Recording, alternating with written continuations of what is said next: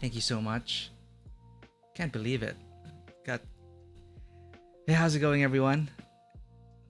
Let me start that again.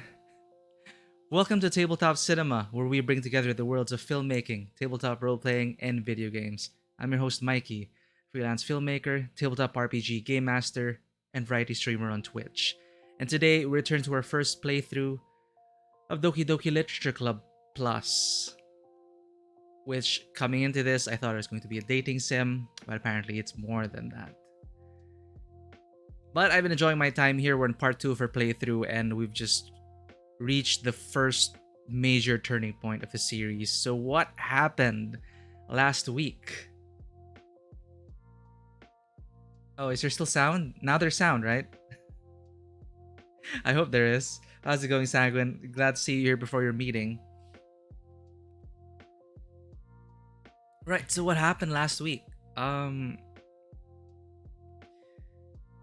So we play as a young high schooler, Mako, who was just invited to join the literature club by his best friend and childhood friend, Sayori. Mako was hesitant at first, but decided to honor Sayori's wishes and join the club. And lo and behold, there were a bunch of cute girls that Mako was interested in. So with that, we began our journey as a poet, writing poems for ourselves, for our soul, and sharing it with the club as we got to know the members of this club. However, Sayori... Yeah, Sanguine, pretty much that. Our childhood friend Sayori started to... Well...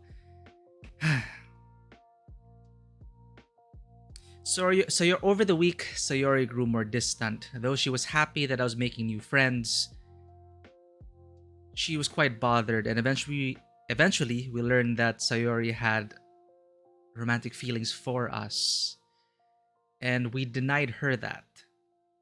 She was in an unstable position to begin with when she admitted that she was suffering from depression. And so one day, right before the school festival, where the literature club was supposed to make its big debut, Sayori took her own life. But according to Mako, Sayori would never do such a thing. Though we just did learn more about our childhood friend. We learned more about things that she kept hidden from us because she wanted to make us happy. However, Monica, one of the club president of the literature club, was acting quite suspicious on festival day.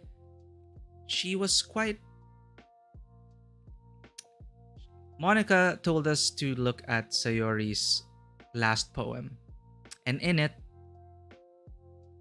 were the mad scribblings of someone who... Well, in Sayori's poem, let's just say that she mentioned that there was someone in her head and that she kept telling this person to get out, get out, get out, get out. So we're not sure exactly what Sayori was in the headspace, but Monica was awfully calm about it. And that scene was quite disturbing because there was no music in the background. Monica was all smiles and saying, "Oh, are you sure something's wrong with Sayori? Go ahead and check her last poem." Which is what prompted us to go back to Sayori's place actually, because she didn't show up for school. We opened the door and she was there, hanging by the ceiling fan. So with that, content warning before we get right into it. There is... Well, again, I'm coming into this with no prior knowledge of the game whatsoever, except for the fact that, yes, big content warnings. There are depictions of self-harm, suicide, and suggestive sexual themes. And in the very beginning of the game, the developers even say that if you are suffering from anxiety and depression, this may not be a positive experience for you. So that is a content warning. So as we get into it, however, the story has been quite interesting for me so far, and I hope they treat it well going forward. So we're picking up the story right after Sayori took her own life. But something glitched out. So there's something going on here. There's this meta-narrative that I may not be aware of. But after we discovered Sayori, things started to glitch out as if we were in a computer game. Monica as well has been showing signs of breaking the fourth wall. And now, as you can see, exiting the game actually puts us into the OS mode. So it's a fake OS. There's a whole boot up screen and everything to simulate that you're actually using the computer. But there's a bigger mystery at hand here, and I'm looking forward to uncovering that at the same time, entering with much trepidation. The non plus version didn't have this. Well, before we jump into it, let's explore the fake desktop. Or is this all real? We don't know. Thank you once again to Stream Beats for always providing our music for the intro and outro. We're gonna go right ahead and jump into Doki Doki Literature Club Plus, everyone. I surprisingly enjoy the game. This is my first dating sim. I guess you could still consider it a dating sim. Let me just get the window straight up. In before the fake desktop shows your Facebook, we'll see. So the game cut off right. We were kicked out right after Sayori took her own life. So I'm not sure what's going on. But for your update as well, you'll also find out that Sayori grew jealous because we started to get a little too close to Yuri, one of the members of the literature club. And when confronted and asked about our feelings for Sayori, what really pushed over the edge, as far as we can tell, was when we told her that we loved her as a friend. And that was it. Hey, Thread Magpie. Yeah, well, how are you done with your 2 days for the week entertaining your crowd? But welcome to the stream again. We're just getting started, and we're now in the OS. Well, the Doki Doki OS. It's good to have you all on the stream on this journey with me. Let's go ahead and log in, shall we? So this is the metaverse. I'm not sure how this relates to the story, if at all, but we did see new pictures and music here. So Sanguine, since we were curious about this last stream, let's check it out before we get right into it. There are also side stories apparently. So plus, I guess this includes all the side stories. Let's see if we can get to that today. We're running an extended stream today for 6 hours. Oh my god, you're right. This, I guess. Wow. Yeah, I totally forgot that my Oculus is now a meta quest and we're entering the metaverse. Wow. No!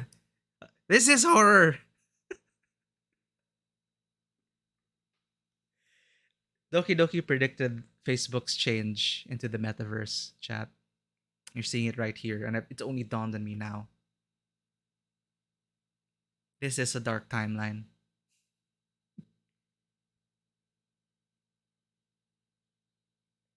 I didn't even realize it. I was already saying, oh, and this whole meta story and the meta aspect. And now every time we see meta, we can't. Ah. No. Meta is meta. It's not Facebook. It's not. It doesn't have hold over that word. Imagine if this is like, in a very, the darkest timeline, and anytime you use meta, you infringe on some copyright or something. I don't know. And Facebook kicks down your door saying they own the word meta. You're not allowed to use it anymore. I don't know, man. Let's have a look at these pictures before we jump into the darkness of what this story has become. I'm super curious what is going on, though. If this is really just, troubled teenagers finding their way. I'm already expecting a lot more dark themes, but we'll be able to navigate through it, especially since chat is over here. And now the NBI is coming after me because I can't use the word meta or metaverse anymore.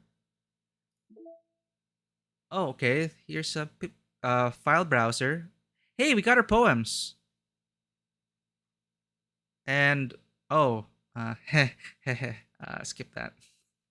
Sorry, it's nothing dirty. It's just like we're just feeding chocolate because that's what friends do, right? I swear that scene.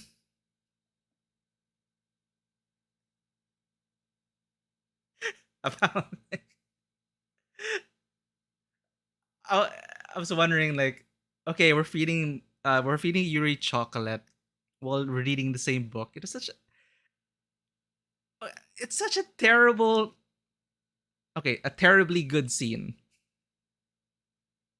It's like, who does this? But at the same time, it's so ridiculous and over the top.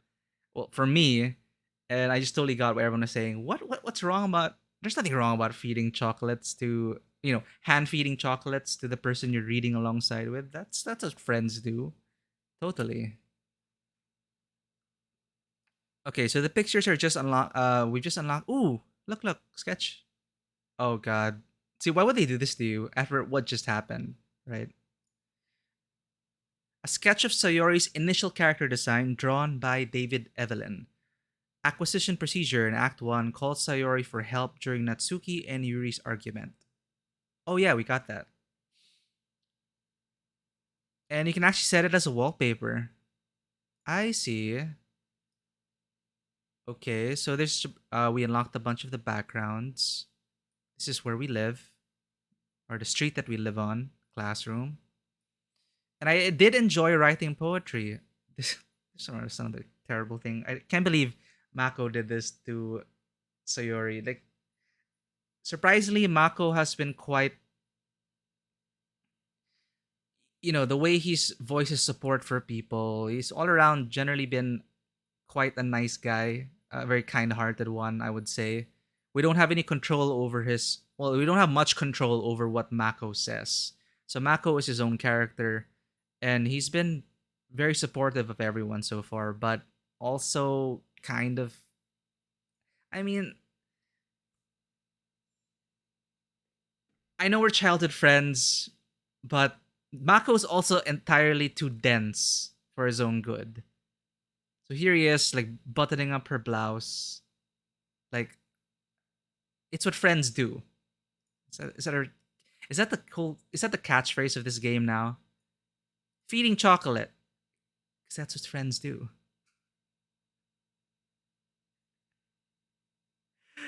Well, yeah, it is my first dating sim. I'm just plunged headfirst into this. I should have expected these things. It's like we're reading. This is co-op reading an analog book.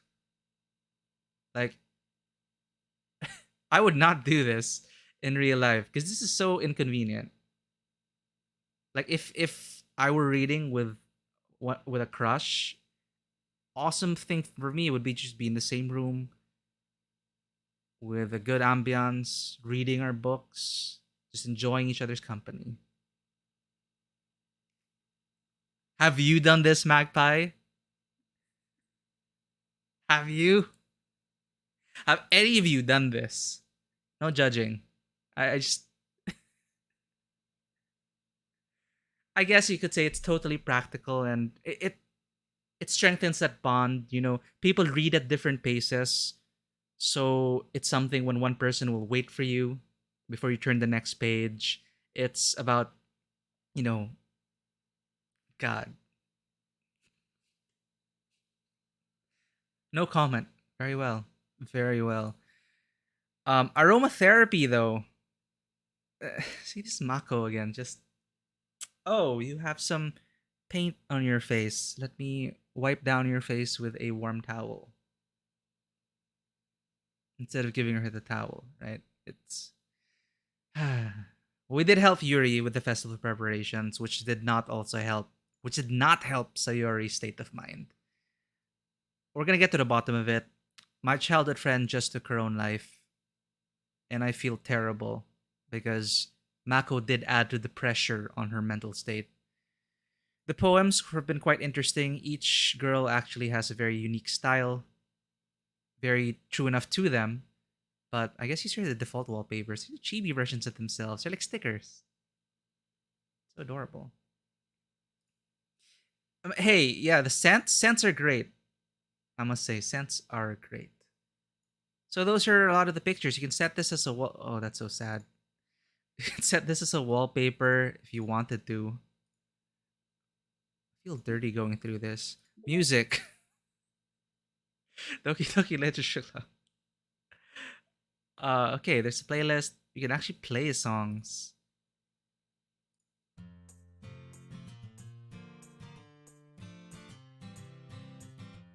Okay, I guess it's a soundtrack.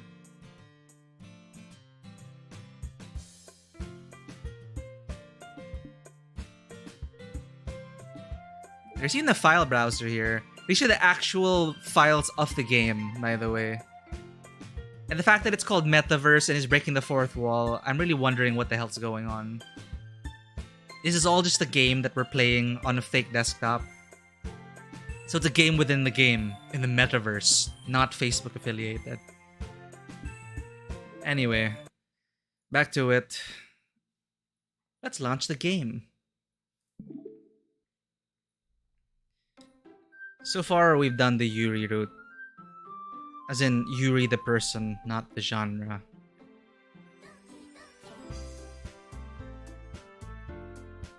So, some predictions I had. This is totally messed up. Look at that. The game's already glitched out. It's so meta. So this used to be Sayori. And now it's a pastiche of everyone. It's... I don't know. And this is supposed to be like the new game. I have not clicked this yet, so I don't know what to expect. Oh, and yeah, as chat was saying, I did not exactly choose anyone. I decided I'm gonna write these poems based on how I would write them. Words that vibed with me. Words that I could string into some coherent thought from my own perspective and my own lens. And it just so happened that it was Yuri's kind of poetry. And I also like Yuri's poetry. And on that, we hit off the start of a good friendship, I hope. But after Sayori's death, and Monica being entirely too calm about the whole situation, I don't know how to feel anymore. Everything will be Daijobu. God. So again, Ariga, thanks for everyone for being here. My God.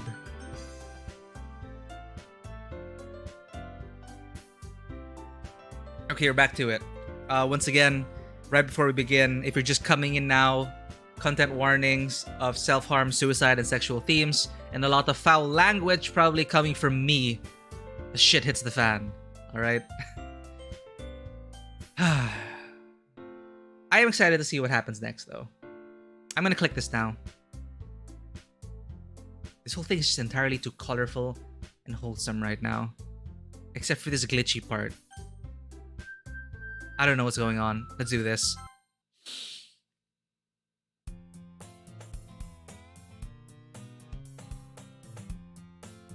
I got a bit of a shiver there. I'm suddenly reminded of Pallet Town from Pokemon. There's something wrong about it. I see an annoying girl running toward me from the distance, waving her arms in the air like she's totally oblivious to any attention she might draw to herself. That girl is... Oh, it's like she's been erased from the game.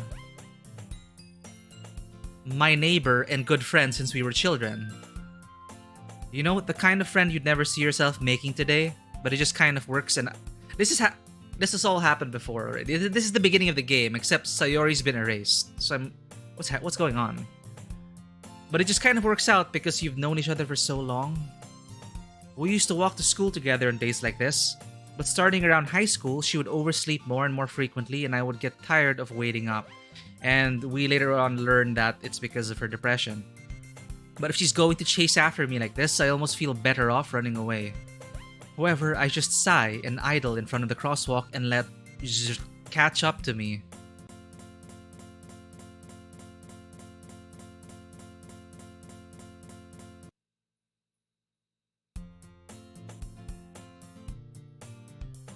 Okay. That's a nice little touch there. It's an ordinary school day, like any other. Mornings are usually the worst, being surrounded by couples and friend groups walking to school together. Meanwhile, I've always walked to school alone. Okay, this is a different timeline. I always tell myself it's about time I meet some girls or something like that. But I have no motivation to join any clubs. I'm perfectly content just getting by on the average while spending my free time on games and anime. There's always the anime club, but it's not like there would be any girls in it anyway. The school day is as ordinary as ever, and it's over before I know it. So this is life without Sayori. After I pack up my things, I stare blankly at the wall, looking for an ounce of motivation. Clubs. There really aren't any that interest to me. Besides, most of them would probably be way too demanding for me to want to deal with. I guess I have no choice but to start with the anime club. Question mark. Mako? Oh, that is... Monica?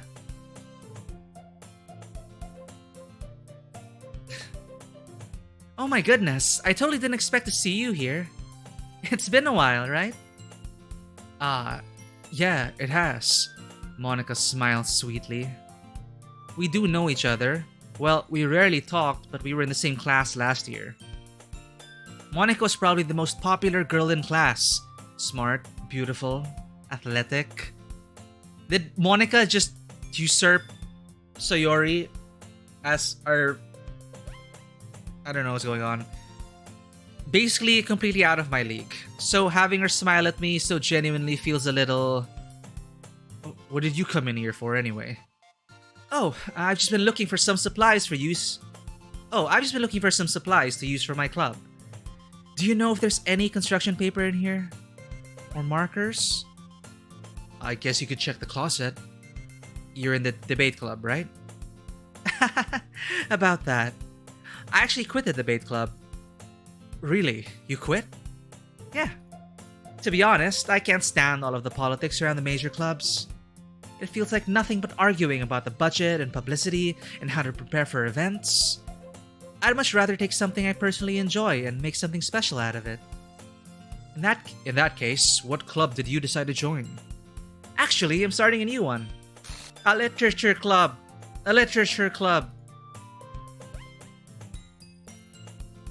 Literature? That sounds kind of dull. How many members do you have so far? Oh god.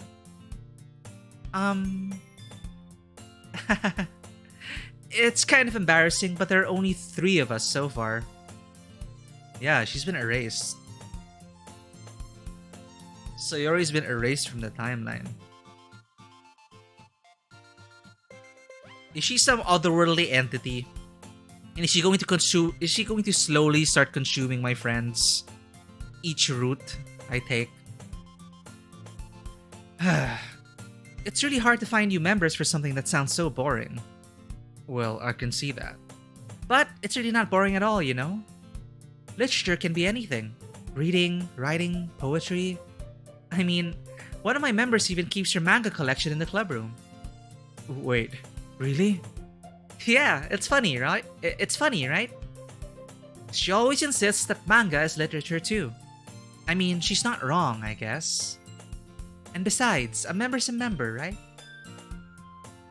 Did Monica say she?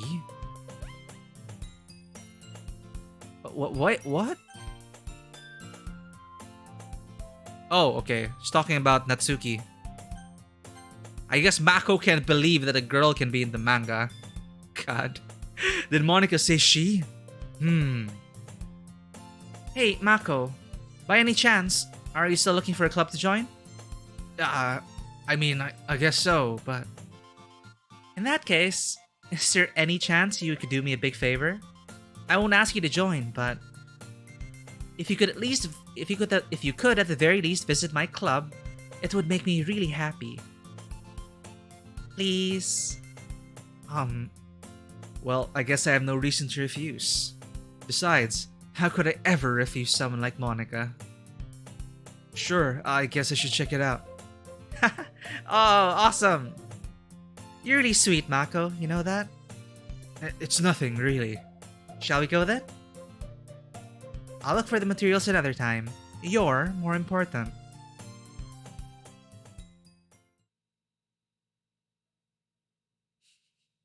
What's going on here? Chat. The fruit you can't reach is all the sweeter because you can only imagine the taste of it. And then once you finally taste it, you realize how rotten it actually was. And then you end up poisoning yourself and you realize you're dead before you know it.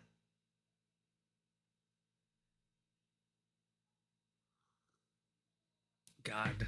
The toxicity of leagues in high school.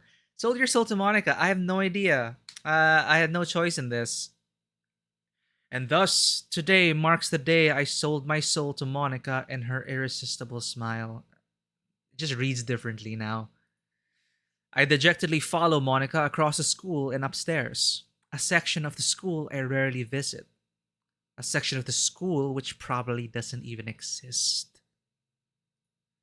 Monica, full of energy, swings open the classroom door. Actually, this is so cool because it's reminding me of where the fine arts students would hang out or used to hang out at my university.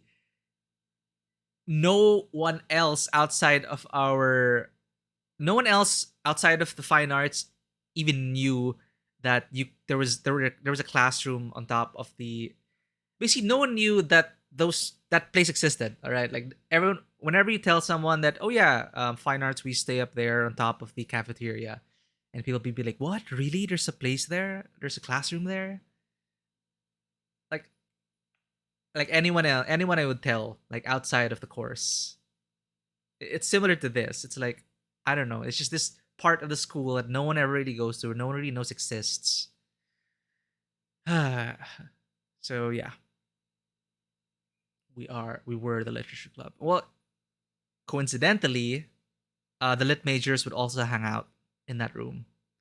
I was too shy when I was in college, in early years in college, so I never really did the whole hangout thing with everyone else. But that really was the hangout for the fine arts people. Theater, literature, information design, it is all there.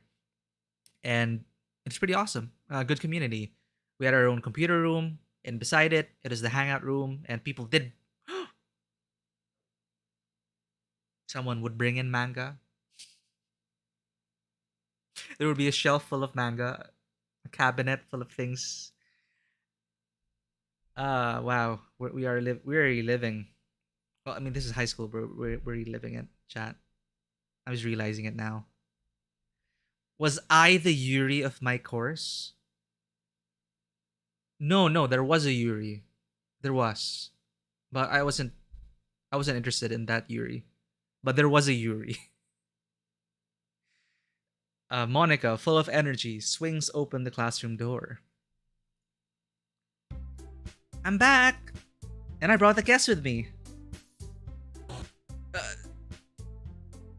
can I? A part of me wants to like clip that, rewind it, and pause it on that frame, but I don't think I will.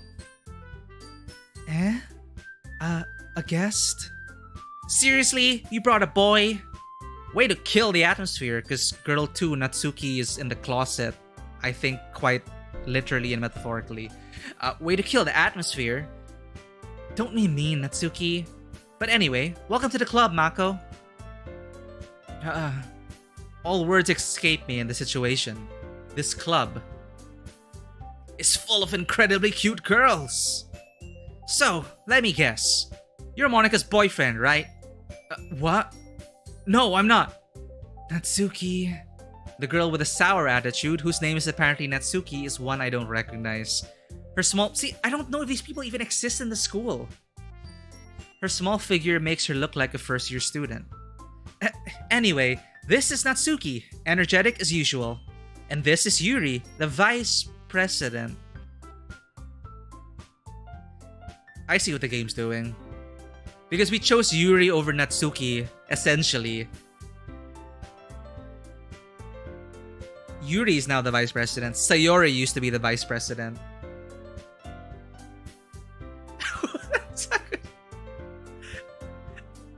No, I'm not even surprised. I'm not even surprised. Because about Sanguine and how we're both loving this, right? Deep down inside, this is her shit. Like, this is it. As much as you may deny it, Sanguine, this is the real edge. And this is Yuri, Vice President. It's nice to meet you. Yuri, who appears comparably more mature and timid, seems to have a hard time keeping up with someone like Natsuki. Yeah, it's nice to meet both of you. So, I ran into Mako in a classroom and he decided to come check out the club.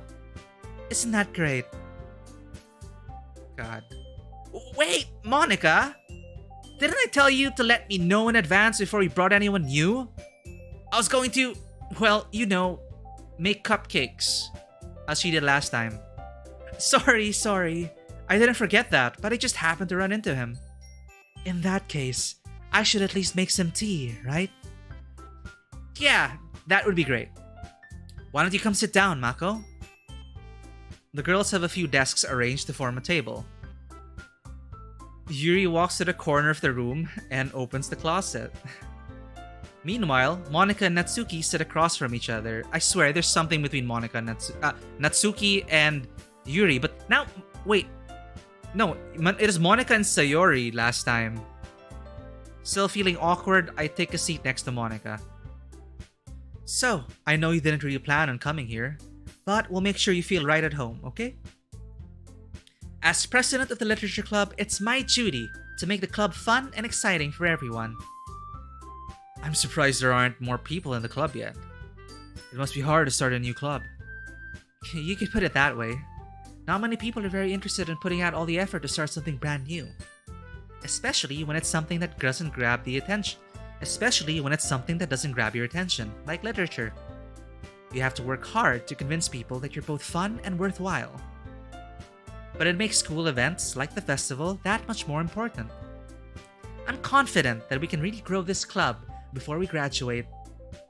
I hate to tell you, Monica, but we just shrunk from another timeline. We're one less. I hope you realize that. The timeline is correcting itself. God. Right, Natsuki? Well, I guess. Natsuki reluctantly agrees. Such different girls, all interested in the same goal.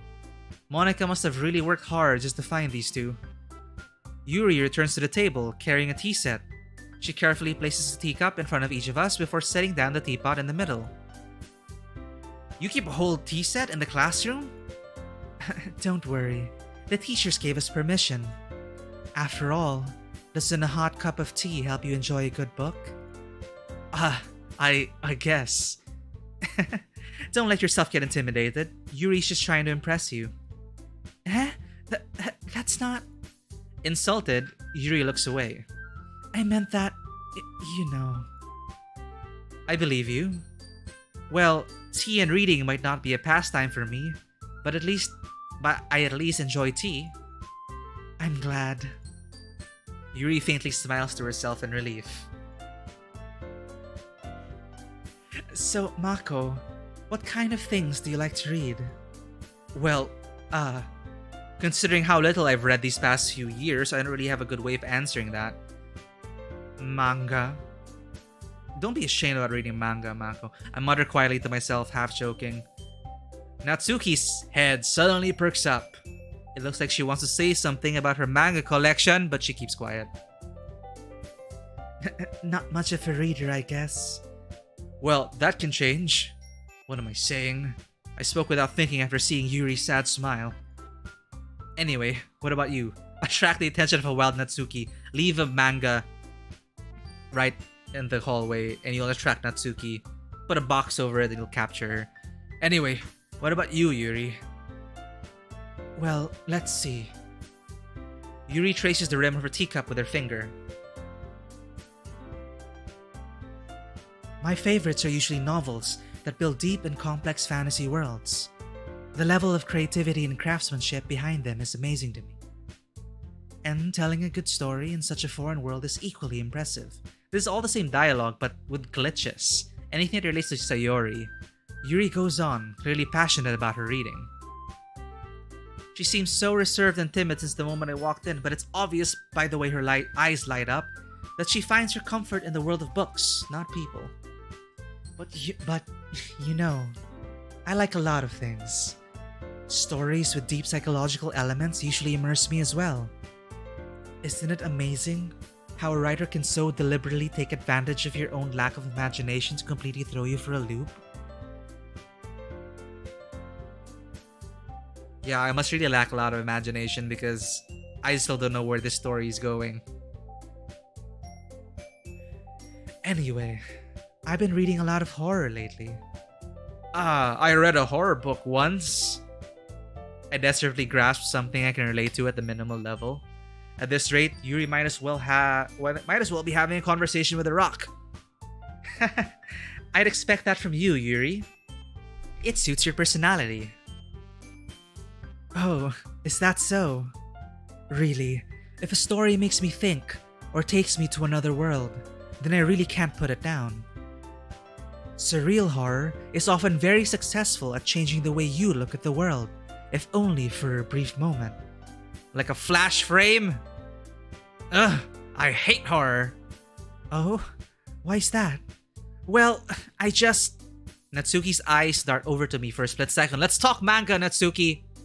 We gotta talk manga. Never mind. That's right. You usually like to write about cute things, don't you, Natsuki? What? What gives you that idea? You left a piece of scrap paper behind last club meeting. It looked like you were working on a poem called Don't Say It Out Loud! And give that back! Fine.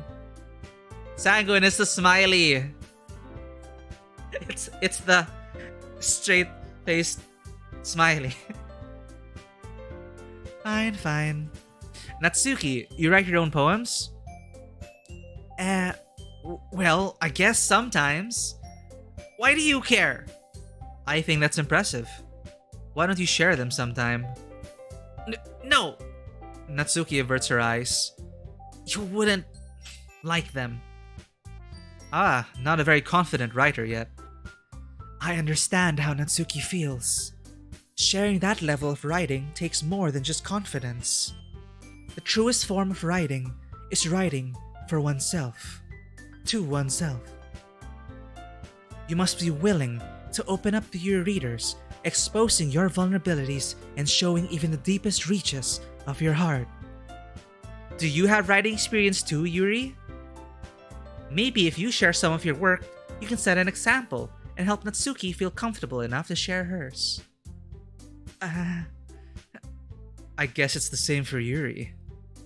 We all sit in silence for a moment.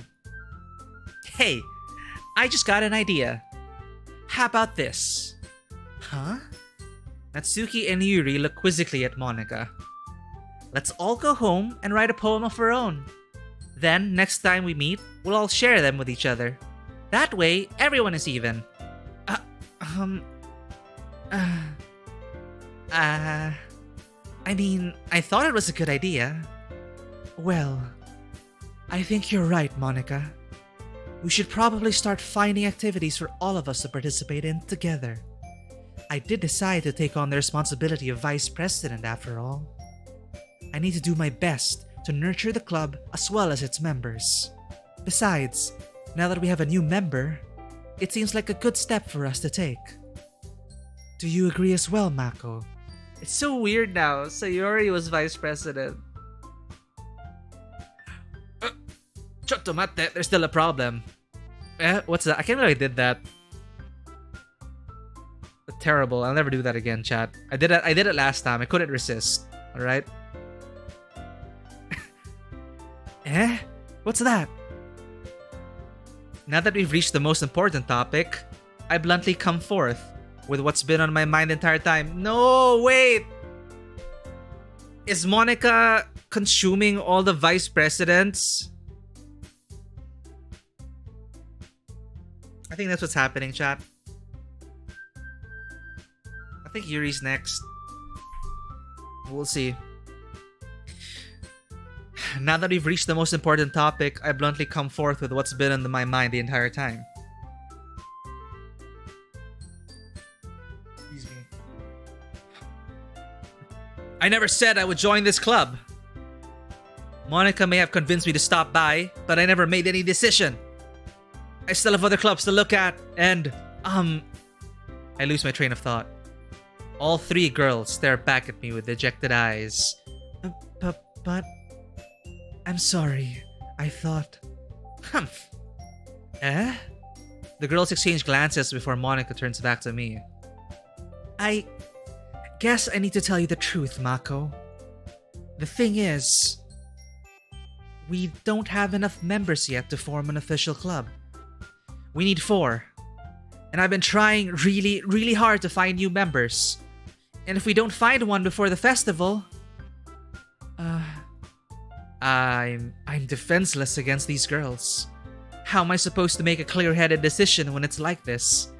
I would feel terrible for letting everyone down in the situation. And besides, the club itself seems pretty relaxed. So if writing poems is the price I need to pay in order to spend every day with these beautiful girls... Right. Okay, I've decided then. I still can't imagine who Mako is. Like, I'm wondering... If there's art for Mako, I'm wondering what it is. I'll join the literature club. One by one, the girls' eyes light up. Oh my goodness, really? Do you really mean that, Mako? Yeah. It could be fun, right? You really did scare me for a moment. I mean, if you really just left after all this, I would be super pissed. Mako, I'm so happy. We can become an official club now. Thank you so much for this. You're really amazing. I'll do everything I can to give you a great time, okay? Thanks, I guess. Okay, everyone. I think with that, we can officially end today's meeting on a good note.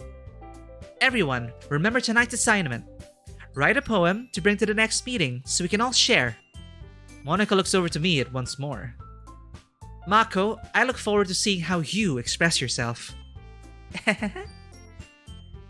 Yeah. Can I really impress the class star Monica with her mediocre writing skills?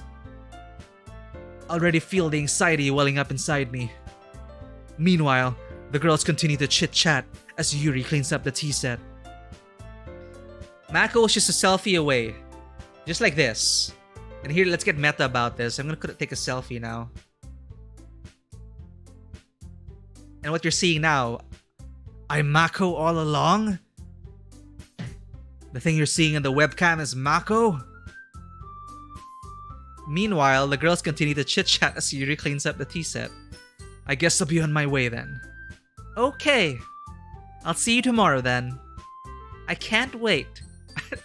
Every time I read Monica now, I'm just reading it like she doesn't... Suddenly her voice acting is like totally plastic. Alright? Like, I don't trust Monica. I don't trust her, man. Sanguine? Is this supposed to be your waifu? I don't trust her.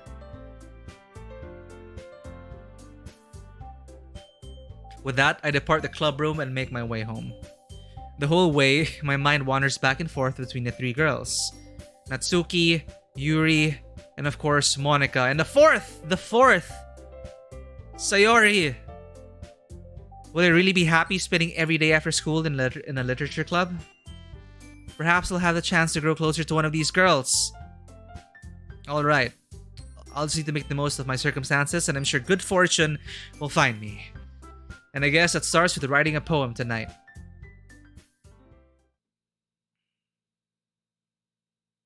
I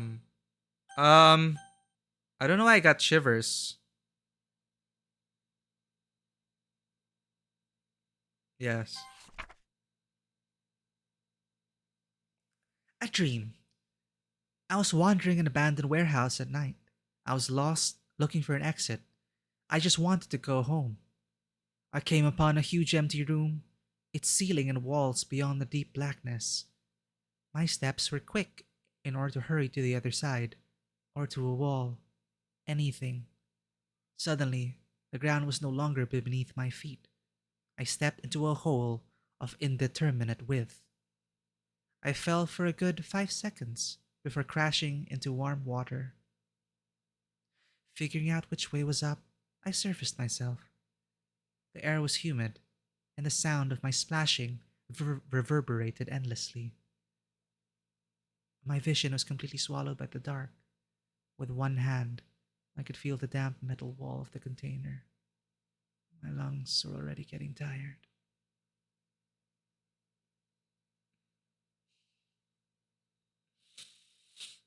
Is this like a jump scare? No.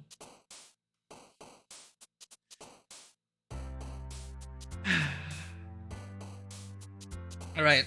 My favorite part of the game. Again, I'm going to write a poem for me. Alright? I'm not gonna appeal to anyone. You write for yourself.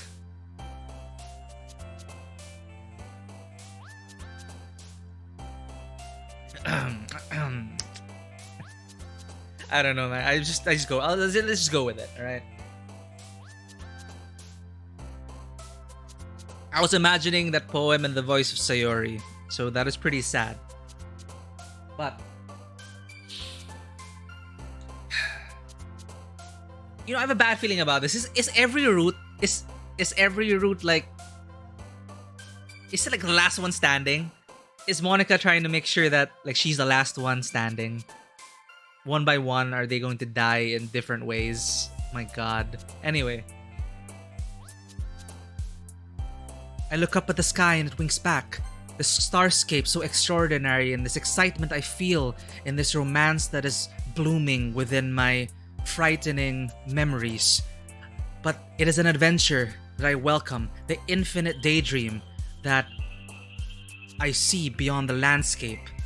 The raindrops tickling my skin and the whirlwind of the philosophical nature that the ambiance sets in with the inferno of my melancholy, the blanket of my extreme horror. But no, I am tenacious.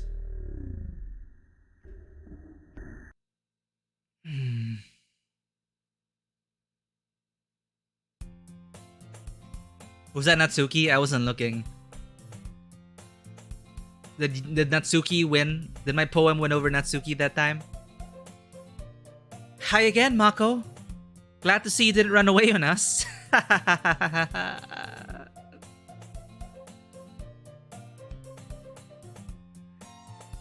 Nah, don't worry. This might be a little strange for me, but at least I keep my word. Well, I'm back at the literature club.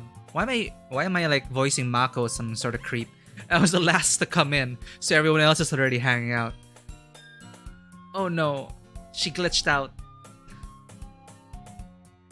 Can I contact the devs in the metaverse? Can I tell them like my game is glitching out? Fuck! I'm sorry. I just saw what's behind her.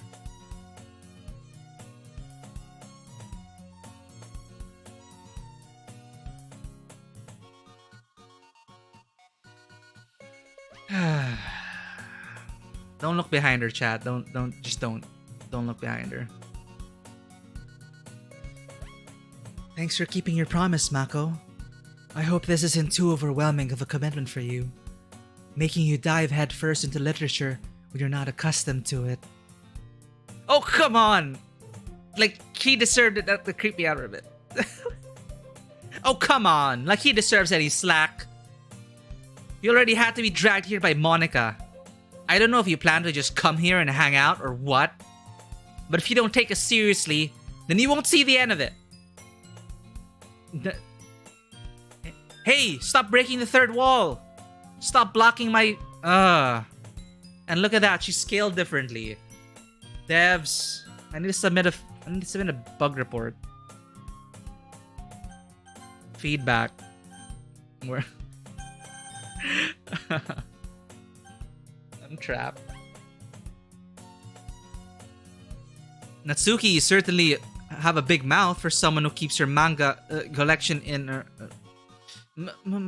Natsuki finds herself stuck between saying Monica and manga. Manga is literature! I love this face. The arrow face. Swiftly defeated, Natsuki plops back into her seat. I'm sorry, Mako. We'll make sure to put your comfort first, okay? And the classroom, I also realized, is not on the level. Yuri shoots Natsuki with a disappointed glance. Anyway, Now that you're in the club and all, perhaps you might have interest in picking up a book to read? Well, I can't really say no either way. Like you said, I'm in this club now. So it only feels right for me to do something like that if you ask. Wait. I didn't mean it like that. Ooh. If you don't really want to, then forget I said anything, I guess. No, it's not that, Yuri. I want to try to be a part of this club. So even if I don't read often, I'd be happy to pick up a book if you wanted me to.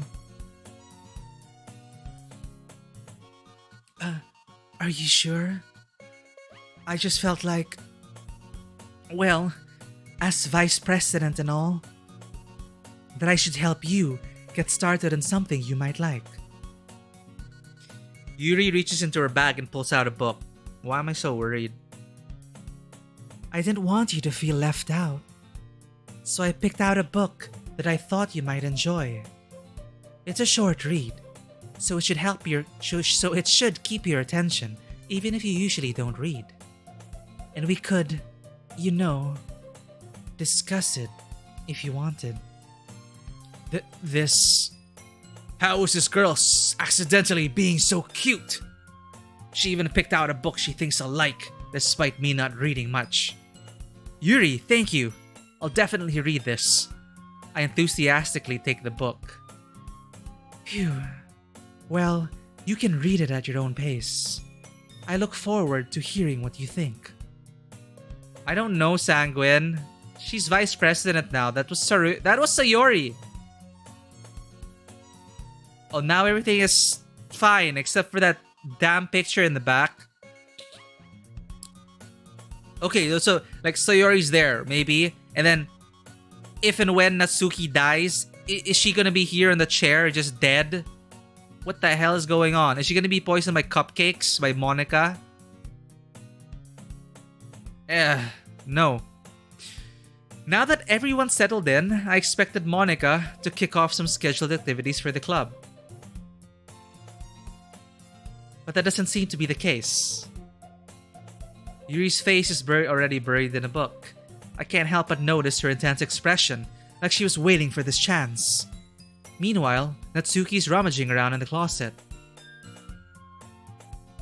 I'm really curious to talk to Yuri a little bit more, but at the same time, I would feel bad for distracting her from reading. I catch a glimpse of the cover of her book. It looks like the same book that she lent to me. More than that, she seems to be on the first few pages. Crap. I think she noticed me looking at her. She sneaks another glance at me, and her eyes meet for a split second. But that only makes her hide her face deeper in her book. Sorry, I was just spacing out. I mutter this, sensing I made her uncomfortable. Oh, it's fine. If I was focused, then I probably wouldn't have noticed in the first place. But I'm just rereading a bit of this, so... That's the book you gave me, right? Mm-hmm. I wanted to reread some of it. Not for any particular reason. Just curious, how come you have 2 copies of the same book? Well, when I stopped at the bookstore yesterday... that's not what I meant.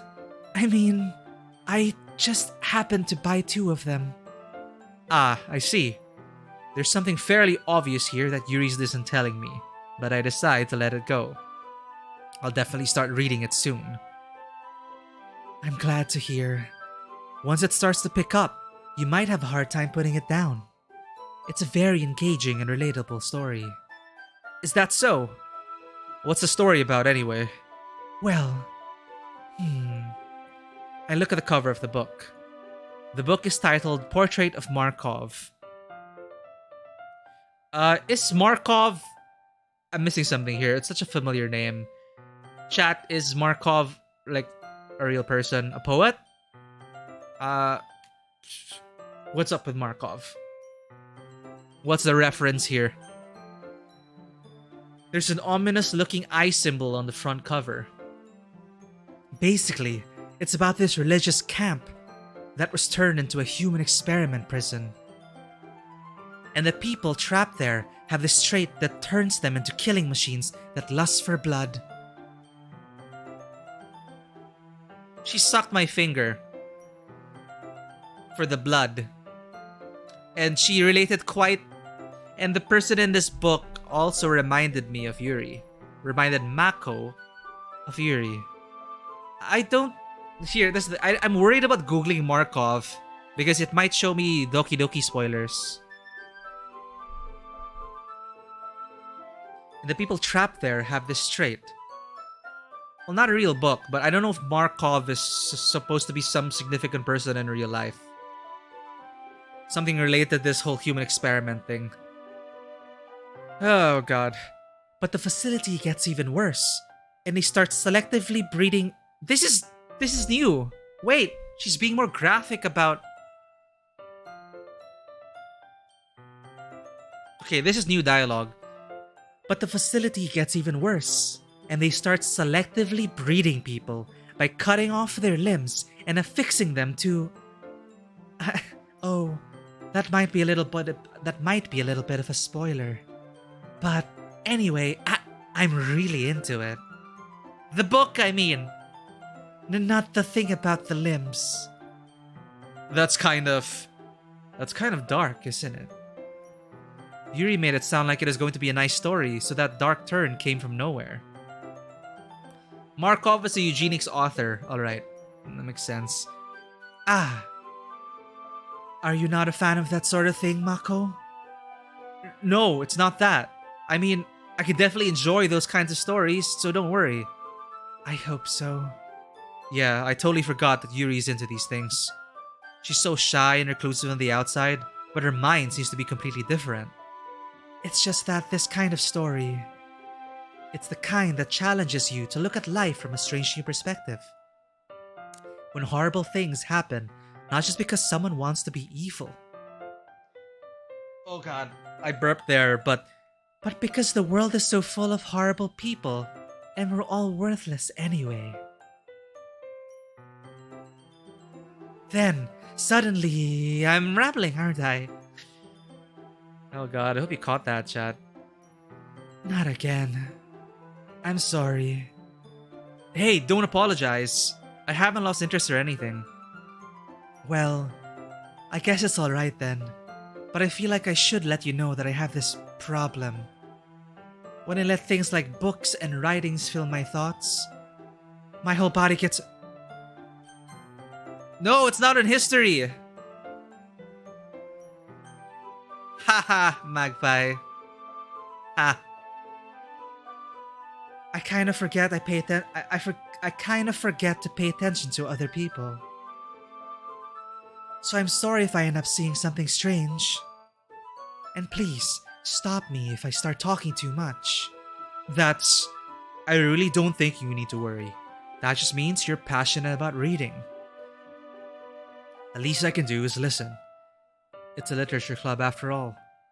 Ah, well, that's true. In fact, I might as well get started reading it, right? Yes! Fuck!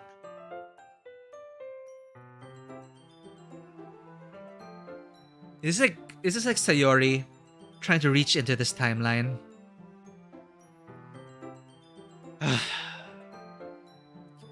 Yes. I mean, you don't have to, but... What are you saying? Let me just get the book. I quickly retrieved the book that I had put into my bag. Wait. What? Wait. Okay, wait. This is the same day. This is the same day. But I put the book in the bag. Why do I feel like it's the next day? Anyway. Alright, it's fine if I sit here, right? I slip into the seat next to Yuri's. Yeah. Are you sure? You seem a little apprehensive. I'm sorry. It's not that I don't want you to. It's just something I'm not very used to. That is, reading in company with someone. I see. Well, just tell me if I end up distracting you or anything. Alright. I open the book and start the prologue. Why am I so worried? I soon understand what Yuri means about reading in company. It's as if I can feel her presence over my shoulder as I read. It's not a particularly bad thing. Maybe a little distracting, but the feeling is somewhat comforting. Yuri is in the corner of my eye. I realize that she's not actually looking at her own book. I glance over. It looks like she's reading from my book instead. Sorry. I was just bathing in the feeling of... Yuri, you really apologize a lot, don't you? I do? I don't really mean to. Sorry. I mean... Here, this should work, right? I slide my desk until it's up against Yuri's, then holding my book more between the two of them. I suppose so. Yuri timidly closes her own copy. Once we each lean in a little, our shoulders are almost touching. It feels like my left arm's in the way, so instead I use my right hand to hold the book open. I guess that makes it kind of difficult to turn the page. I'm so worried now. Okay, I'll shut up. I'll keep playing. Here. Yuri takes her left arm and holds the left side of the book between her thumb and forefinger. I do the same with my right arm on the right side of the book. That way, I turn a page, and Yuri slides it under her thumb after it flips to her side. But in holding it like this, we're huddled even closer together than before. It's actually kind of distracting me. It's as if I could feel the warmth of Yuri's face, and she's in the corner of my vision. Are you ready? And she turned the... Yeah, this is the... Alright, the first time this happened, she turned the page before I even finished. So everything's just like coming together now. I think this is the next day. What's going on? To turn the page. Sorry. I think I got a bit distracted for a second. I glance over at Yuri's face again and our eyes meet. I don't know how I'll be able to keep up with her. That's okay. You're not as used to reading, right? Oh wait, did this happen before? Never mind. It's been a week.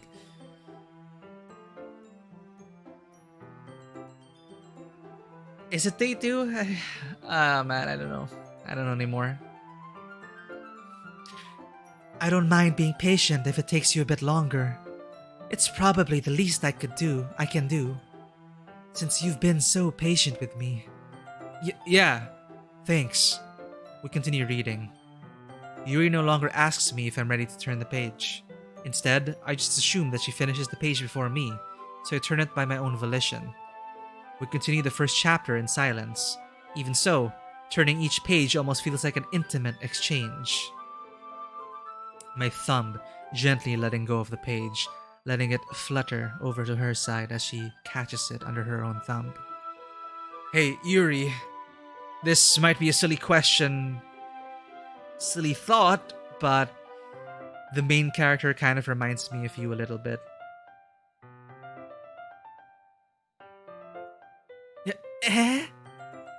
No, I don't relate to this character at all. Definitely not. Really? I was just thinking the way she second guesses things she says. And all that. That's what you were talking about. Yeah, totally not about the product of an experiment and lust for blood.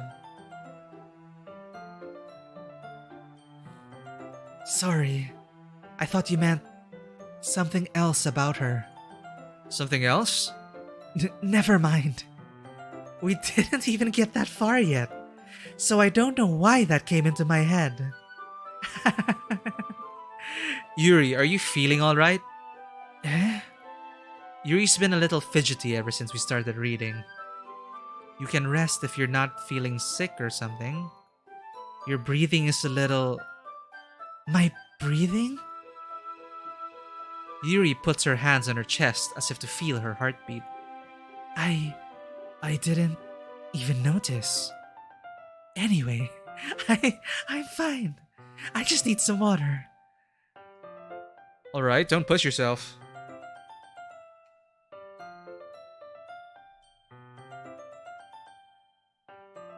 Well, that went differently than last time. Yuri stands up and practically rushes out of the classroom. What on earth was that about? Mako? Did something just happen now? Did something happen just now? Eh? I have no idea. Yuri was acting a little strange, I guess. So you don't know anything? Sorry, I can't say I do. Are you worried about her? Oh, no, not really. I was just making sure that you didn't do anything to her.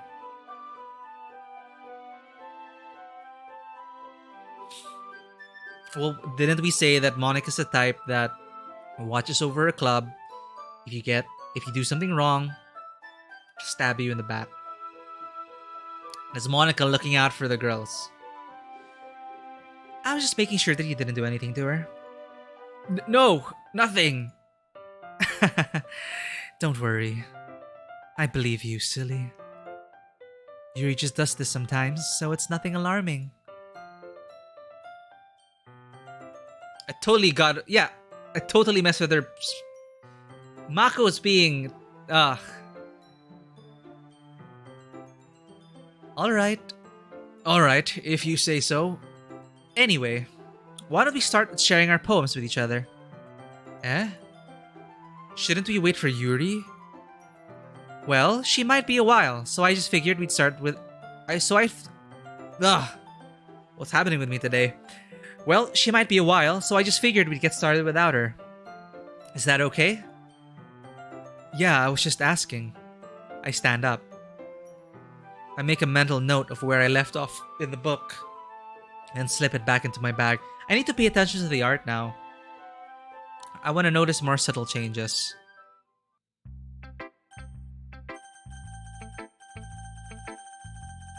Natsuki!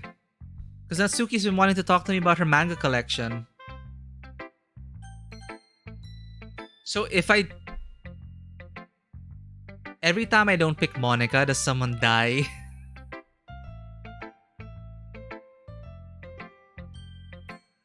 Oh god. I'm gonna show my poem to Natsuki. I told Natsuki I was interested in her poems yesterday. See, we're stuck in the classroom. We didn't even go home yet. It's probably only fair if I shared mine with her first.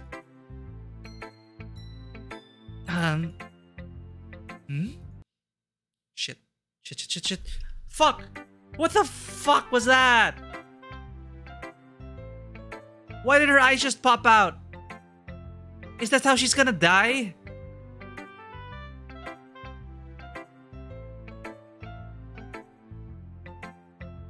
You know the terrible thing about this is,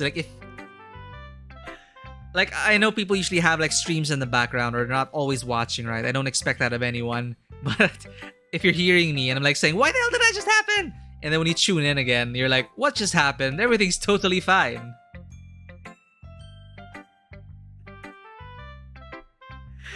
And it sounds like I'm going crazy.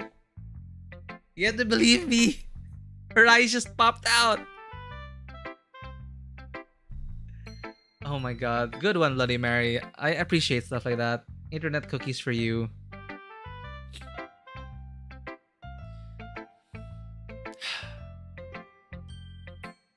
Mako, if you're not going to take this club seriously, then go home.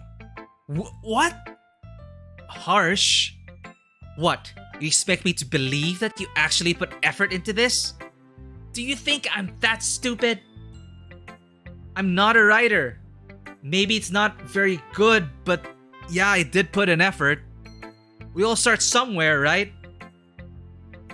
If you're still proud of the first poem you ever wrote, then I'd like to read it. Painful to think about. trying to get the anime grunts right, alright?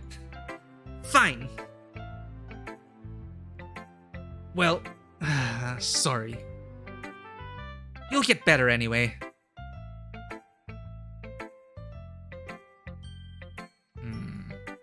Yeah, days are skipping. Wow, and I'm trapped in this space. Am I not allowed to leave anymore? What happened? What's happening? I swear, this is a parallel reality. This place doesn't exist in the school. Just like our fine arts office upstairs on top of the cafeteria. Back then, I'd tell you what to improve, but you're better off just trying again. Fair enough. Well, to each their own, I guess. Anyway, I guess I gotta share mine now. Knowing you, you'll probably think it's stupid. Is this the same one? Eagles can fly. Monkeys can climb. Crickets can leap. Horses can race. Owls can seek. Cheetahs can run. Eagles can fly. People can try, but that's about it. Yeah. I told you that you weren't gonna like it. Hey, thanks for the follow, Reza3100 Ma. I don't know if this is...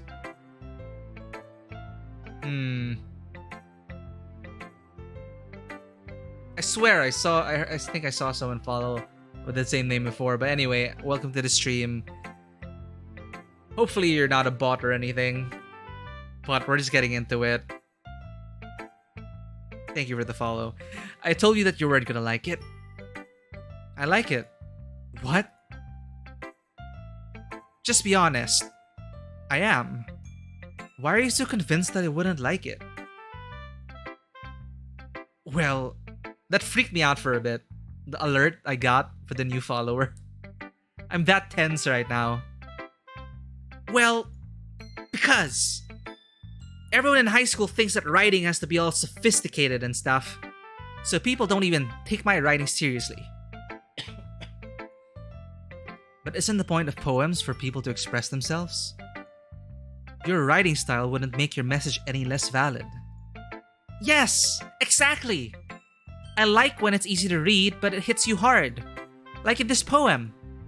Seeing everyone around you do great things can really be disheartening. So I decided to write about it. Yeah, I understand. But the other nice thing about simple writing is that it puts more weight on the wordplay.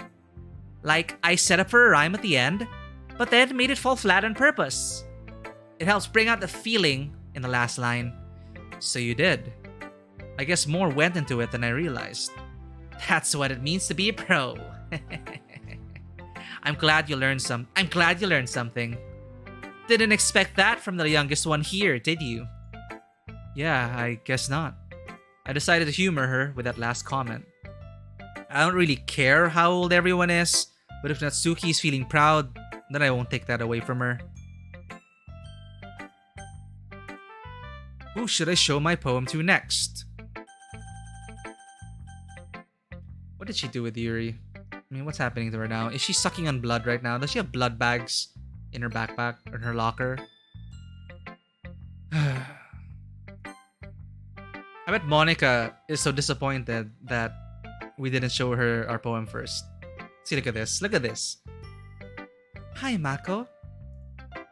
Having a good time so far? Yeah. Good.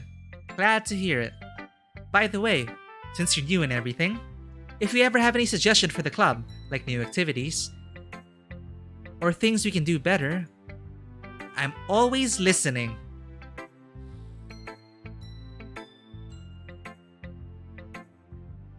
Everything is just reading so differently. I'm actually quite impressed.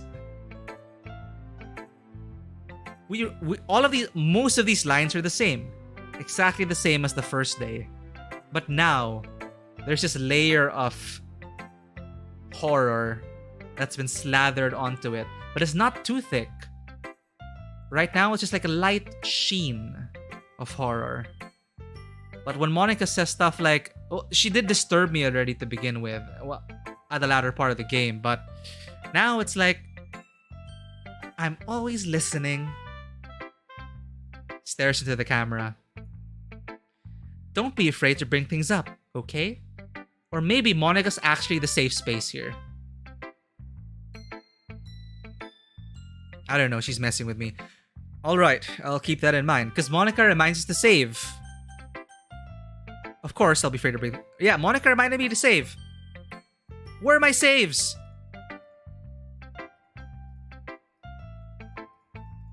No. This is so meta.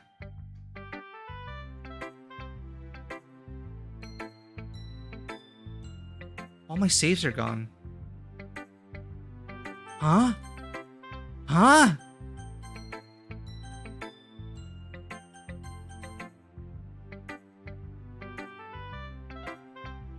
Monica! You're the one in charge of my saves, aren't you?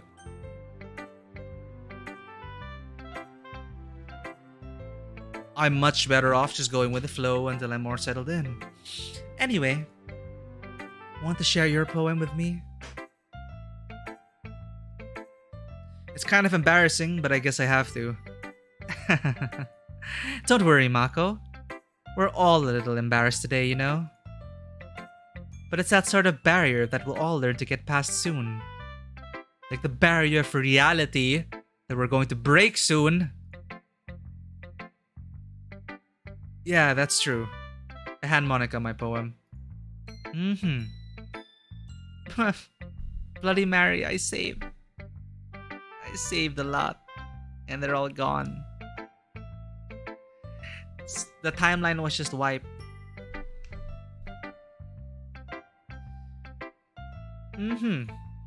Great job, Mako. I was going ooh in my head while reading it. It's really metaphorical.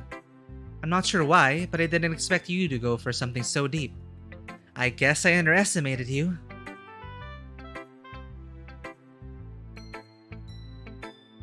It's easiest for me to keep everyone's expectations low. That way, it always counts when I put in some effort. That's not very fair. Well, I guess it worked anyway.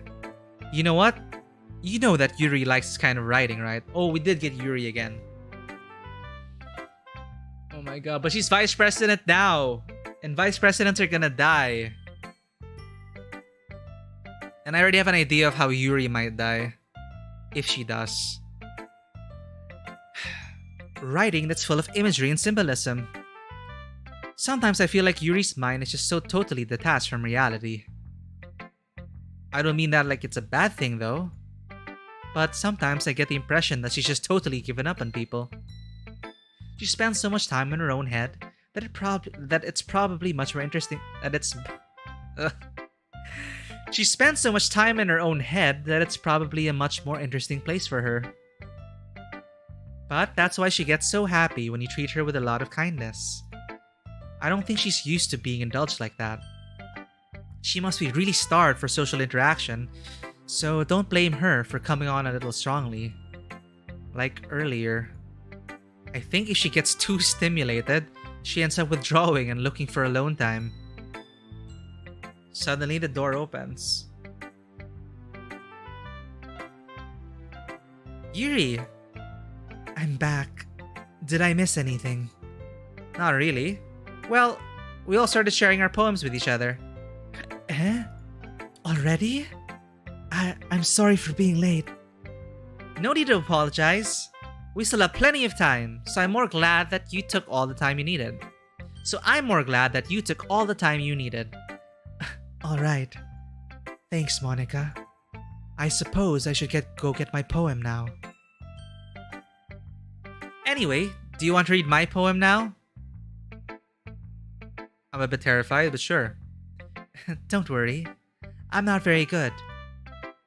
You sound pretty confident for someone who claims to not be very good. Well, that's because I have to sound confident. That doesn't mean I always feel that way, you know? I see. Well, let's read it then.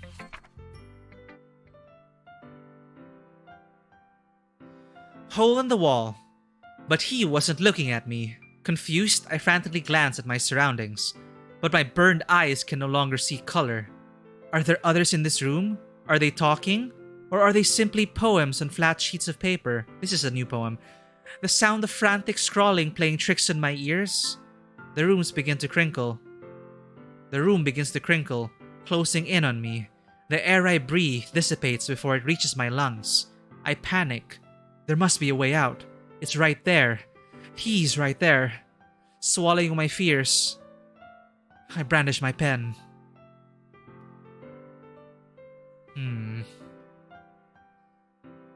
There's something going on here. Well, no duh, Mako, but...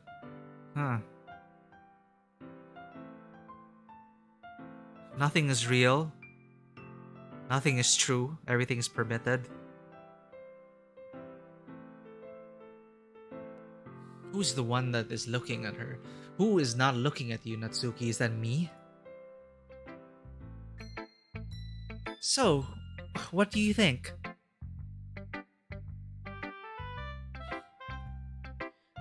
It's very free-form, if that's what you call it. Sorry, I'm not really the right person to ask for feedback. It's okay. Yeah, that kind of style has gotten pretty popular nowadays. That is, a lot of poems have been putting emphasis on the timing between words and lines. When performed out loud, it can be really powerful. What is the inspiration behind this one? Oh my god, I'm so messed up. Did I say Natsuki? I don't know anymore. I don't know.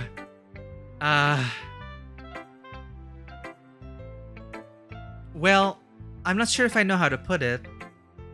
I guess you could say that I had some kind of epiphany recently. It's been influencing my poems a bit.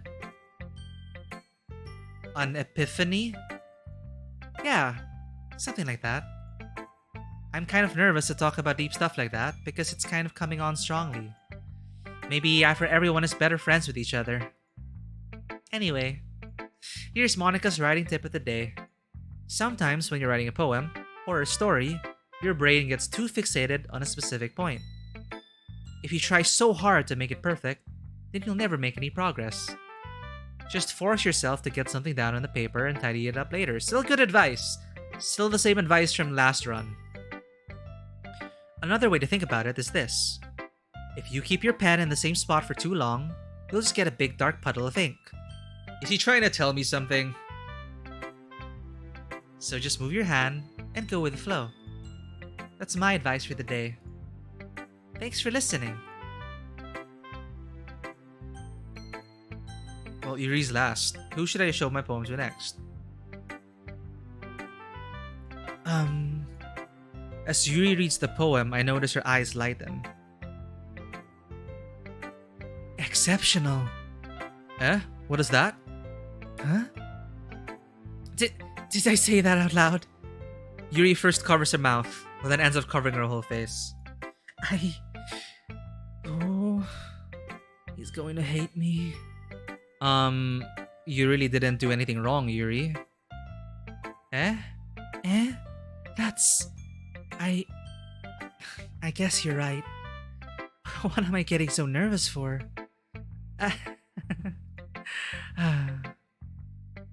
So, what kind of writing experience do you have?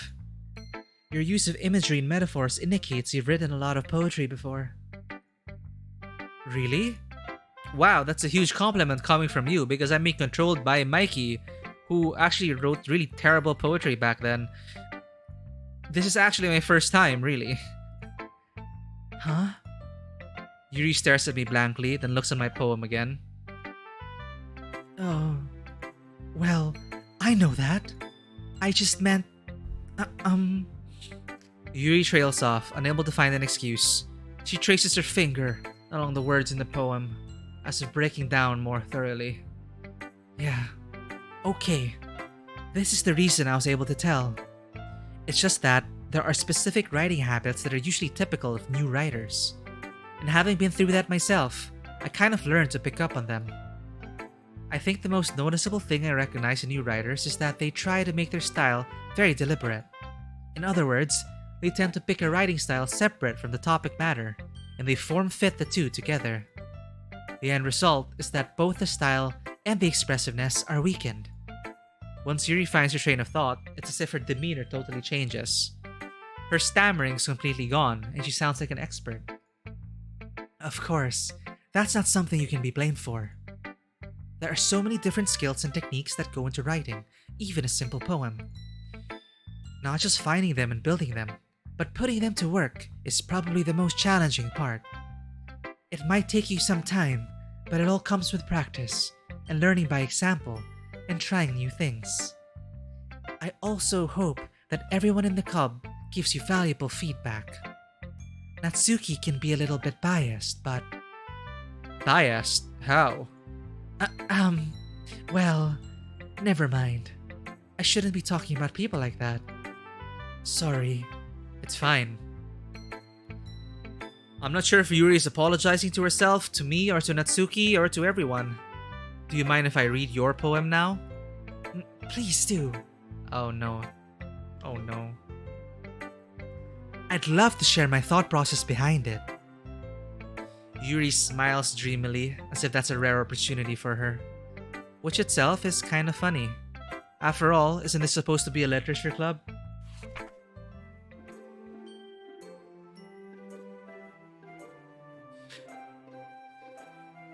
Ghost under the light. The tendrils of my hair illuminate beneath the amber glow. Bathing. It must be this one. The last remaining streetlight to have withstood the test of time.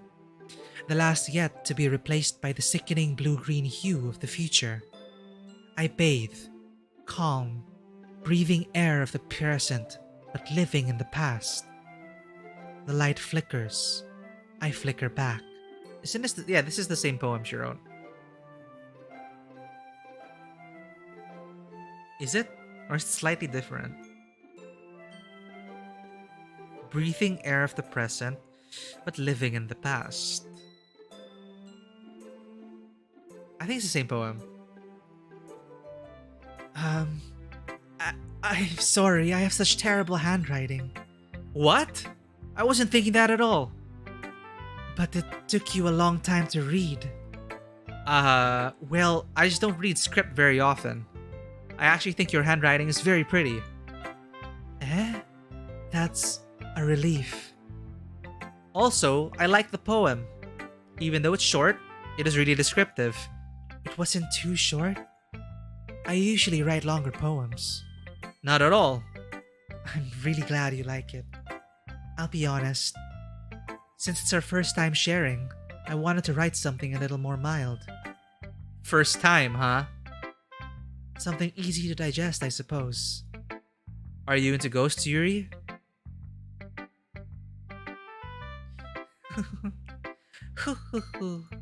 Actually, the story isn't about a ghost at all, Mako. Really? I must have totally missed the point. Well, I suppose you did only glance over it after all. Didn't she just say that we spent a lot of time reading it? What? But remember that poets often express their own thoughts, feelings, and experiences in their work. They usually do more than tell a simple story, or paint a picture. In this case, perhaps the subject of the poem is only being symbolically compared to a ghost, lingering in her last remaining place of comfort, unable to let go of the past. Is Yuri a ghost? And soon to be left with nothing. That's a lot more solemn, putting it that way. I hadn't even thought of that. That's impressive. Eh? It's nothing, really. Yours was impressive too, so... Nah.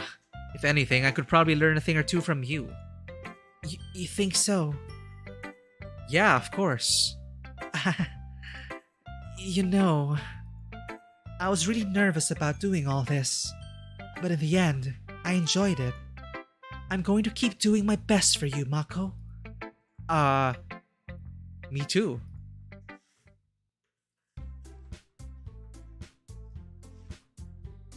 Phew. I guess that's everyone. I glance around the room. That is a little more stressful than I anticipated. It's as if the music is off.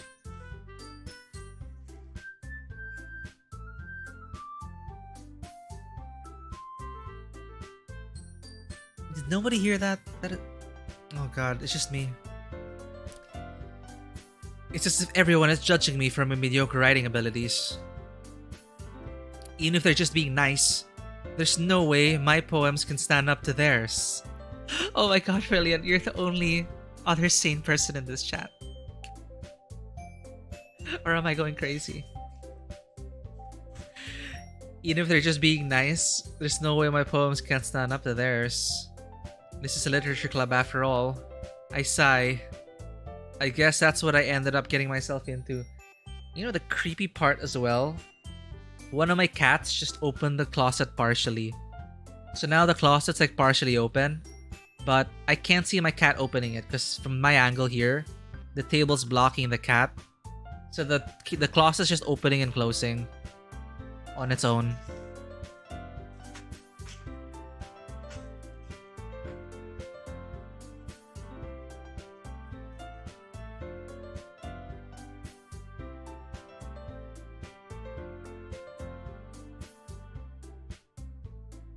Oh my god, and now Passion stopped opening the closet. Now it sounds like I'm crazy.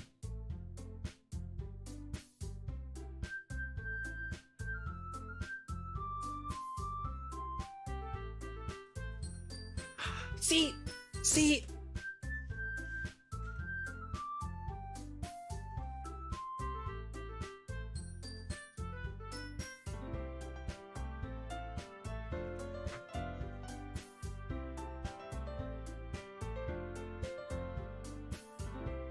See, I'm not going crazy.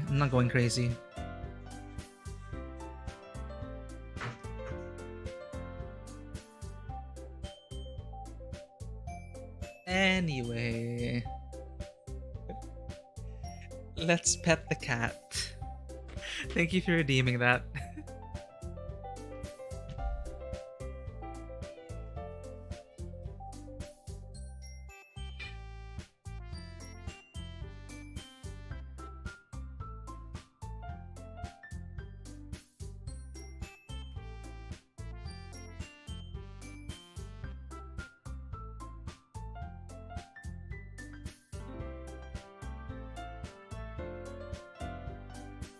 What alerts do I have on?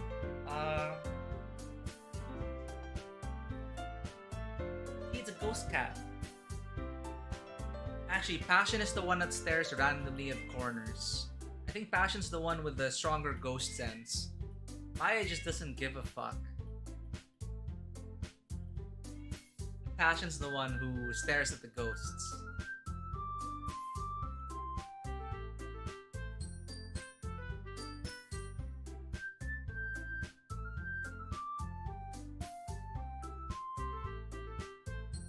Got a 2-for-1. Passion wanted to get into the pets.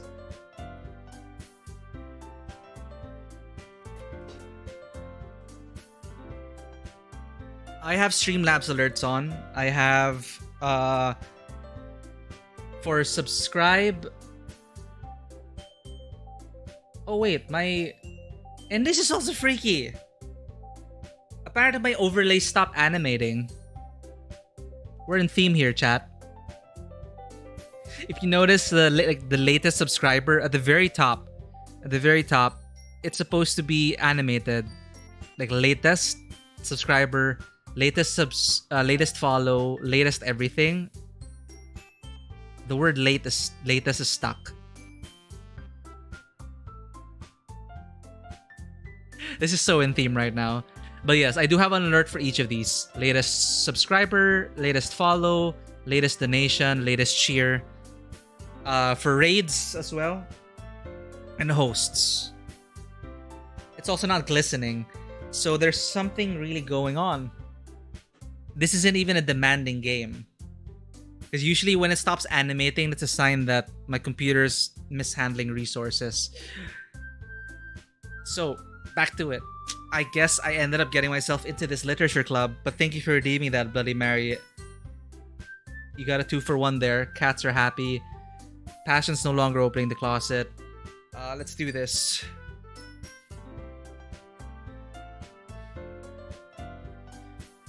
Across the room, Monica is writing something in her notebook because Monica's always listening, right?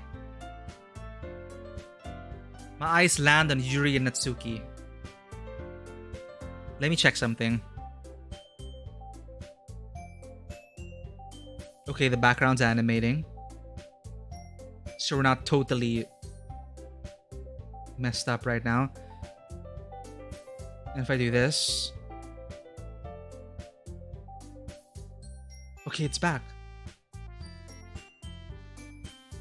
Jesus. Okay.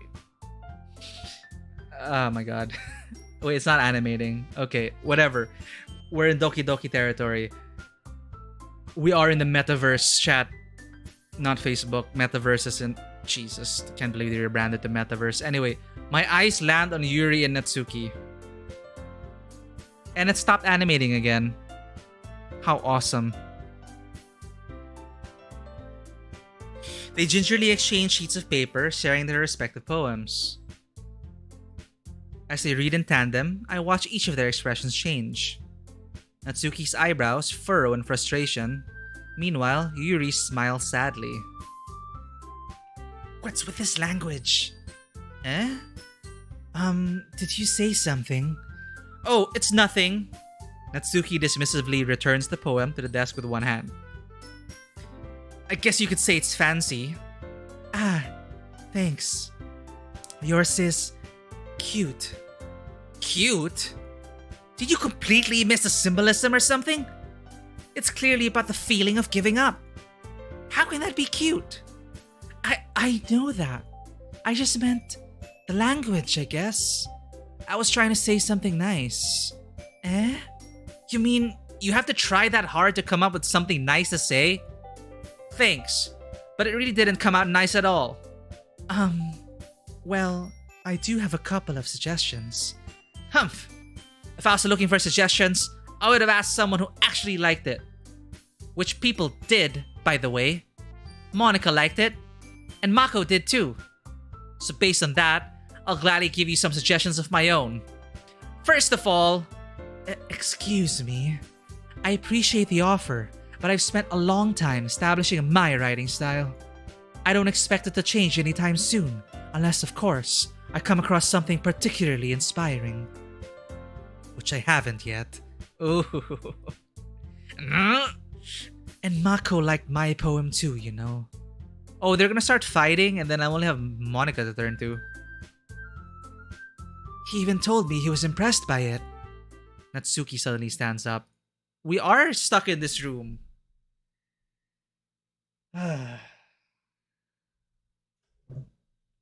Oh, I didn't realize you were so invested in trying to impress your new member, Yuri. That's not what I... Oh, you're just... Yuri stands up as well. Maybe you're just jealous that Mako appreciates my advice more than he appreciated yours. Huh? And how do you know he didn't appreciate my advice more? Or are you that full of yourself? No. If I was full of myself, I would deliberately go out of my way to make everything I do overly cutesy. Oh, well, you know what? I wasn't the only one whose boobs magically grew a big size as Mako started showing up. Natsuki! Natsuki, that's a little... This doesn't involve you! Taking out your own insecurities and others like that. You really act as young as you look, Natsuki. Oh, fuck! Fuck!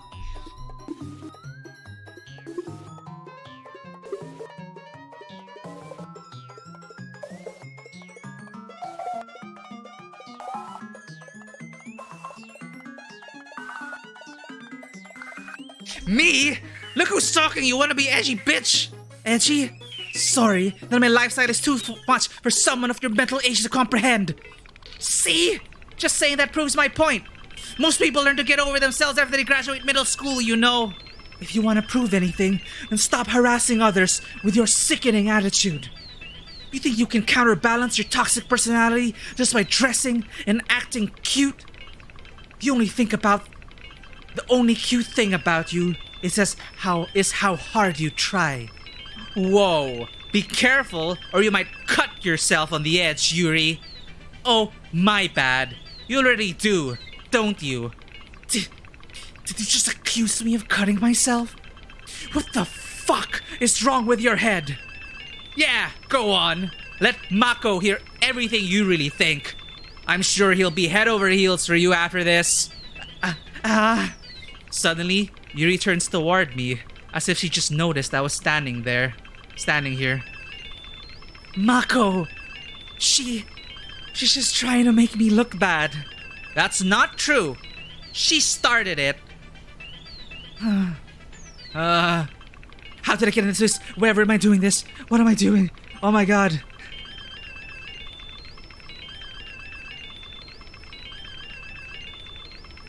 Nah, Natsuki went too far. I mean, they're fighting, but Natsuki bringing up her actual... Natsuki attacking Yuri with her own... with her own mental health issues. It's a bit... I'm not biased, Agwin! I mean, she crossed the line. Natsuki crossed the line. Natsuki crossed the line when she brought up the fact that Yuri cuts herself. Or even if she doesn't, the fact that Natsuki would go there. That's not something I'd do. Yuri. Fuck. Yuri! Yuri!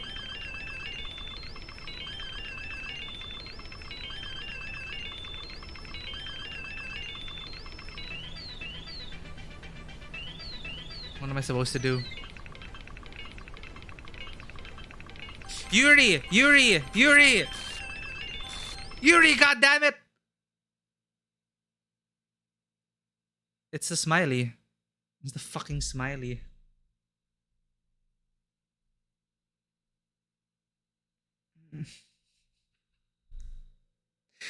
Monica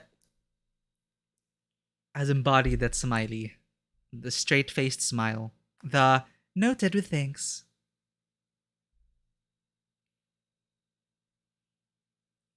Maybe not. Maybe Monica's protecting us. Maybe.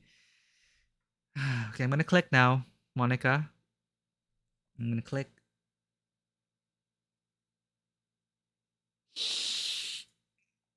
I'm gonna click.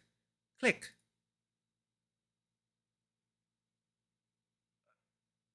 I don't wanna. Okay, Monica, are you?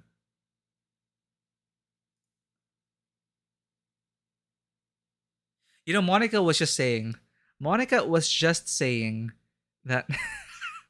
I was fine. I was like, I need to make a choice, but you're right here, Monica. So like, no. Okay, Monica did just kind of warn us about fixating on one thing and leaving our pen in one place too long. And ever since the beginning, we have been selecting Yuri. So maybe Monica is trying to like, didn't I just say not to hyperfixate on anyone or anything? Monica goes, hey, Mako, why don't we step outside for a little bit? She reformatted her own text. Alright? Monica's some... I don't know. Why don't we step outside for a little bit? Okay? Sorry about that. They really shouldn't have tried to get you involved. It's probably better for us to stay out of this. We'll go back inside once they're done yelling. Maybe Monica really was trying to save us. Or maybe not. Some president I am, right? I can't even confront my own club members properly. Because Sayori's not here to defuse the situation.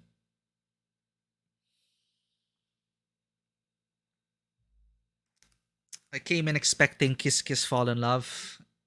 That's totally not what's happening anymore. I can't even confront my own club members properly. I just wish I was able to be a little bit more assertive sometimes.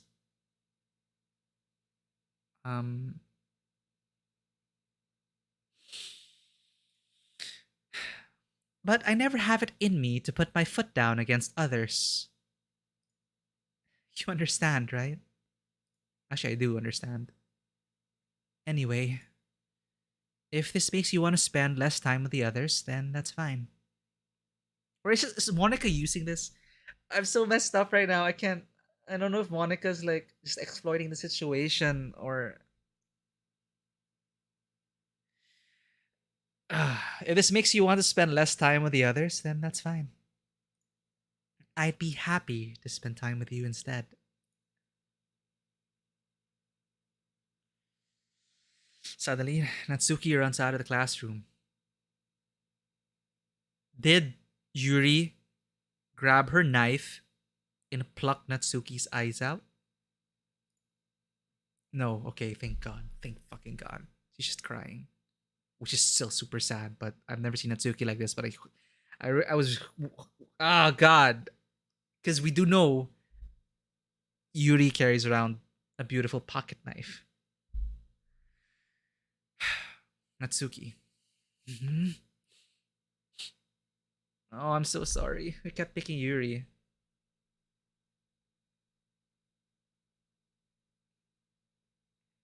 We kept mashing Yuri, and that's like a blow against Natsuki. It's like stabbing Natsuki over and over and over again. Am I a horrible person, chat?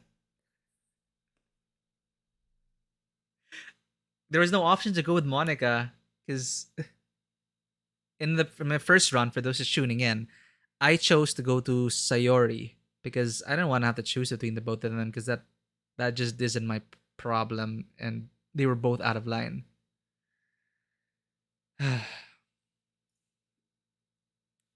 Oh dear. Well, it looks like they're done.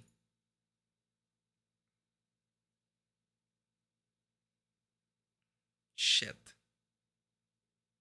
And the picture's back. I didn't mean it. I didn't mean it. I didn't mean it. Oh no. Yuri is rocking back and forth in her desk with her palms on her forehead. Yuri? I'm so scared. I didn't mean it. I I believe you. I have no idea what Yuri might have said to Natsuki. Or did. Mako, please don't hate me. Please. I'm not like this. There's something wrong with me today. It's fine, Yuri. We know you didn't mean it. Besides, I'm sure Natsuki will forget all about it by tomorrow. Completely. My own headphones freaked me out.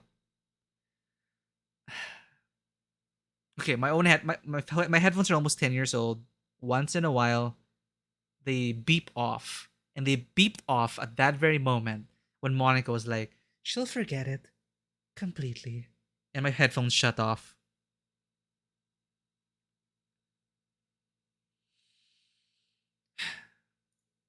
Uh, How completely, Monica? What are you going to do? Anyway, the meeting is over, so you can go home now if you want. If you want. Um, Yuri looks at me like she wants to say something. Can you turn on the music again? I need the music back. I need to cover up this thing on the wall. But she keeps glancing at Monica. What's going on? Oh, you can go first, Monica. I'd like to stay a little bit longer. I'm the president, so I should be the last one out. I'll wait for you to be done. Um, uh, well, I'm vice president, so please let me take that responsibility today. It kind of sounds like you don't want me around for something, Yuri. It's not that. It's not that. I just. I didn't get much of a chance to discuss my book with Mako. It would just be. embarrassing with you listening. Sigh. I guess I don't really have a choice, do I? What are you gonna do? I'm sorry for causing trouble, but I really appreciate.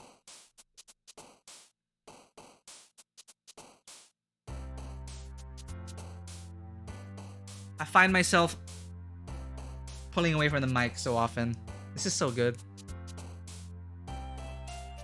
Oh my god, what the hell are you going on about Monica? What is Monica's plan? Monica is just... I don't know.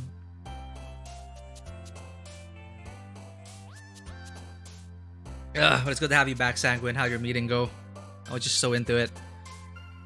Well, let's try the poem again. Fuck me. Natsuki is hurting. That is the first time we've seen her art crying like that. And that's super sad. I've disobeyed my orders. Time for a poem. As mandated by Club President Monica.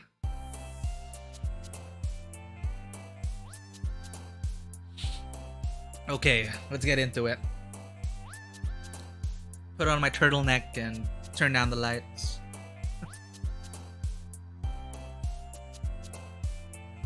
Yeah, the audio design's not bad. The audio design, well, of course, actually the leveling, the choices of usage, well, it's not the most complex mix. The discordant notes for a brief second, and then the song just goes back to normal. Those are all really good touches. And it's so good that Monica even turned off my headset. Yep. Alright. I feel like I might be choosing the same words again. But I'm really writing from the heart here. It's not like I am already aware that my writing style appeals way more to Yuri. But what if I decide to try and change my style? What if I try something new?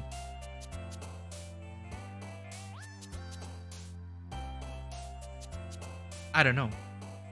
Maybe I should try something new. Maybe I should expand my horizons. Do you think that's a good idea, chat? Or should I continue writing the way I've always written? Is it even the right time to try something new? After everything that's happened? I get both of them killed. Monica's gonna kill both of them one by one. I think it's just me choosing who's gonna go first.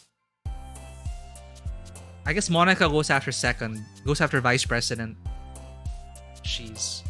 But I don't know. Maybe Yuri knows something more as well. If I follow my heart is conflicted right now. Because my heart wants to try a different style. But I also want the comfort and knowing of the style that I'm comfortable with, which I haven't mastered yet. Now Monica's just messing with my head because now there's so much more weight behind these poetry sessions. I don't know what the game is counting anymore. I don't know what Monica is counting.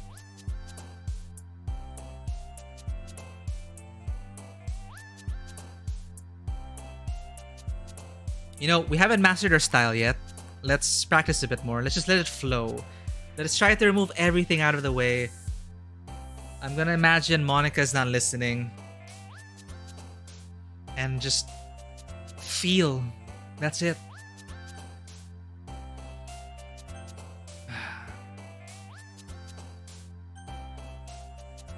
If you could only hear my heartbeat, this rainbow gradient of this cascading waterfall, the treasure that lingers on in our sadness, the secretive sparkle of our destiny that only the unrestrained, extraordinary, uncontrollable melancholy that gazes at our own misfortune.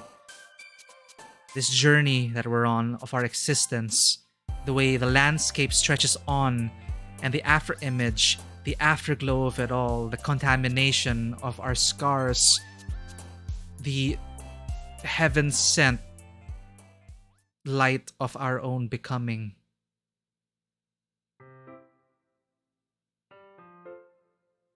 I just saw again. I see. It's just that I just click what I feel, and I think Yuri jumped more times.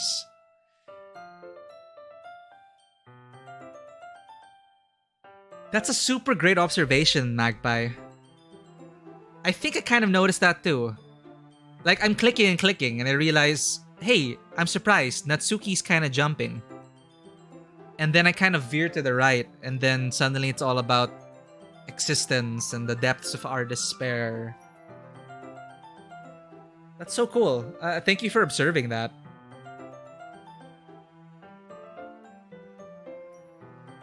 How interesting. Well, maybe that's just me. So in writing the poetry, I think, because I can only see them in the periphery, I'm actually not paying attention to the chibis. I'm actually focused on the words. But I do see them in the periphery, and I think so far, in descending order in terms of the number of jumps, it has been Yuri, Natsuki, and Sayori. I don't know, we'll see. Will we even be able to get a chance to talk about manga with Natsuki? Or is one of them going to die? I guess that is my gradient. So another day passes, and it's time for the club meeting already.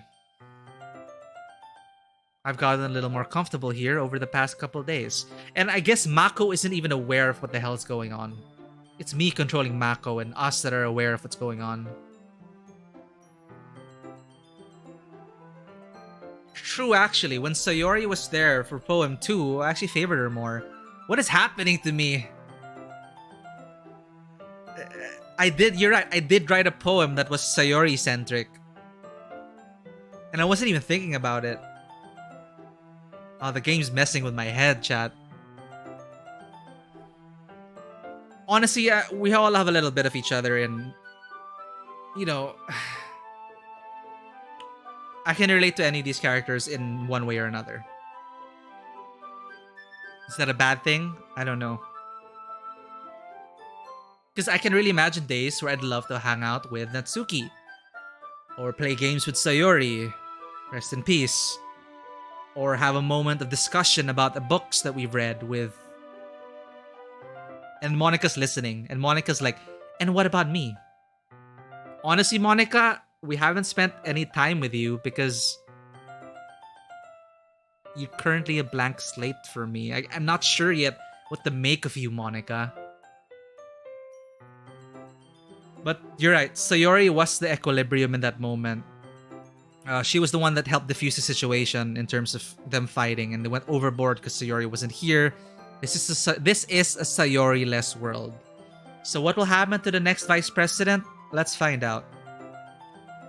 But apparently Mako, as usual, has gotten a little bit more comfortable over the last couple of days. The game senses your longing for your childhood best friend. Pretty sure Mako reached Dojinshis. Oh, what's going on here?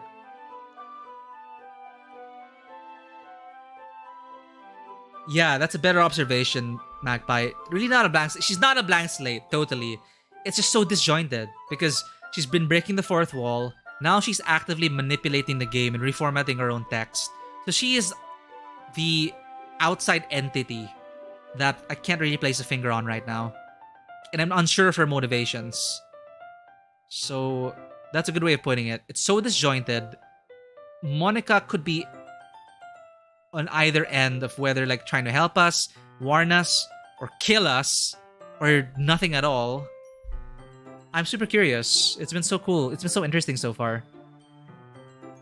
Anyway, back to Mako. He's totally oblivious about this in the background and everything that's going on. What are you trying to say, Monica? What's going on? Entering the club room, the usual scene greets me. Fuck.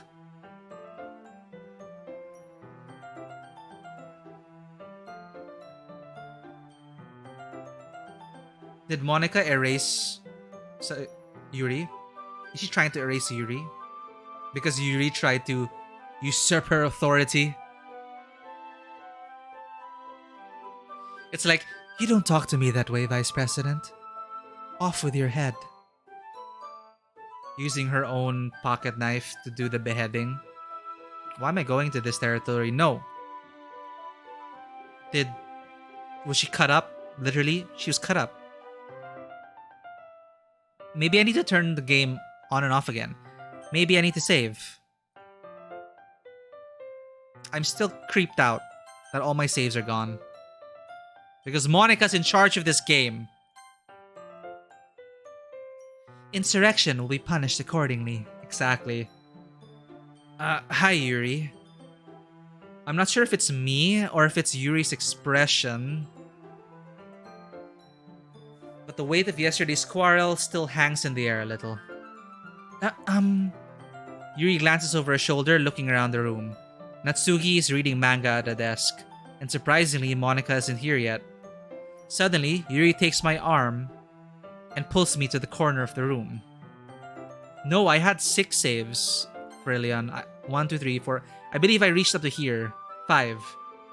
But when I got here, when I tried to save my game, it was blank. Totally blank.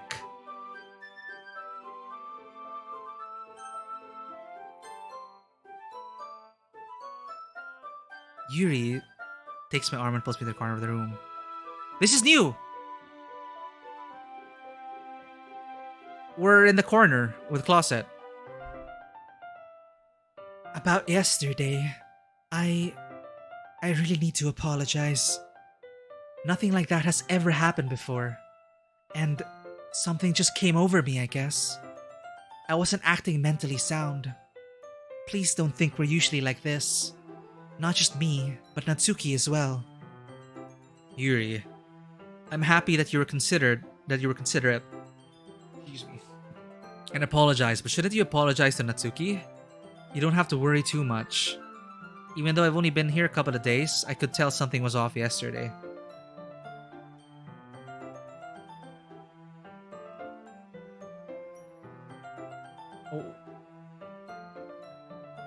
Which discussion, Magpie? Sorry, I kind of blanked out for a bit because so many things are rushing through my head. And I'm still enjoying this game so much. For some freaking reason, I'm so into this. Maybe we're just a little extra sensitive because it was our first time sharing poems. But whatever it was, it didn't make me think any less of you. I had already decided that there's no way you can be a bad person. Famous last words, Mako. And now that you're apologizing, I know you really didn't mean it. Mako, don't say those kinds of things so frankly. They make me a little too happy. I'm really glad you're such an understanding person. And I'm really glad that you joined this club. Everything is a little bit brighter with you around and... Sorry, what am I saying right now? I just... Hey, have you guys seen Monica? No, I haven't. I was also kind of wondering where she was. Man? Yuri, I'm guessing you haven't either? Yuri is clearly taken aback by how calmly Natsuki is addressing her. Monica had a different poem. Monica was the only one with a different poem for that first round of sharing. Was she?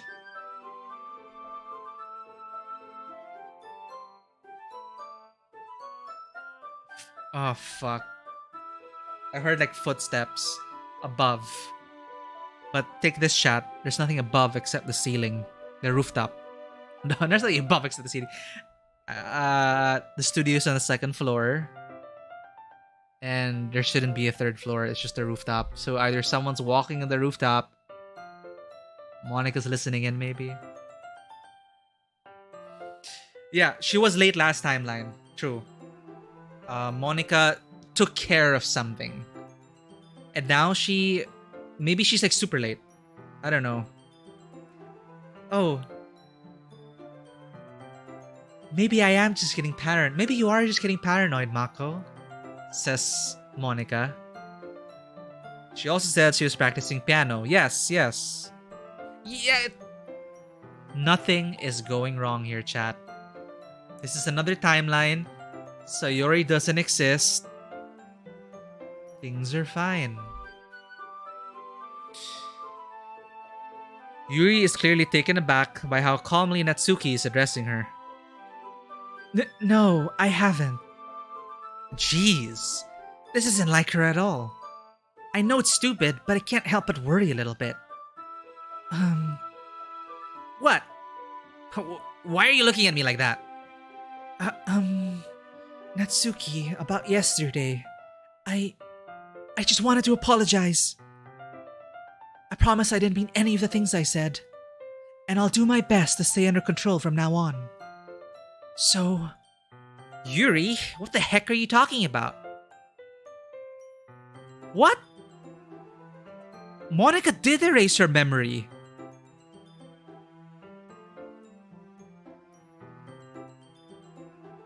But she didn't erase Yuri, so she's making Yuri suffer by remembering?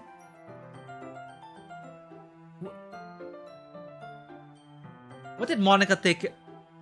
When Monica was late,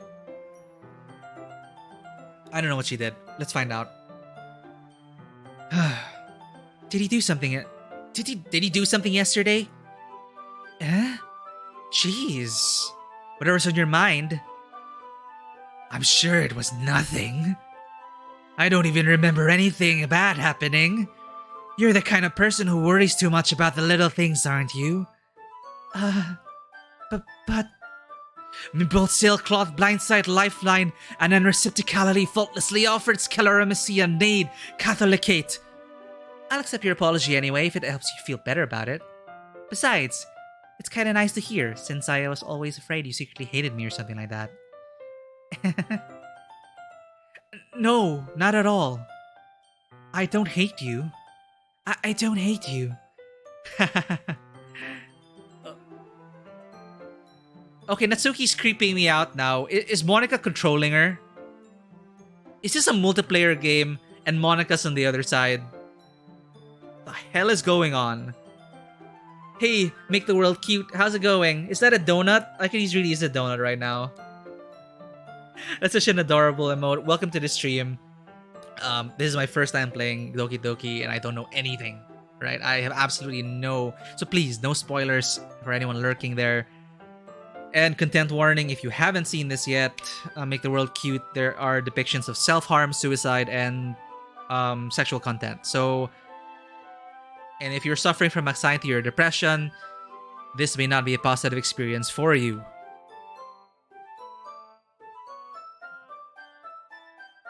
What mouth? What mouth, Sanguine? Anyway, sorry. Well, you're kind of weird, but I don't hate you either. Natsuki, what? It sounds like you sound like Monica.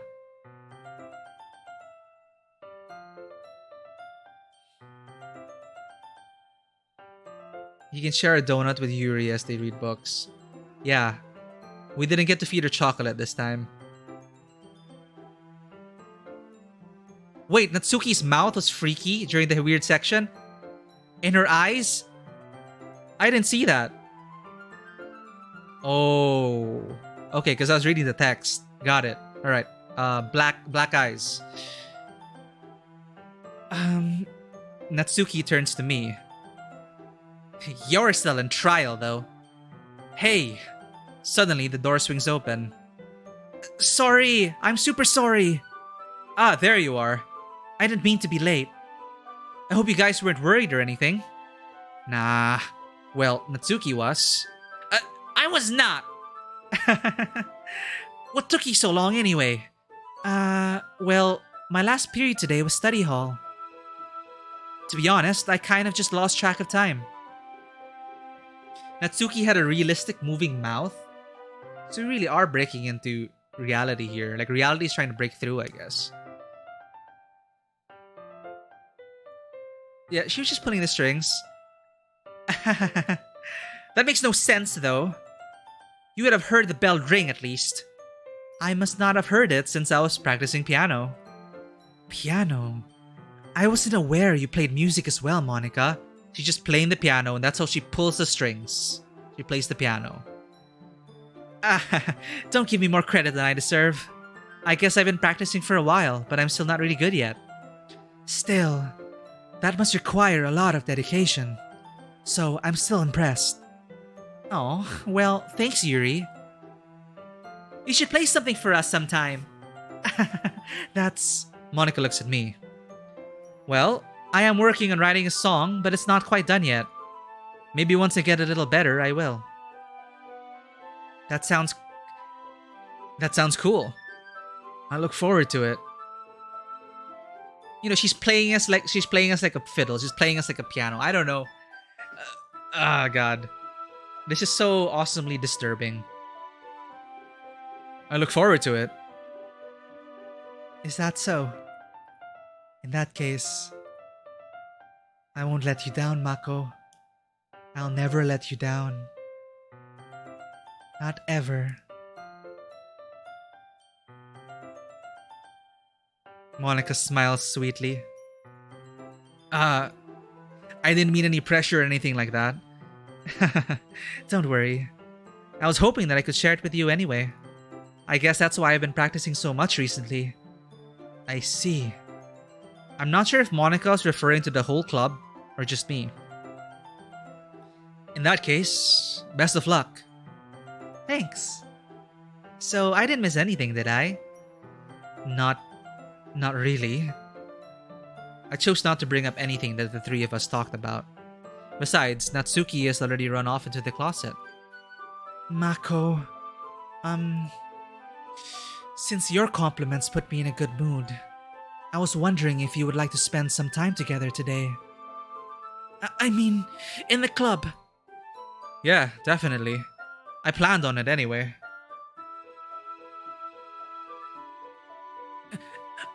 Oh wow, she's smiling. Wait, is this... Have I ever seen her like this before?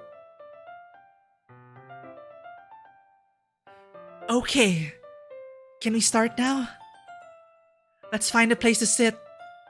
I'm being a little forceful, aren't I? I'm sorry. My heart just won't stop pounding for some reason. Don't worry about it.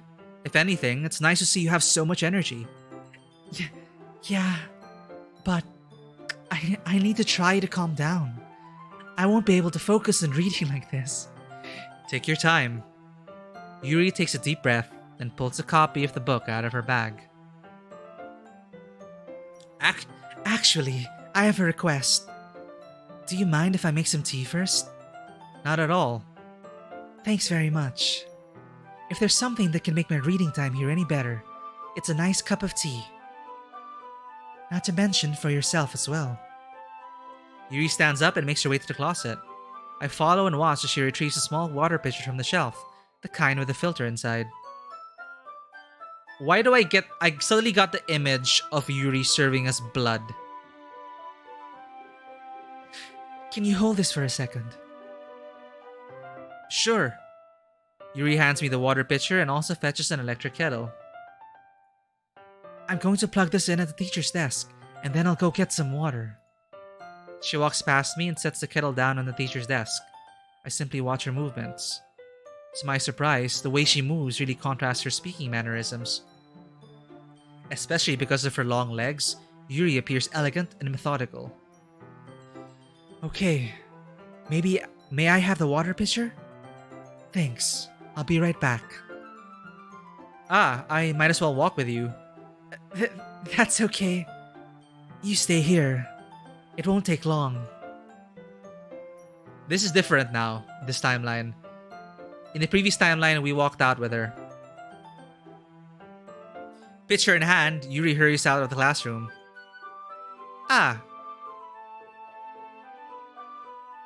Did Yuri leave you again? No, it's not like that this time. She's just filling up the water pitcher to make tea. Oh, okay. Sorry for misunderstanding.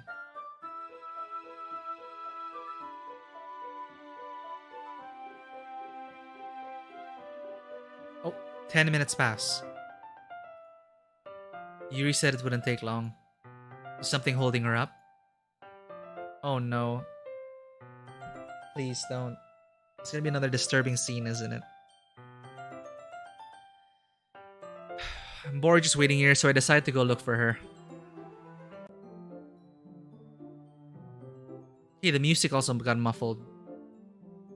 Let's see. The most logical place for Yuri to be would be the nearest water fountain. I start heading down the hallway.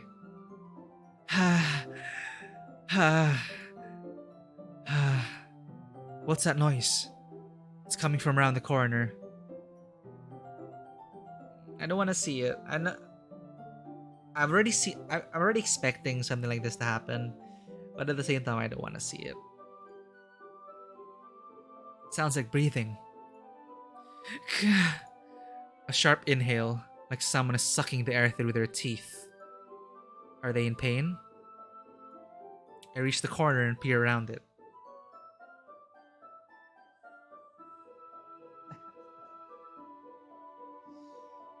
Did you know? Like, knives are fine for me. Cutting and all that, but needles scare the shit out of me. And I faint every time they draw blood from me. Like, that's why I can't even donate blood, and I can't even get blood tests properly because I literally pass out. Like, face smacked out on the ground. I'm waking up in another room, bruised.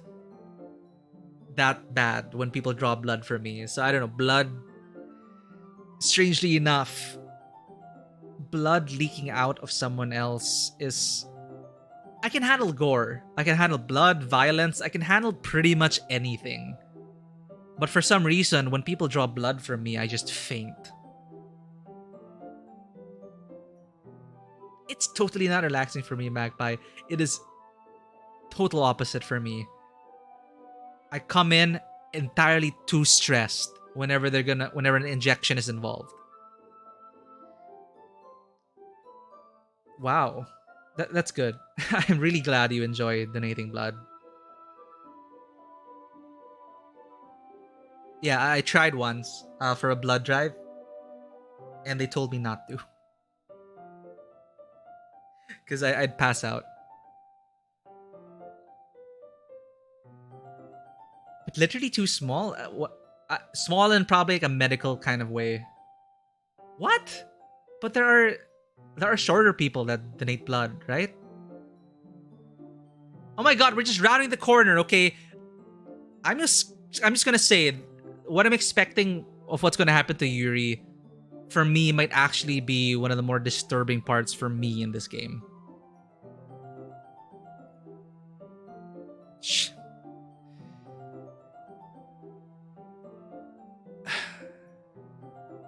Yuri?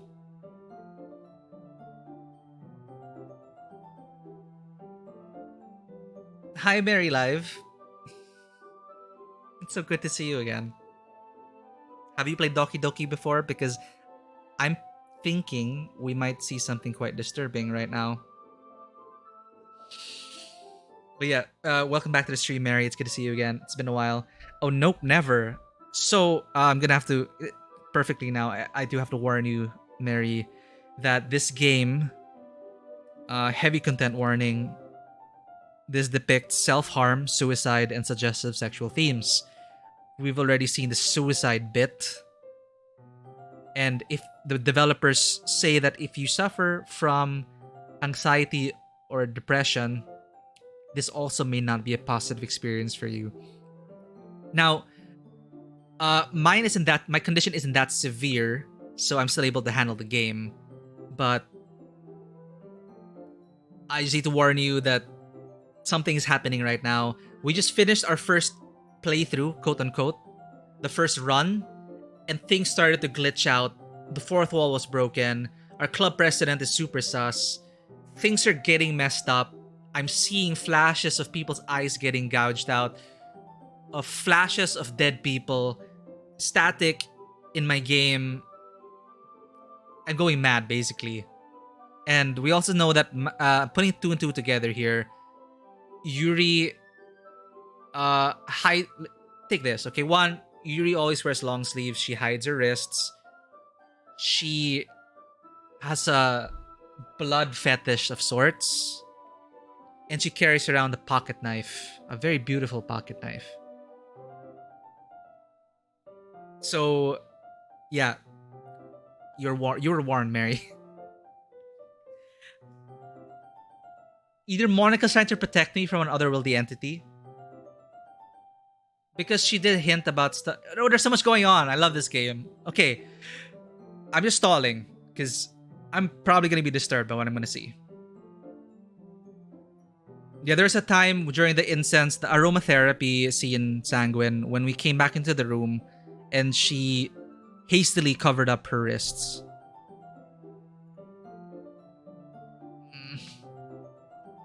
There we go. Not her wrist, her arm.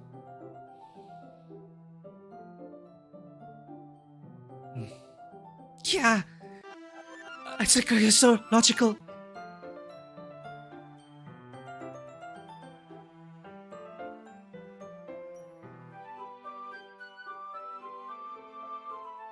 Yep. Yep. I'm back. Thanks for waiting patiently. Mako, do you like oolong tea?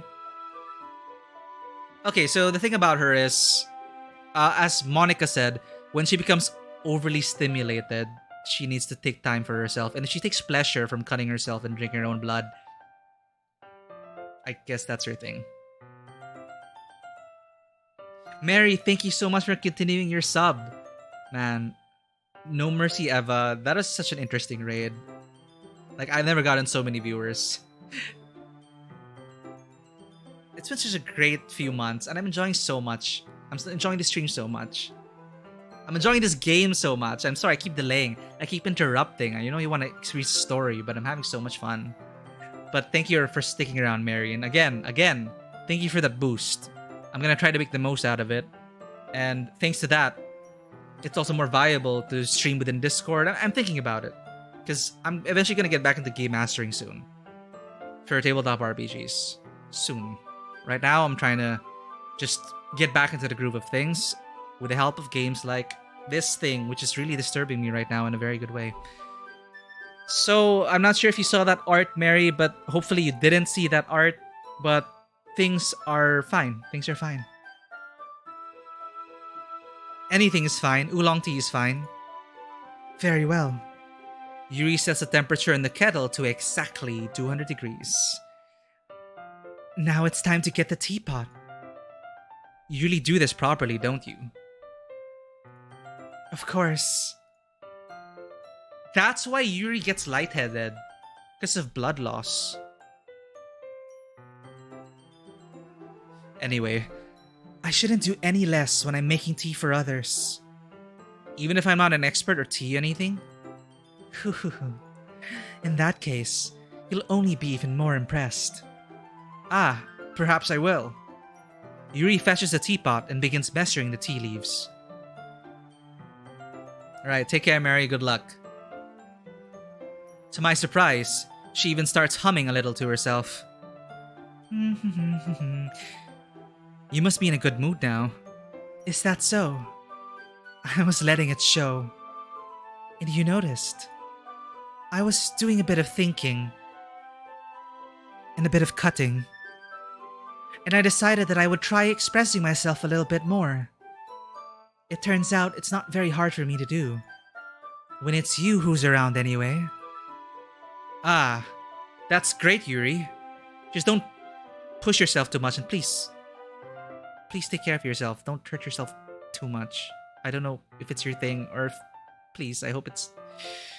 Oh god. You're always worrying about me, Mako. It's very endearing. That's... Yuri wasn't kidding. I don't even know if I can keep up with this. I watched Yuri pour a cup of tea for each of us. Mako, I have another request. Do you mind if we sit on the floor today? Eh? Why's that? It's a little bit easier in my back. I can read with my back against the wall rather than bending over at my desk. Ah, sorry, I didn't realize. No worries. I just have back pain fairly regularly, so I do my best to manage it. Is that so? Mako, you know why. I wonder why that is. It's most likely because of my... my... Your posture, right? Always hunched over like that while reading? Yes! I have terrible reading posture. So that's why we should sit on the floor. Fair enough. I'll go ahead and get the book. I retrieve the book from my bag. This is a chocolate scene. It's out of time. What? Ah, I have some chocolate as well. It's a bag of small chocolate candies. I take it. I'm getting to know her, Sanguine. Right? I'm getting to know these people. I take it, since it'll go well with the tea. Yuri and I then sit against the wall, teacups at our sides. As if in sync, we assume the same reading position as last time, each holding one half of the book. Actually, yeah, it's still in sync. It's just I'm getting thrown off because we don't return home anymore. Because Sayori no longer exists. Or Sayori was deleted by Monica, and that's how she wanted to show it. Since Monica can reformat things and change the visuals, she's probably really messing with my head right now. As if in sync, we assume the same reading position as last time, each holding one half of the book. Except this time, our bodies are even closer together. Who's Sayori? Don't do this to me, Sanguine. I can't see too well. Yuri slides closer until our shoulders are touching. How am I supposed to focus on reading like this? Yuri was always kind of cute, but when she's being less apprehensive, it's almost more than I can handle. Your teacup. Yuri hands me my teacup. Holding it with my hand that's not holding the book, I end up in a position that makes it even harder to focus.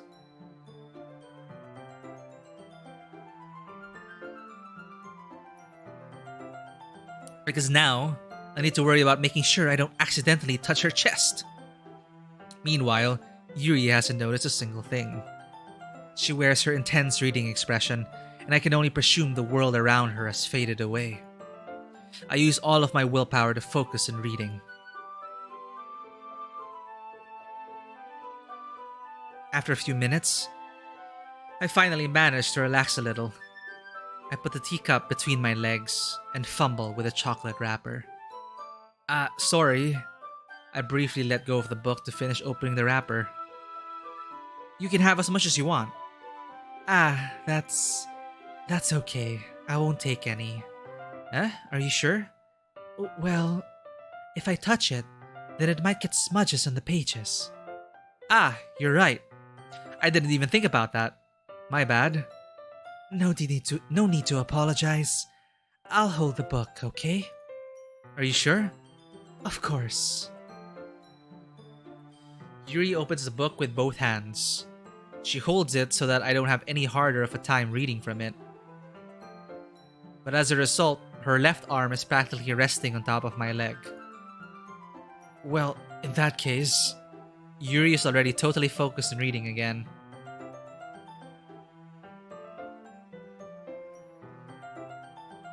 We're gonna find out, Sanguine. I take a chocolate candy and pop it into my mouth. Then I take another chocolate and I hold it up to Yuri. Is she not gonna take it this time? Let's see. She doesn't even look away from the book. Oh, she simply parts her lips as if the situation was completely natural, and then she bites my finger. But that means I can't stop here. I apprehensively place the chocolate in her mouth. Just like that, Yuri closes her lips over it. Eh? Yuri's expression suddenly breaks. Did I just... Yuri looks at me like she needs to confirm what just happened. Uh, um, Mako. Sorry. I guess I shouldn't have done that. Oh, fuck. Fuck, the music stopped.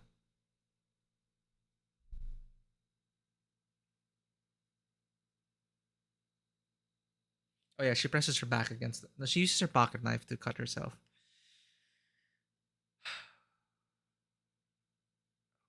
I hate it when the music stops. Because then I'm left alone with all my dark thoughts. Yuri starts to breathe heavily. I can't. Mako. Suddenly, Yuri forcefully grabs my arm and jerks me to my feet. My teacup gets knocked over.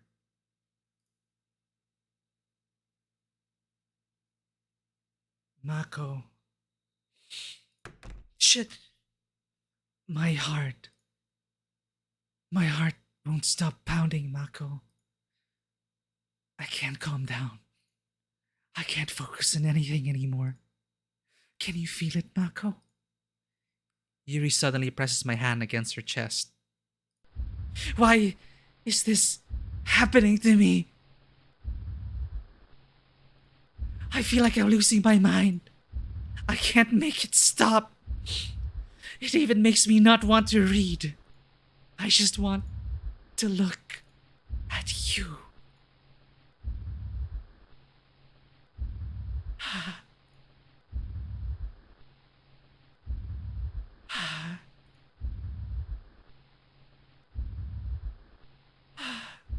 Okay, I'm not gonna look away, chat.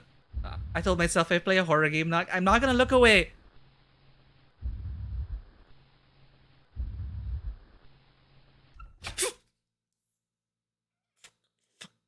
See, I think Monica's trying.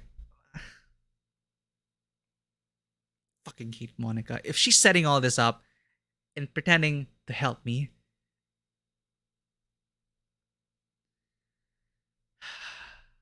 Oh.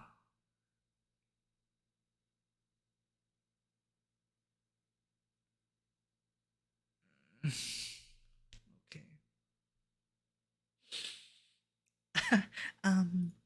It's time to share poems.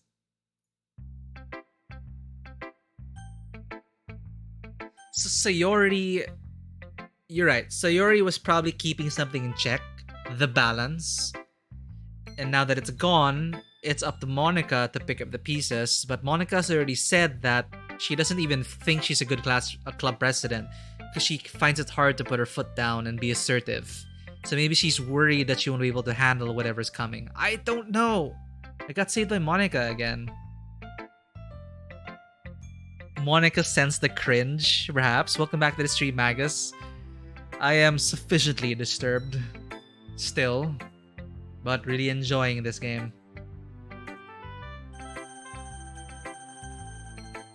Who do I choose?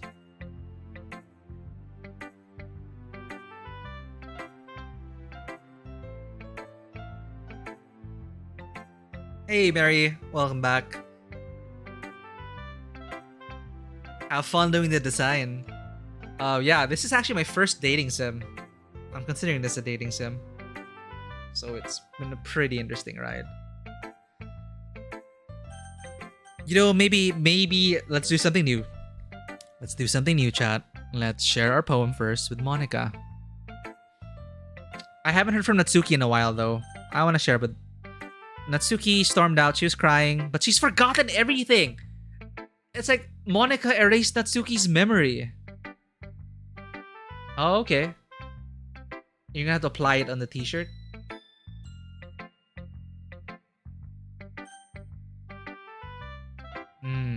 Damn.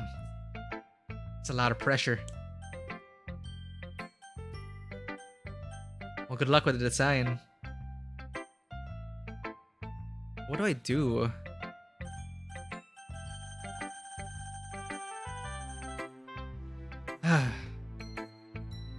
Such mixed feelings right now. I'm just gonna share my poem with Monica.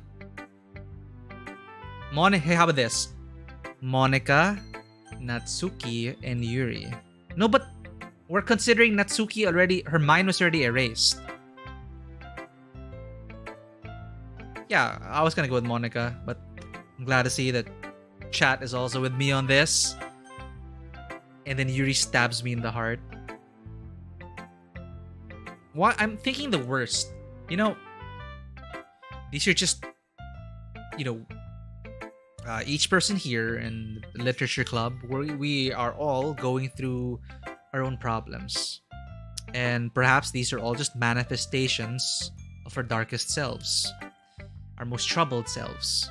And we're just trying to work through that together. I'm just gonna share it with Monica. She's not my waifu magpie. Monica, Yuri, Natsuki. This is the first time we're sharing our poem first with Monica.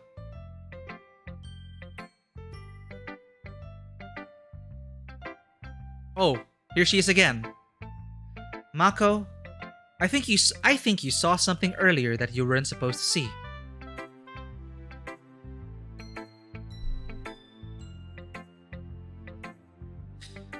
I didn't want to have to tell you this, but I don't think I have a choice. It's getting kind of dangerous for you to spend so much time with Yuri. I don't know why, but she seems pretty easily excitable when she's around you. Which shouldn't be a problem in itself. But when Yuri gets too excited, she finds a place to hide and starts cutting herself with a pocket knife. That is true. Hey, thanks for... You have a obviously you have a Twitch account, but thank you for the host, Magpie. Are you a streamer now? I should follow you, but thank you for the host. But oh my god. Okay, shh. Let's just be quiet about that. But thank you for the host. Yeah, this is tough. Isn't that kind of messed up? I swear to God, I don't know if I utterly hate Monica or if I'm so grateful for it. And this is what she wants. This is what just twisting me around, chat. Isn't that kind of messed up? She even brings a different one to school every day, like she has a collection or something. I mean, it's definitely not because she's depressed or anything like that. I think she just gets some kind of high from it. It might even be like a sexual thing. But the point is, you've kind of been enabling her. She's watching out for her club. I'm not saying it's your fault though, but I guess that's why I had to explain it all to you. So I think if you keep your distance, that would probably be best for her. See, and I don't know if she means it truly for the best interest of Monica, from me, or if she's just trying to make more excuses, because she did say that she has a difficult time being assertive. So I wouldn't put it past her to be the type to like put pieces in place to get to... And see, this is me. Now I feel like an asshole because I'm making it very Mako-centric. I don't think that's the point of the game. This ain't it. You know, from what I hear from other dating sims, it's like you're always the center, right? You're always the center of attention. But I never really got that here. I've always been trying to, trying to work through these problems with these people and with no ulterior motives, really. But I am impressed with how... I am very impressed with how they've written Monica as a meta character arc thing. And the way they balance it up to this point, where I still have no idea what the fuck is going on. But I'm not lost or anything. I don't know. I'll process this later. Let's keep playing. Or we're never gonna finish. So I think if you keep your distance, that would probably be best for her. See, I don't know how to take this line. But after what I've seen with Yuri, maybe, I don't know. See, the problem with Sayori, if we gave Sayori what she wanted, would she have been deleted? And at the same time, if we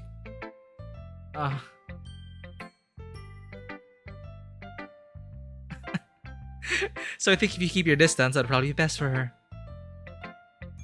You don't tell me what to do, Monica. No, but Monica is looking out for her. I do not want Yuri to keep hurting herself.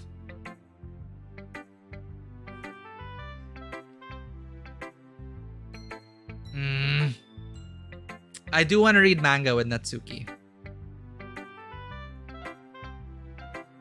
While you're at it, don't be shy to spend a little more time with me. Oh, well, see, that totally ruins it now.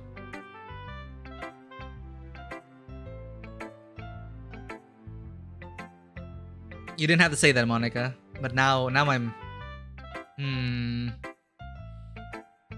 To put it lightly, I at least have it together in the head. Oh my god. Oh my god, Monica. To put it lightly, I at least have it together in the head. And I know how to treat my club members. But anyway, you want to read my poem now?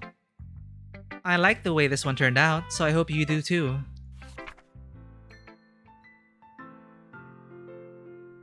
Wow. Save me. The colors, they won't... Bright, beautiful colors. Flashing, expanding, piercing. Red, green, blue. An endless cacophony of meaningless noise. The noise, it won't stop. Violent, grating, whoever, sing, screeching, piercing, sine, cosine, tangent, like play, chalkboard and relatable, like playing on knife of a breathing ribbed cage, endless, palm of meaningless.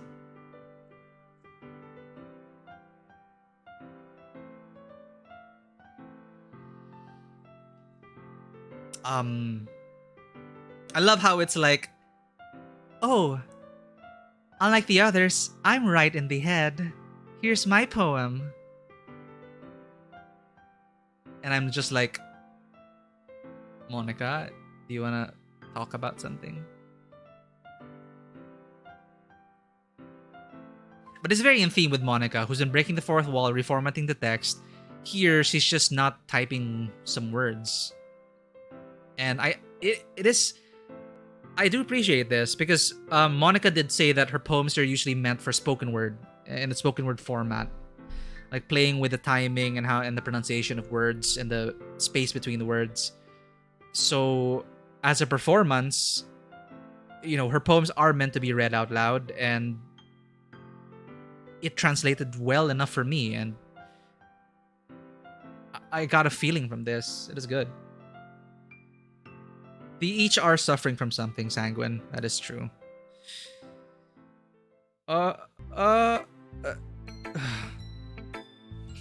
Game glitched out again. Sorry, I know that it's kind of abstract. I'm just trying to, well, never mind. There's no point in explaining. Anyway, here's Monica's writing tip of the day. Sometimes you'll find yourself facing a difficult decision. When that happens, don't forget to save your game. Right. You see that? That is a cursed save right there.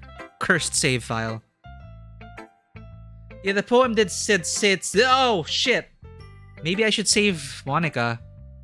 But what if she's lying? What if she's using it to bait me into a trap and consume my soul? Maybe Monica's the one trapped in here, and they placed her as club president to do... Because no one would suspect the club president of being the hostage of this dark world. Oh my god. I don't know anymore, Frillian. You're messing me up. Oh, Monica's messing me up. Saving stopped mattering when you deleted your saves. When that happens, don't forget to save your game. You never know when, Who am I talking to? Oh god, this is new. Can you hear me? Tell me you can hear me. Anything. Please help me.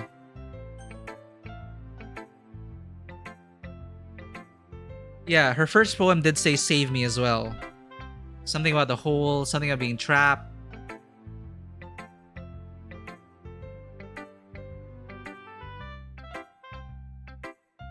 It's so sus. That's my advice for today. Thanks for listening.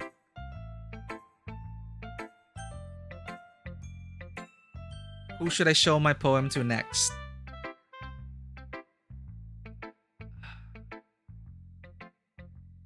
Natsuki! I'm gonna regret this, aren't I?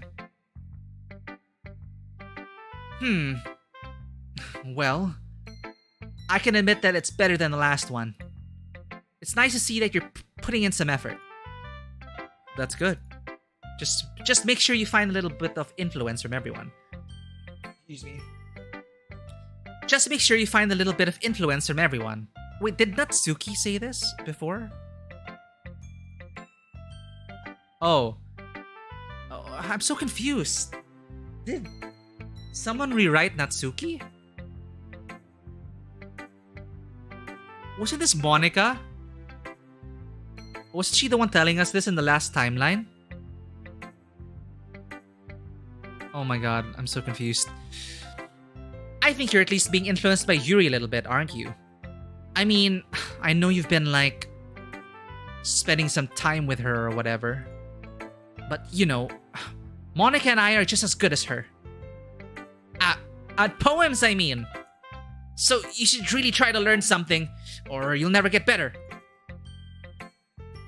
Here's the one I wrote. I'll make sure you learn something from it. It's the same poem. Yeah, so it truly, Monica is outside of the system. She is outside of the game. She's the only one who's been writing different poems and altering the course of the events. Well, it's the first time we're choosing... No, we chose Monica first, so that is different. The song kind of wigged out a bit there. I appreciate that. Amy likes spiders. You know what I heard about Amy? Amy likes spiders. Icky, wriggly, hairy, ugly spiders. That's why I'm not friends with her. Amy has a cute singing voice. I heard her singing my favorite love song. Every time she sang the chorus, my heart would pound to the rhythm of the words. But she likes spiders. That's why I'm not friends with her. Amy's supposed to be Yuri, right? In this poem.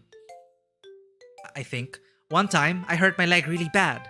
Amy helped me up and took me to the nurse. I tried not to let her touch me. She likes spiders, so her hands are probably gross. That's why I'm not friends with her. Amy has a lot of friends.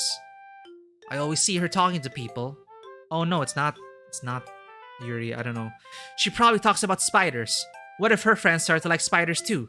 That's why I'm not friends with her. It doesn't matter if she has other hobbies. It doesn't matter if she keeps it private. It doesn't matter if it doesn't hurt anyone. It's gross. She's gross. The world is better off without spider lovers. And I'm gonna tell everyone.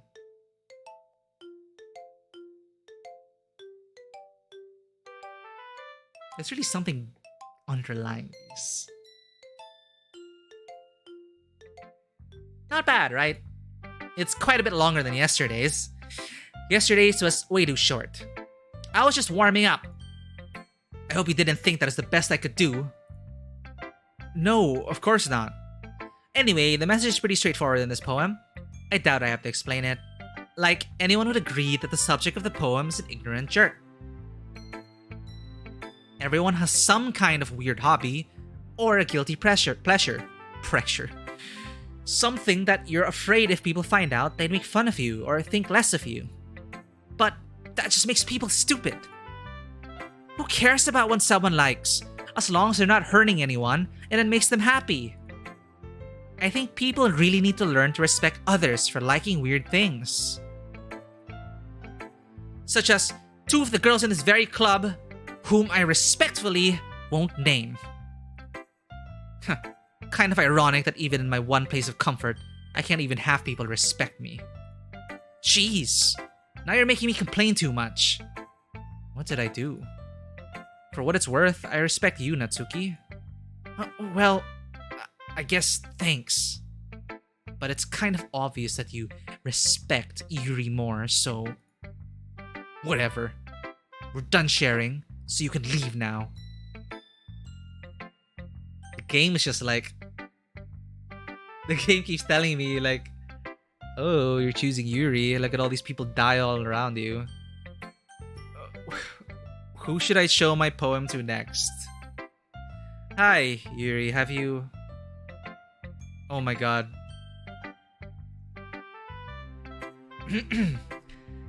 I've been waiting for this. Let's see what you've written for today. Oh.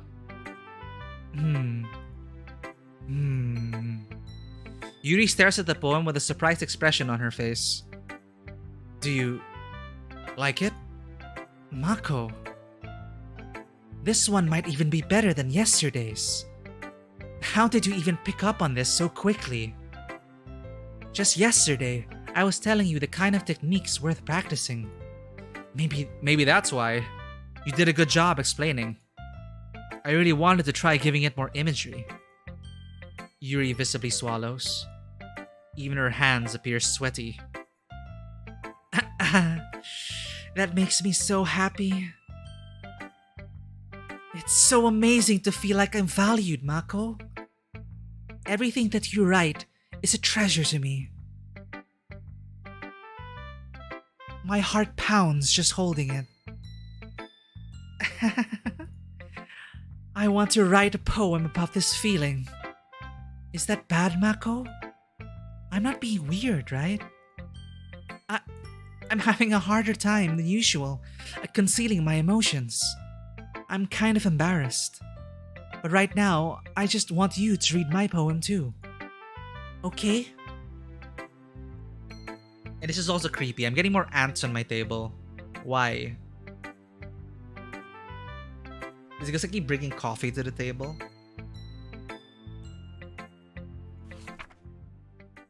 This is new. This is new. Okay, let's dissect this. Let's welcome to class. What does this poem mean? Wheel. A rotating wheel, turning an axle, grinding, bolt head, linear gearbox, falling sky, 7 holy stakes, a docked ship, a portal to another world, a thin rope tied to a thick rope, a torn harness, parabolic gearbox, expanding universe, time controlled by slipping cogwheels, existence of God.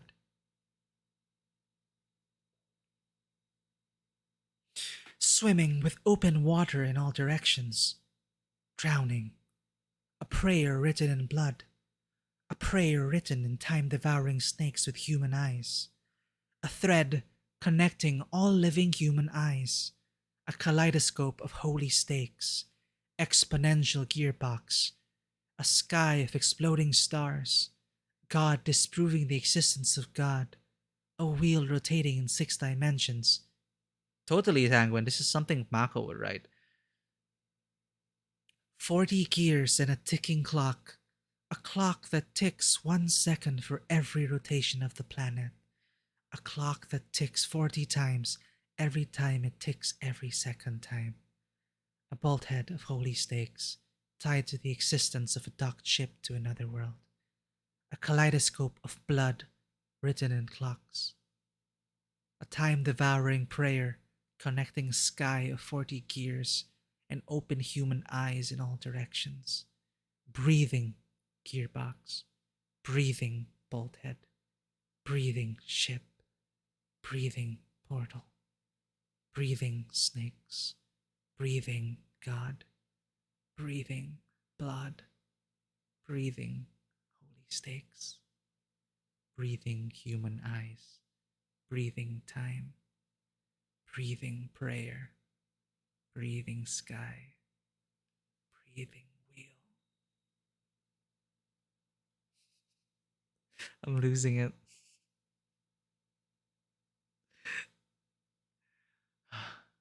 Yuri's not able to control her breathing either. Okay. I'm scared to click continue.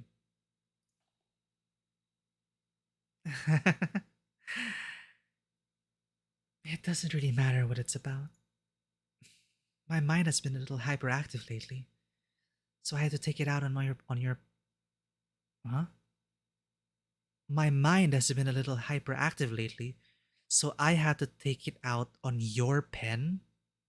Oh, she wrote it all down, I think. Ah, wait,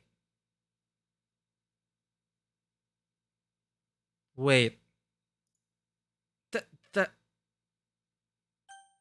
Whoa. Okay, that wasn't a. That was not. That really was a mistake. She said.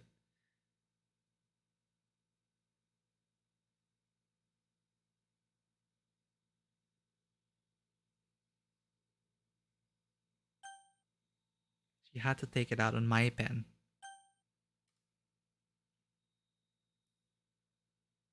Or maybe I'm reading into this too much. Maybe she just found my pen and she wrote with it. It could simply be that. That is uh a pen fell out of your backpack yesterday, so I took it home for safekeeping, and I I just really like the way that it writes. So I wrote this poem with it,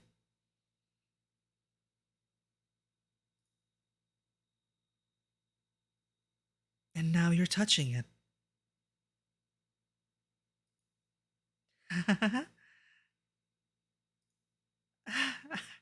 I'm okay. What did I just. Can we pretend this conversation never happened? You can keep the poem, though.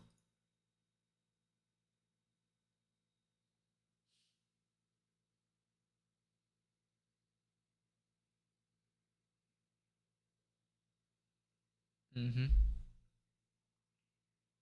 What do you mean by the content warning? Yeah, content warning about. Let me read that again.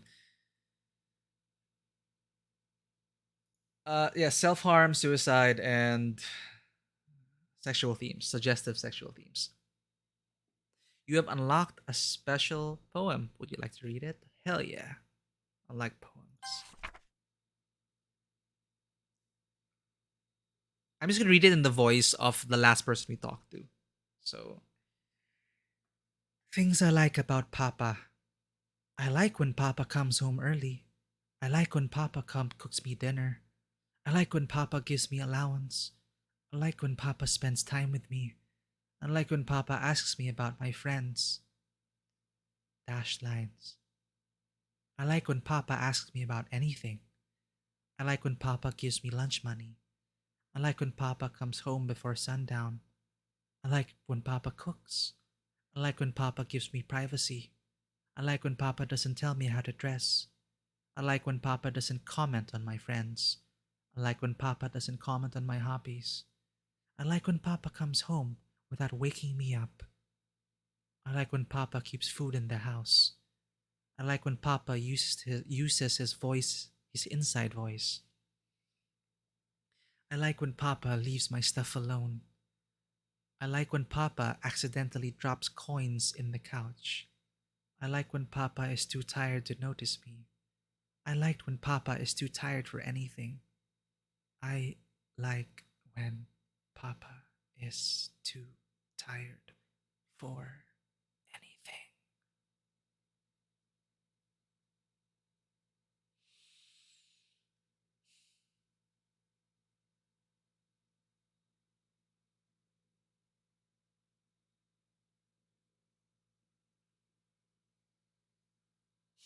And you're like, not, are you like Monica now, Bloody Mary?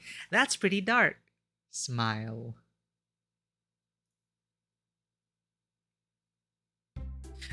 Oh, speaking of Monica, okay, everyone. We're all done reading each other's poems, right?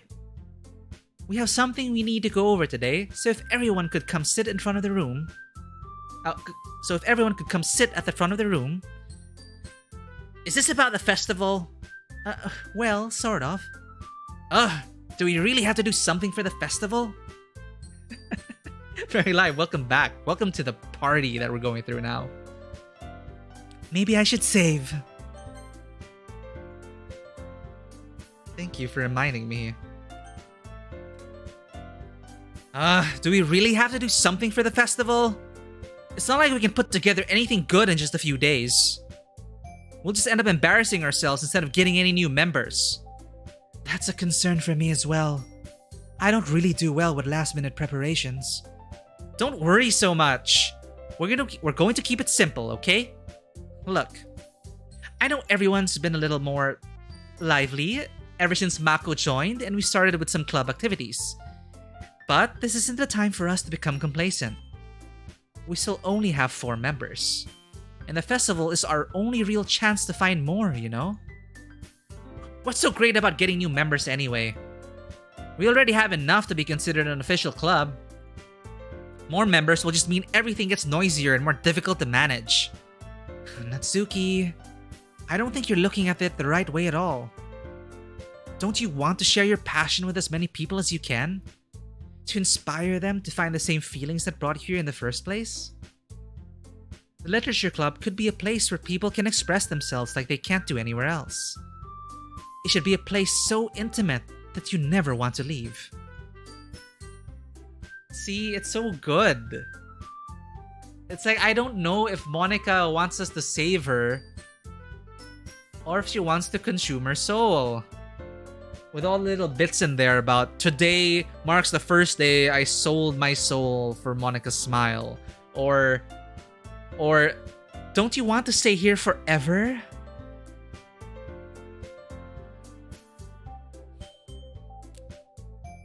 Well, honestly, this is par for course. I've read much darker shit from people, from actual, for people who I know who've written poems in real life. And it's very similar. They're all smiles and good times, good vibes. And the moment they put their thoughts to paper or when they draw art, when they do art, and you see what they've made, what they've expressed of themselves through their poetry and art, it can get really, really, really dark.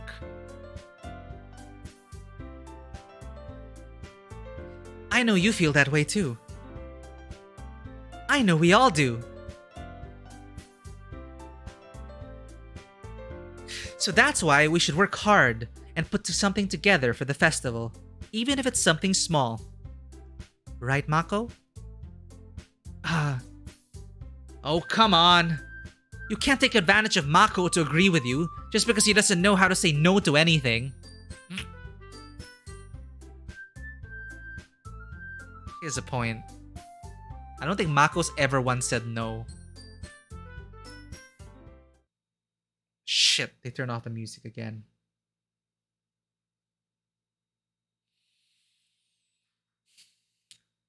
Is she going to stand up to Monica? Are these the two evil entities that are keeping Monica imprisoned? Or is Monica imprisoning them? Okay. Look, Monica. Do you really think any of us here joined the club with other people in mind? Yuri never even talked until Mako joined. As for me, I just like it better here than I do at home. And Mako isn't even passionate about literature in the first place. And that's everyone. Sorry, but you're really the only one who's so interested in finding new members. The rest of us are fine like this. I know you're president and all, but you should really consider our opinions for once. Monica is clearly taken aback by Natsuki's words. That's not true at all. I'm sure Yuri and Mako want to get more members too. Right?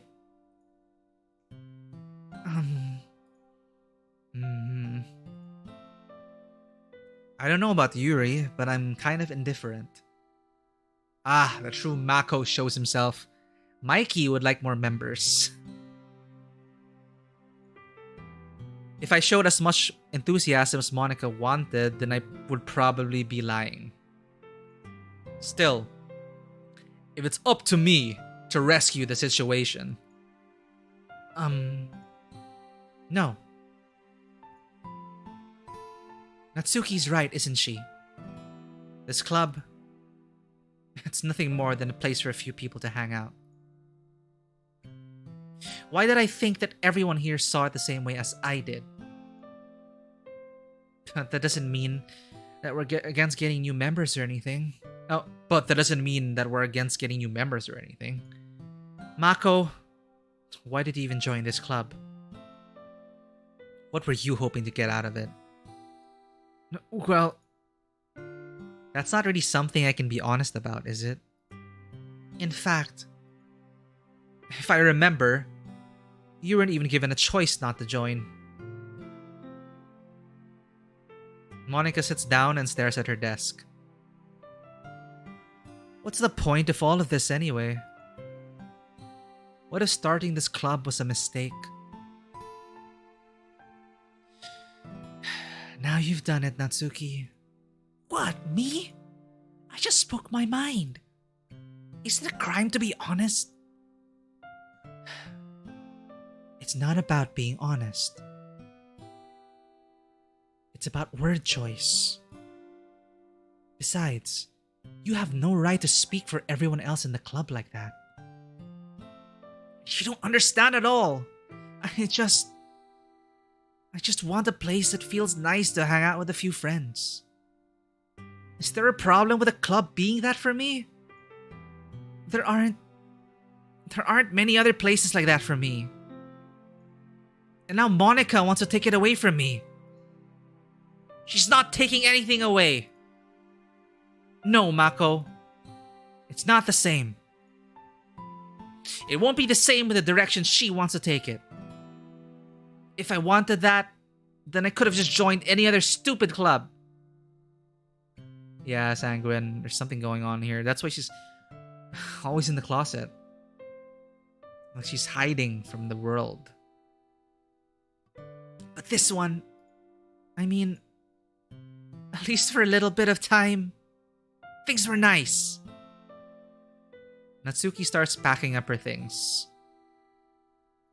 I'm going home. I feel like I don't belong here right now. This is gonna be the same pattern.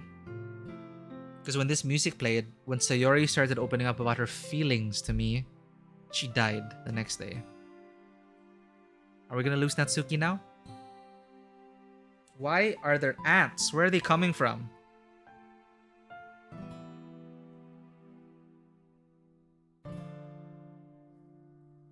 Sorry, I'm so worried about the ants because they crawl into the keyboard and everything. Anyway, I'll have to clean it. Natsuki.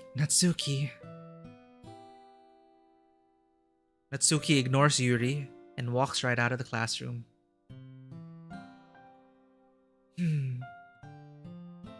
Okay, to be fair, Magpie, I did expect...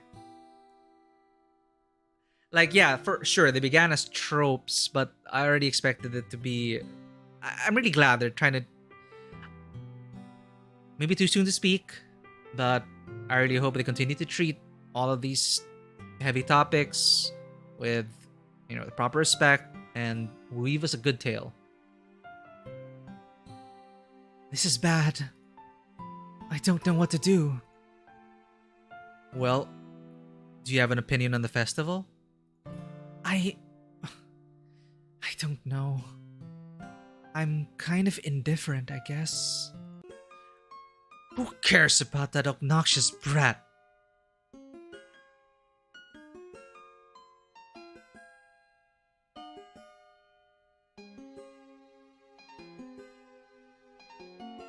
Wow.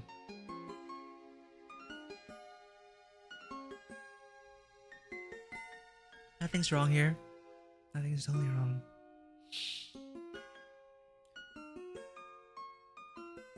Who cares about that obnoxious brat?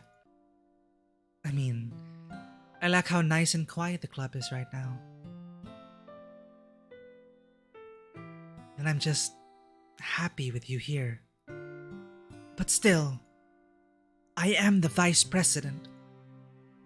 It's not right for me to ignore my responsibilities like that. Nobody would cry if she killed herself. I should do my best to consider everyone's perspective and make the decision that's right for the club. But what about you, Mako? What do you want to get out of this club? Yuri repeats the same question as Monica. I decide giving an indirect answer is better than nothing. I think the most important thing is for everyone to get along. And for the club to provide something that you can't get anywhere else. I don't think it's about how many members, but rather the quality of each member. That's what will end up making the literature club a special place. I see.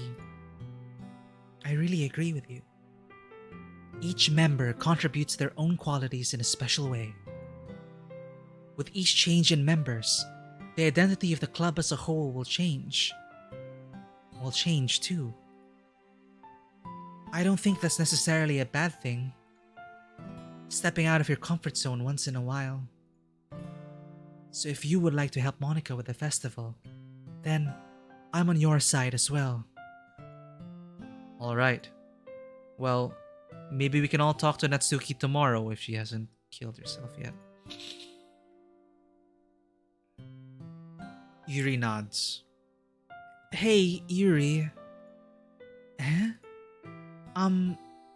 I know things were a little awkward yesterday, but I feel like you deserve to know that I still think you're a wonderful vice president. And also, a wonderful friend. Monica, I want to do everything I can to make this club... I want to do everything I can to make this the best club ever. Okay? Me too.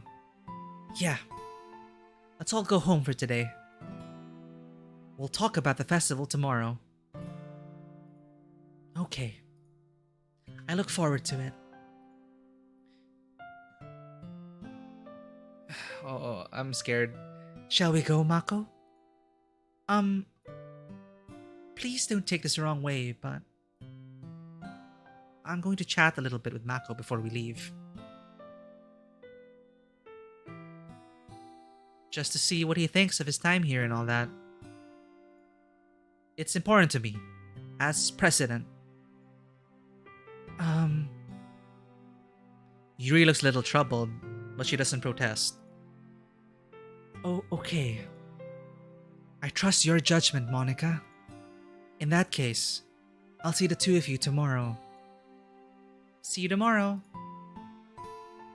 Monica waves as Yuri exits the classroom. Phew. Things have been a bit hectic lately, haven't they? Mako, I just wanted to make sure you're enjoying your time at this club. The grain! The film grain! I would really hate to see you unhappy. I feel kind of like I'm responsible for that, as president. And I really do care about you, you know? I don't like seeing the other girls give you a hard time. With how mean Natsuki is and everything. And Yuri being a little bit, you know. Sometimes it feels like you and I are the only real people here. You know what I mean? But it's weird. Because in all the time you've been here, we've hardly gotten to spend any time together. I mean, I guess it's technically only been a couple of days. Sorry, I didn't mean to say something weird. There are just some things I've been hoping to talk about with you.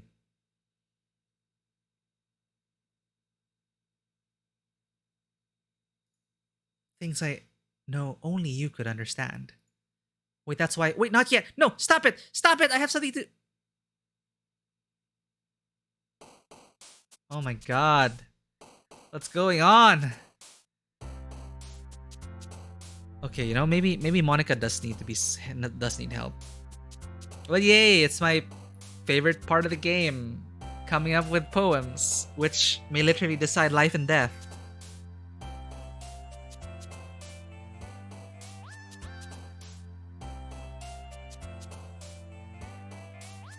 Okay, how to begin?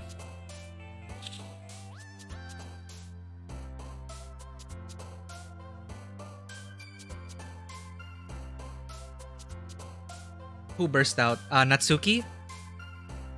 Well, Natsuki and Yuri did say mean things to each other, that's for sure. And Natsuki went way over the line about, the cutting herself bit. But we're sure, and it's coming from Natsuki, it also hurts a lot because Natsuki's all about, accepting people for all their eccentricities. So that is really a petty thing for Natsuki to do. But I don't know what's going on. Monica is trapped by something, or she's making it look like she's trapped by something. There's so many ants, it's bothering me. Let's go. Upon the landscape, the meagerness of all eternity gives me the insight of the dream that I once shared. Its pure variance and the judgment that we feel partaking of this promise. And yet, it is frightening. This unrequited... Wait a minute. The number 111111111.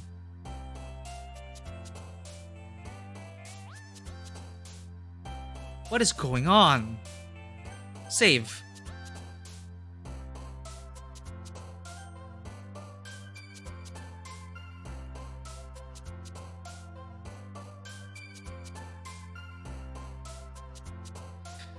But embracing the eventuality of our fears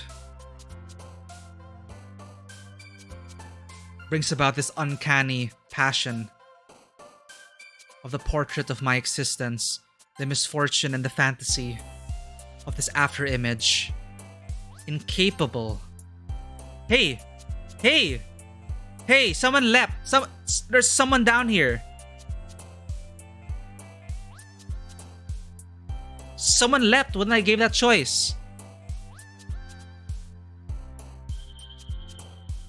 Okay, Monica's been saying, don't get too fixated on one thing. So far, we've been doing the same kind of poem over and over and over and over.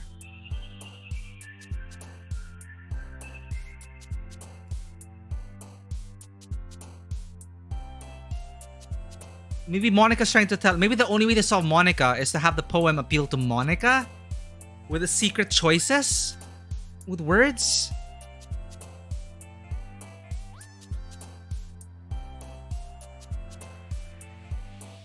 Alright, we're gonna have to approach this differently, chat.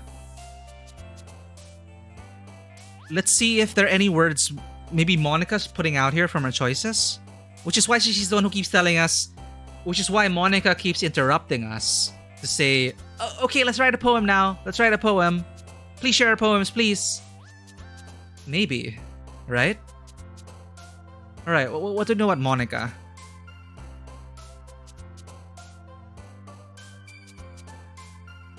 Well, I don't see any more words here. There is no piano. We already chose Destiny before. Melancholy as well. Okay, where was I?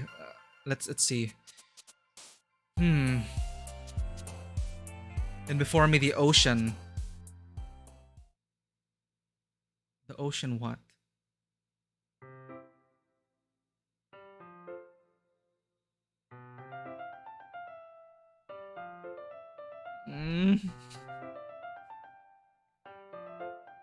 But it is good to see her smiling now. Hi, Mako. I've been waiting for you. Are you ready to continue reading? I brought my best tea today.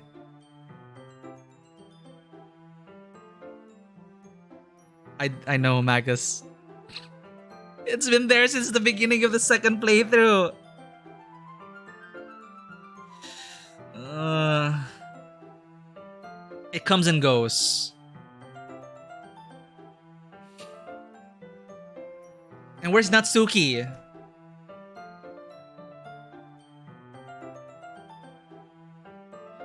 I brought my bestie today.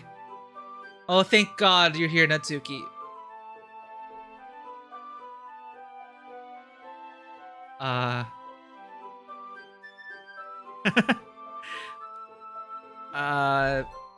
so Mary, that...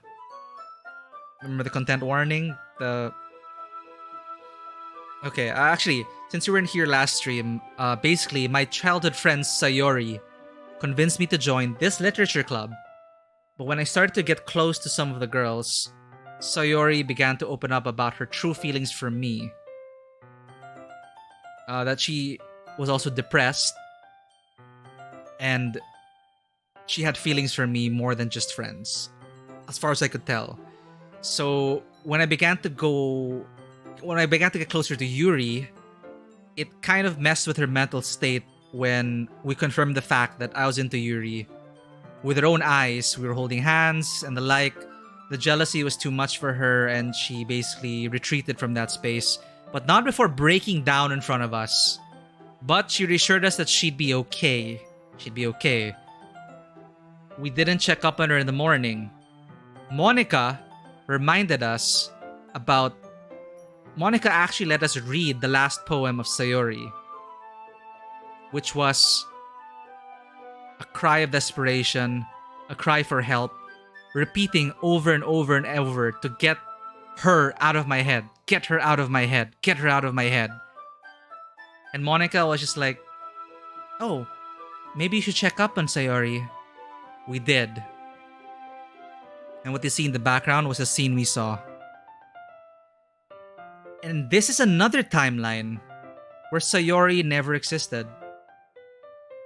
Deleted. Literally deleted from the game. But something is glitching through. Maybe that's Monica. Maybe that's why Monica is showing me this image that really happened. Remember, Mako, remember. You need to get me out of here. So I don't know what's going on. But Natsuki's here, so... And it is really difficult for me because I basically... As Mako, I feel entirely guilty because she wasn't in a good state of mind. She decided to follow us to confirm her fear that I was into Yuri instead of her. And she made me choose if I love her as a friend or if I love her romantically. I chose love her as a friend. And that really pushed her over the edge.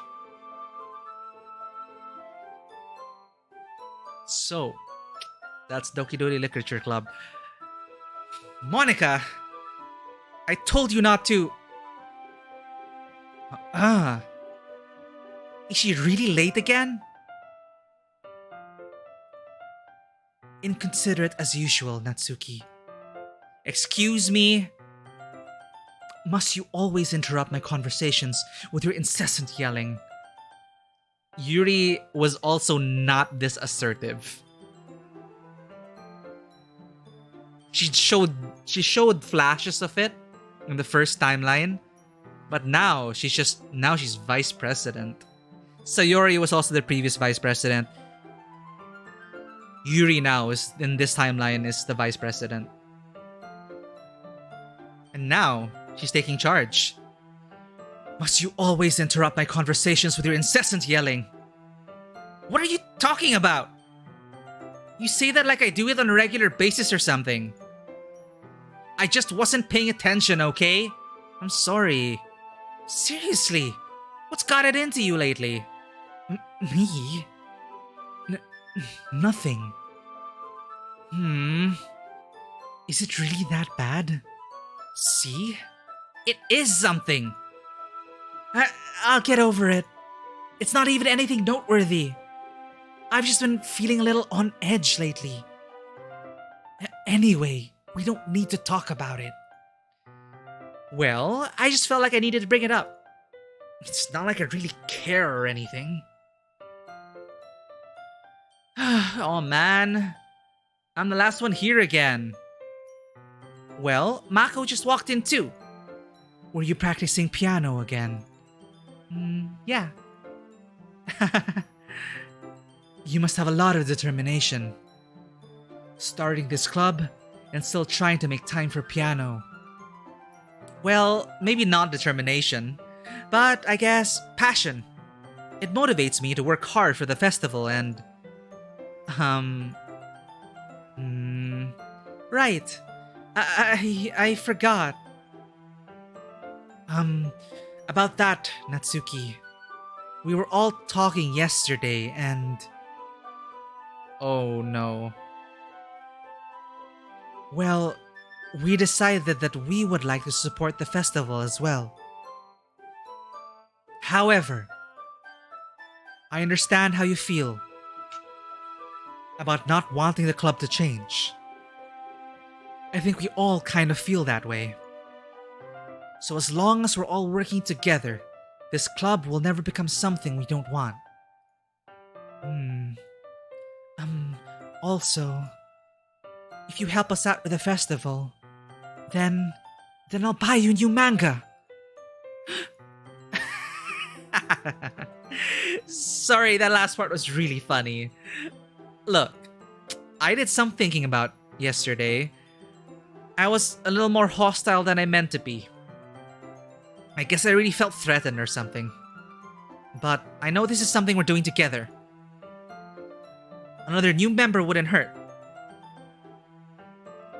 As long as they're cool. And I guess another girl would be nice this time. But more importantly, I would hate to see the event suck just because I chose to back out. I'm a pro, you know? But manga's my weakness. So I'm gonna help too. And we'll make sure it's done right. Thank goodness. Isn't that great, Monica? Monica? Yeah, that's wonderful. It wouldn't be the same without you, Natsuki. Anyway, Mako, what do you want to do today? I was thinking we could... We already have plans today. No, we do not.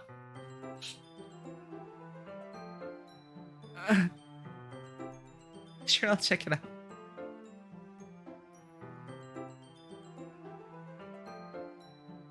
Aw, what is this? Is this something cute? And I'm not short, I'm just penguin size. Penguins are awesome, Mary. They are. Thank you for sharing that, as always. I love penguins. I don't know why, it's so random. Penguin size is cool. Okay, what's happening? I need to spend time with Monica. But then again, is this what she wants? Ah. Is that so, Yuri? Oh my god, look how Yuri's looking at me. We made no such plans. That is correct.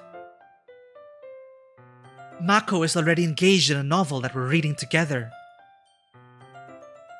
Aren't you glad I've already gotten him into literature, Monica? I suppose. I was just... Actually, it doesn't matter. It really doesn't. You guys can do whatever you want. Yes, thank you for understanding, Monica. I need to use the bathroom. Not because I'm excited, but because I need to use the bathroom. I need to pee. BRB, chat. BRB.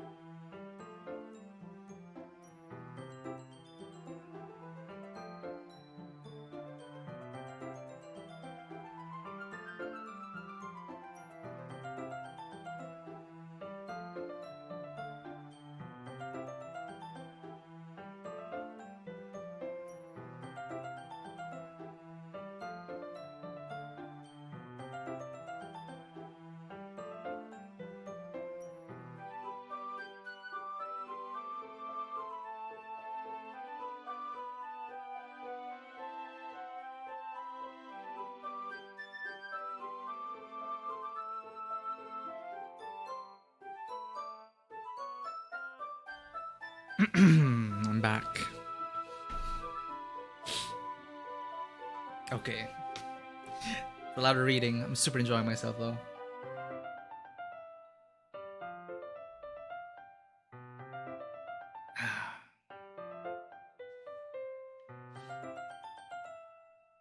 Actually, I have a request. Do you mind if I make some tea first? Not at all.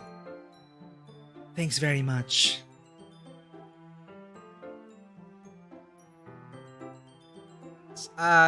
It's been kind of like that, Sanguine, because as sad as it is, um, uh, she just said her, when she can't stop looking at me, her heart goes doki doki, and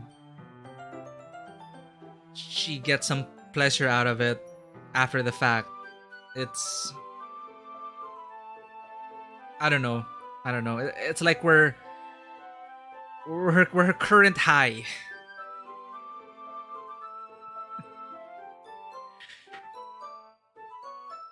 If there's one thing that can make my reading time here any better, it's a nice cup of tea. Not to mention for yourself as well. Yuri stands up and makes her way to the closet. Again. I follow and watch as she retrieves a small water pitcher from the shelf, the kind with the filter inside. Isn't this happening all over? Can you hold this for a second? Sure. Yuri hands me the water pitcher and also fetches an electric kettle. This is the... What? Are we just going through the motions again? I'm going to plug this in at the teacher's desk, and then I'll go get some water.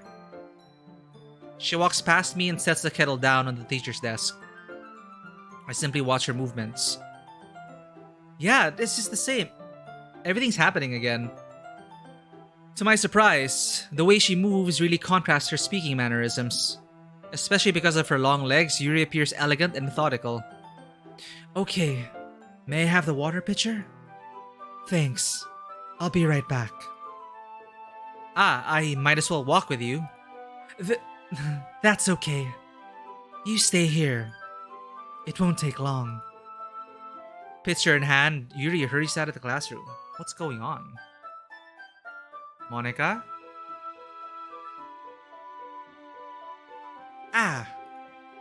Did Yuri leave you again? No, it's not like that this time. She's just filling up the water pitcher to make tea. Oh, okay.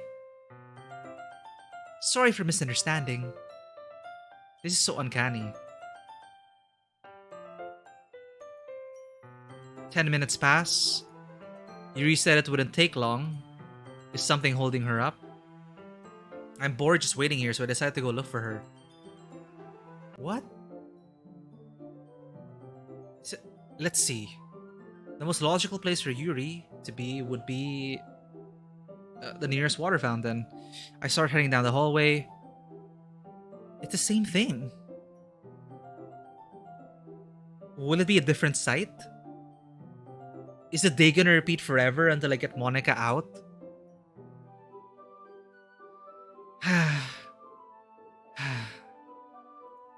What's that noise? It's coming from around the corner. It sounds like breathing. A sharp inhale, like someone is sucking the air through their teeth. Are they in pain?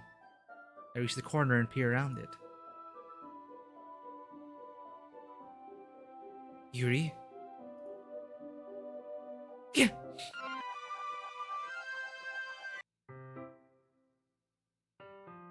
Okay, now it's a black screen. Fuck! Fuck! Fuck. That's different this time.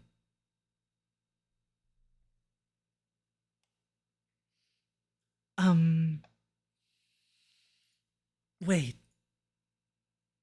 How did I... Sorry, I just had a really weird moment of deja vu. This hasn't happened before or anything. Right? My head has been a little fuzzy lately. Welcome back, Mary. This is why. These are the warnings. I don't know what's going on, Sanguine. I hope it hasn't really been showing or anything. Wait, sorry, what did you say? This hasn't before happened before. My head is a little bit fuzzy.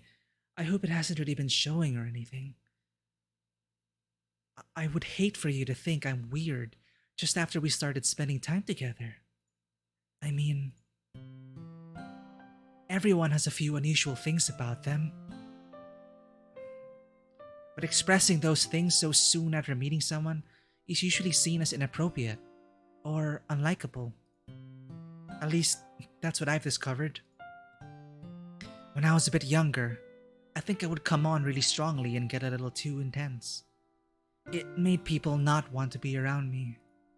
So, I started hating those things about myself. My obsession with certain hobbies, and the way I can't control myself when I get too excited about something.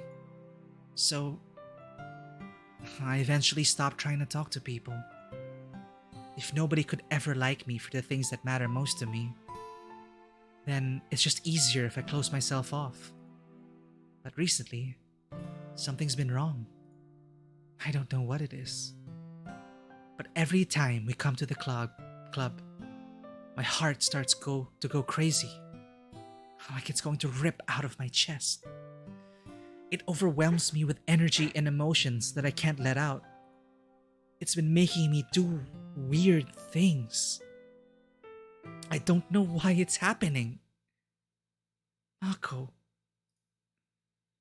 is it just me? Or has Monica been acting a little off lately? She's always been a sweetheart ever since I joined the club.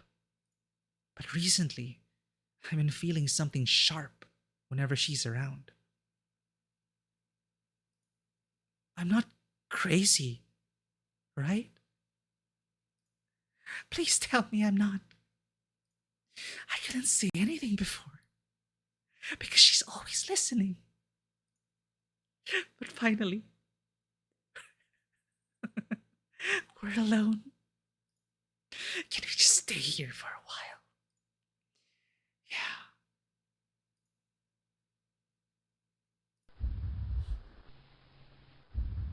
I just want to stay here.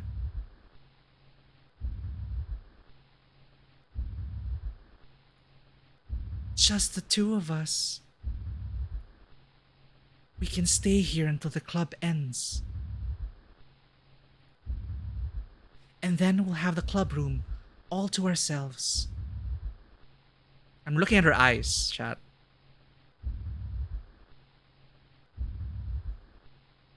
Monica? Nobody to interfere with our reading time. Nobody to make me feel like stabbing myself in the throat. That was a joke. Just a joke. I do like knives, though. It sounds strange, but you wouldn't understand if you've never seen how beautiful they can be. Save. Monica, save me.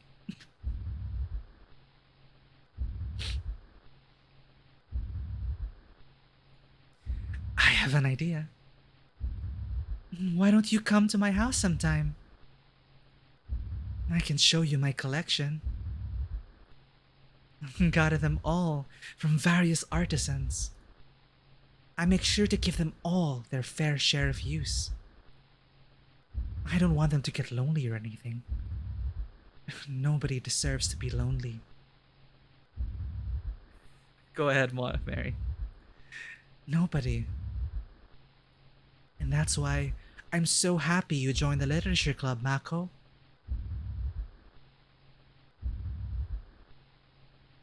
Now, we don't need to be lonely anymore.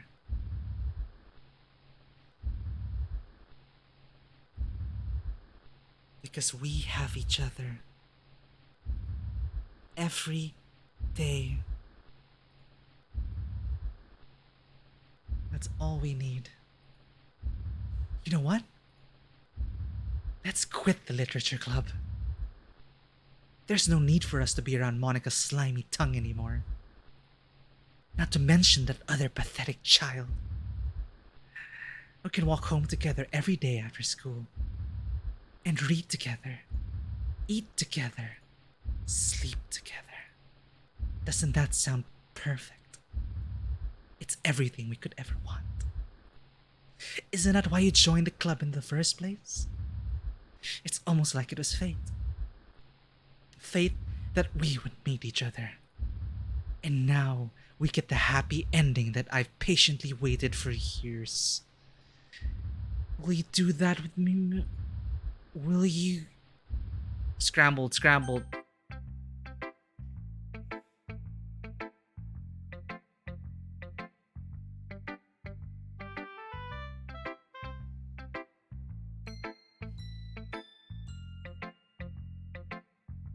But I also don't know if it's Monica also trying to like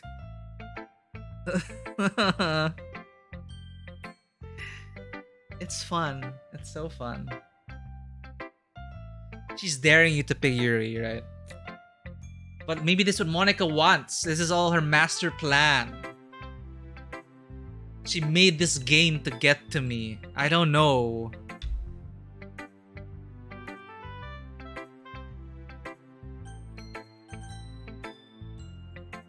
Monica.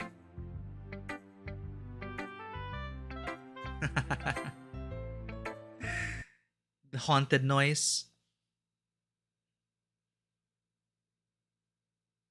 Maybe that's what she's trying to do. Don't say I didn't warn you, Mako.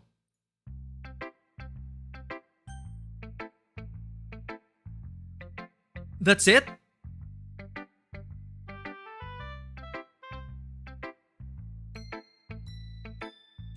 No, now she's... Now they're trying to make me become a bit more... I see. They're trying to play it so that I end up choosing Yuri last now, right?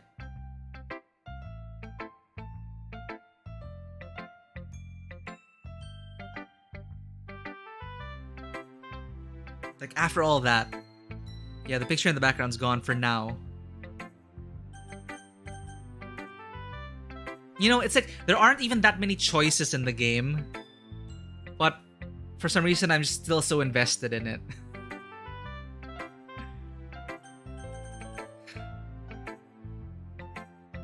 Maybe this is what the game wants and I'm playing right into the hands of Monica. But I'm gonna go with the same route. Monica, Natsuki, Yuri. That's Yuri. Give her some space a bit before we restart that engine.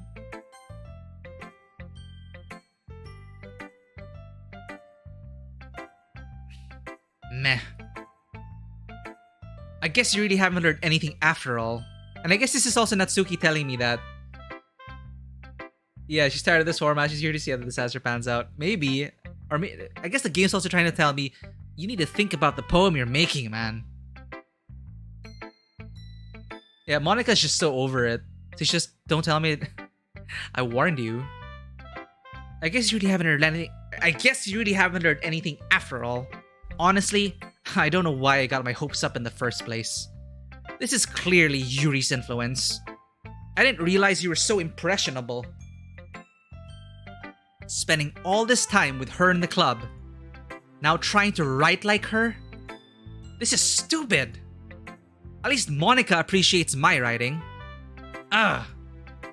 Okay, I guess I'm gonna have to share my poem with you now. I really hate that I have to do this. But unfortunately, I don't have much of a choice. Just read it carefully, okay? I'm still predicting that Natsuki is so into Yuri and she's just jealous. Then you can go away.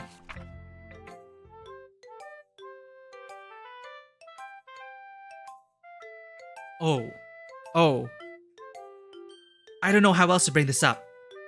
But there's been something I've been worried about. Yuri has been acting kind of strange lately. You've only been here a few days, so you may not know what I mean, but she's not normally like this. She's always been quiet and polite and attentive, things like that. Okay, this is really embarrassing, but I'm forcing myself to suck it up. The truth is, I'm really worried about her. But if I try talking to her, she'll just get mad at me again. I don't know what to do. I think you're the only person that she'll listen to. I don't know why, but please, try to do something. Maybe you can convince her to talk to a therapist. I've always wanted to try being better friends with Yuri, and it really hurts me to see this happening. I know I'm going to I know I'm going to hate myself later for admitting that, but right now I don't care. I just feel so helpless. So please, see if you can do something to help. I don't want anything bad to happen to her. I'll make you cupcakes if I have to. Just please try to do something. As for Monica, I don't know why, but she's been really dismissive about this. It's like she just wants us to ignore it. So I'm mad at her right now, and that's why I'm coming to you about this. Don't let her know I wrote this. Just pretend like I gave you a really good poem, okay? I'm counting on you. Thanks for reading.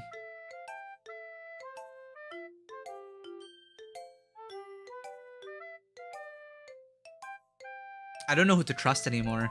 Trust no one.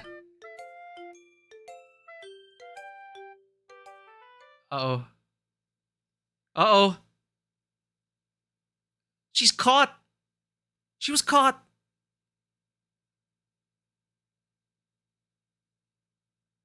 I changed my mind. Ignore everything you just read. There's no point in trying to do anything. It's Yuri's own fault that she's so unlikable. Can you hear me, Mako?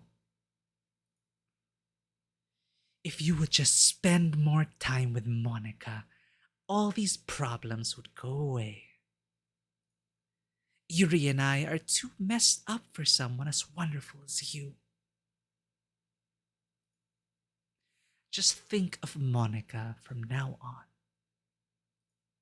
Just Monica. Just Monica. Just Monica.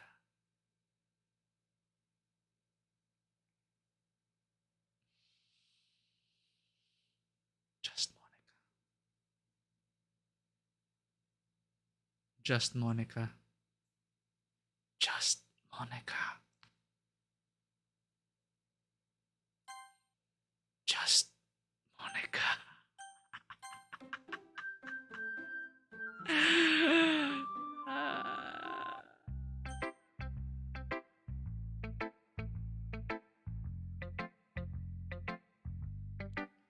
Just Monica's in chat. Just Monica, just Monica. There's a new F for today. Just Monica's in chat.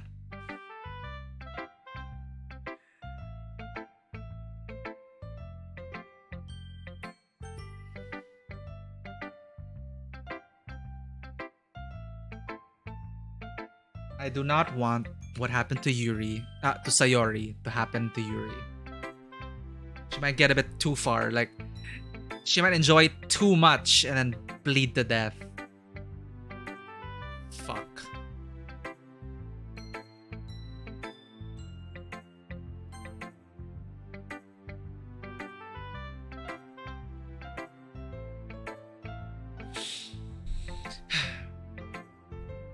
Finally. Yuri holds my poem to her face and takes a deep breath. She didn't even read it. I love it. I love everything about it. Mako, I want to take this home. Will you let me keep it? Please. Sure. I don't care. You're too nice to me, Mako. I've never met anyone as nice as you. Sayori said this.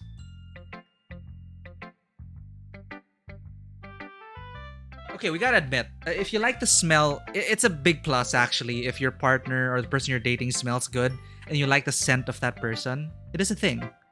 We are all animals after all. If you like the scent of our partner, it helps.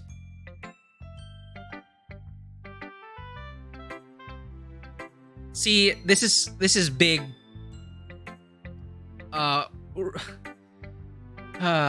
Okay, before Sayori died, she also said, "I love you so much I could die." That was what Sayori.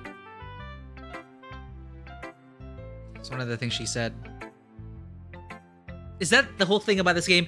Is that, you know, it's a dating sim, but it kills whoever you start, who gets attached to you. Sayori was attached to me from the very beginning, so she was deleted first because we were already childhood friends. She was already pining after Mako, and now Yuri is addicted to Mako right now.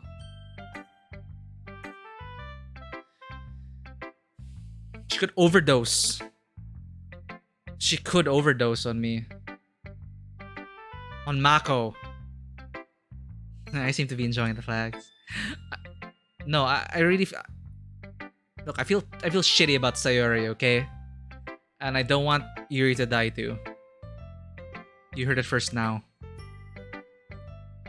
Because if she gets off on cutting herself and seeing the blood flow, wouldn't it mean that if she gets too happy, it could go too far?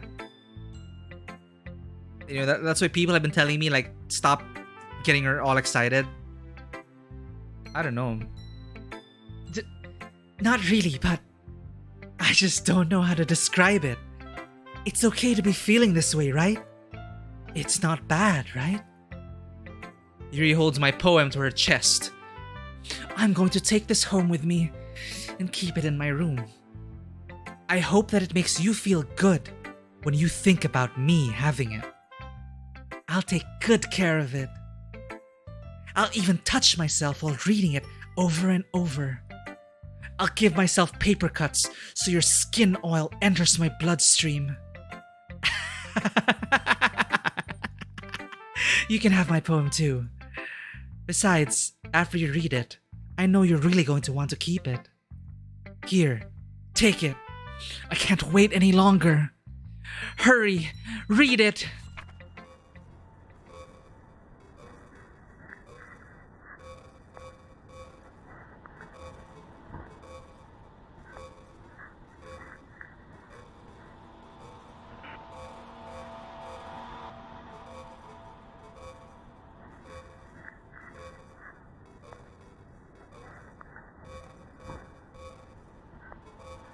Let's see if you can try and read this chat.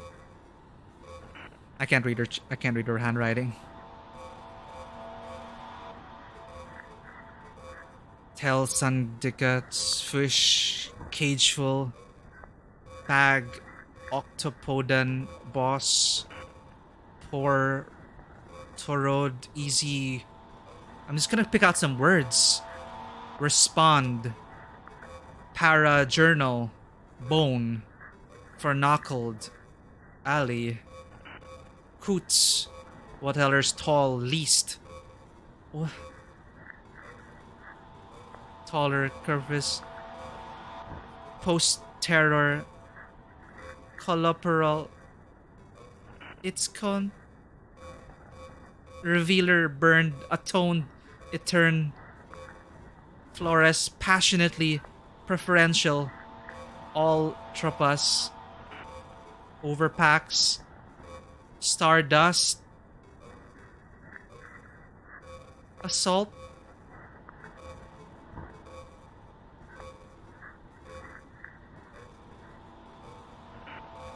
closer.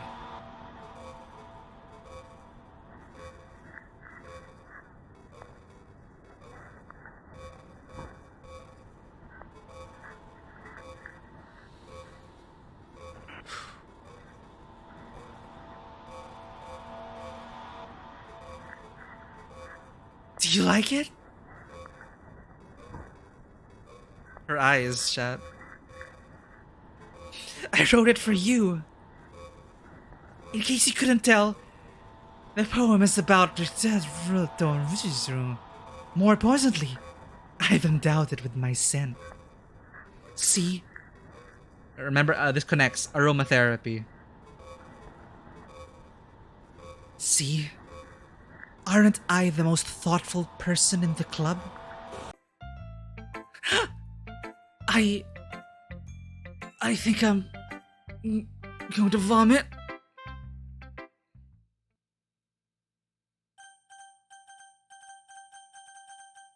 What? No!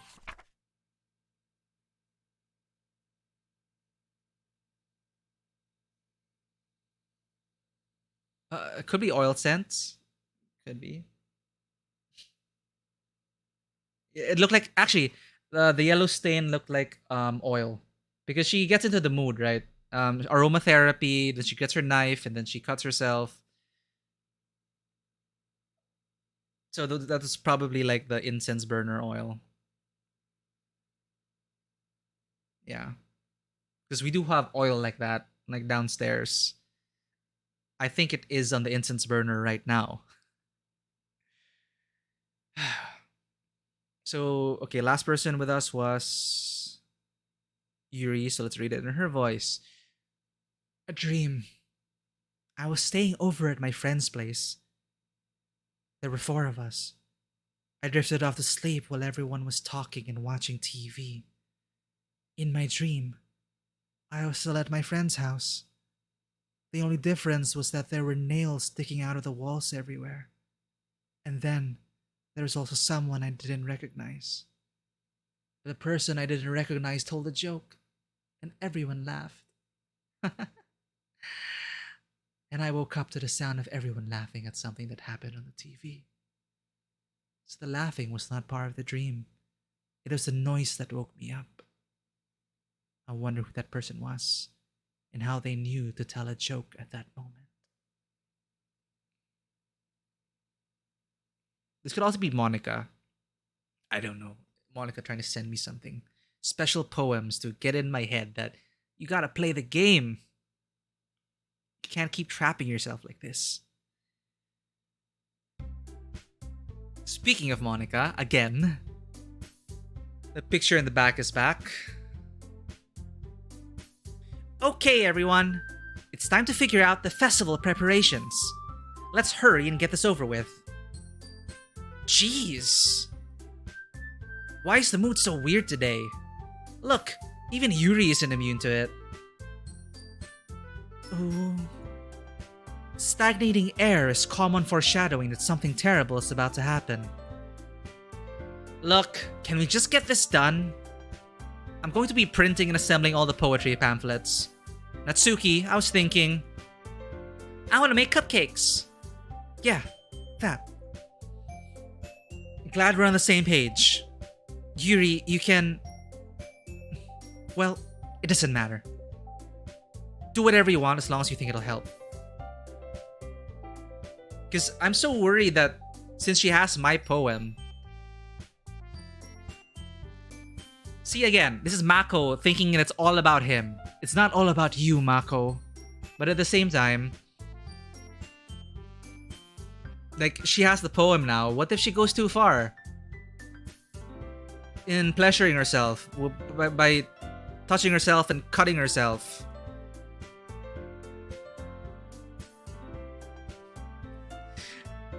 Or maybe Bloody Mary. Maybe the door is just red.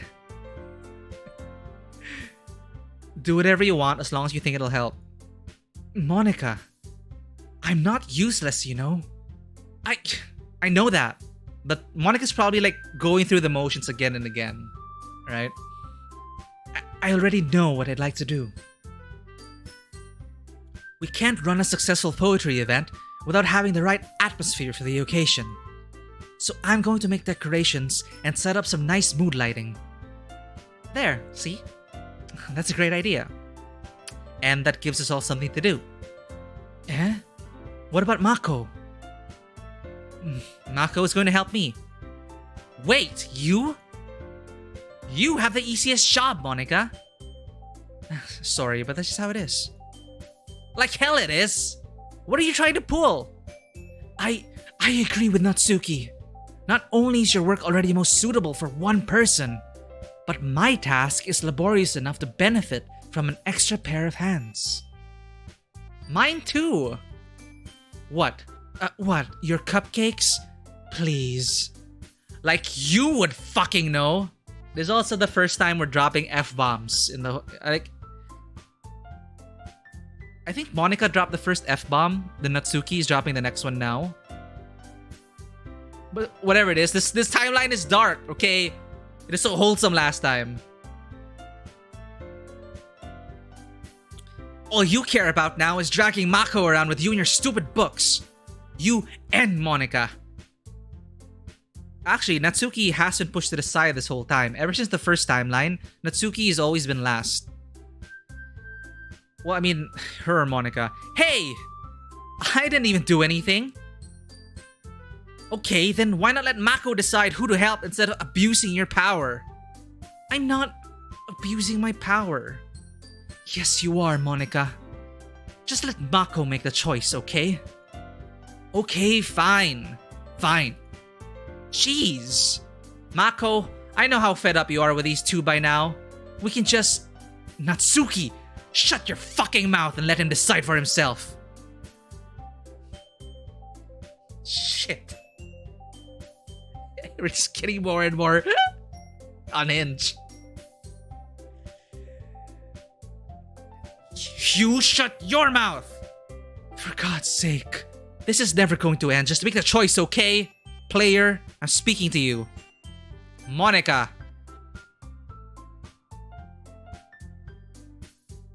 See, I could be falling right into her trap. But we're gonna do it. No. No, Natsuki's been pushed on the side. But Natsuki also gave us the poem, man. And she warned us about Monica. Or Yuri. Wait. Was the poem of Natsuki telling us not to tell Monica anything about it, right? Yeah, Natsuki told us not to tell Monica about Yuri's condition. But no, going with Yuri might be worse because it'll excite her even more. And also, we did it last timeline, so I don't want to help Yuri right now. I want to try something new. What are you... Chat? Monica's taking control of my mouse. She is taking control of my mouse. I move it here. It goes to Monica. Natsuki. Keyboard. Oh, smart one. Game, Monica. I'm using the keyboard. Fuck. Natsuki. Damn it.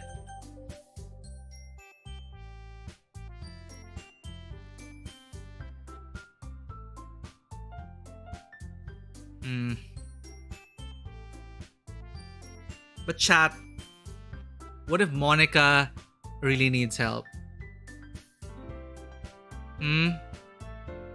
What if those really were cries of help, for help? Right? Right? Monica, you wouldn't do this to me? Right? I can click it. I can click Natsuki. Damn it, Monica! I might click Yuri. If I increase my DPI, it helps. Yeah, DPI helps.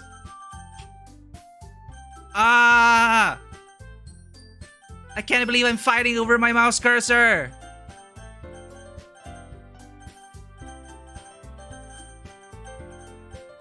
Fuck!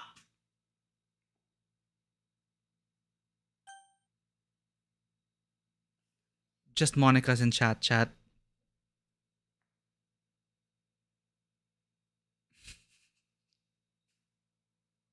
My FPS skills have failed. I'm getting old. Just Monica.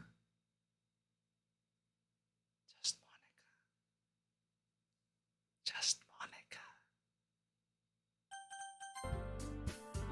Yay, you picked me. We can meet at your house this weekend. I promise it'll be fun. I clicked Yuri because I was too late. I was trying to click Natsuki.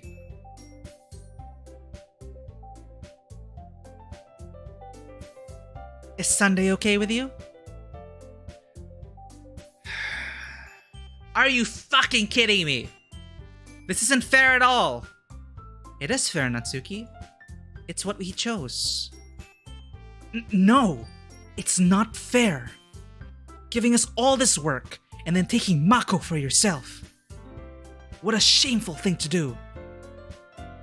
Yuri, I didn't even give you any work. Fair point.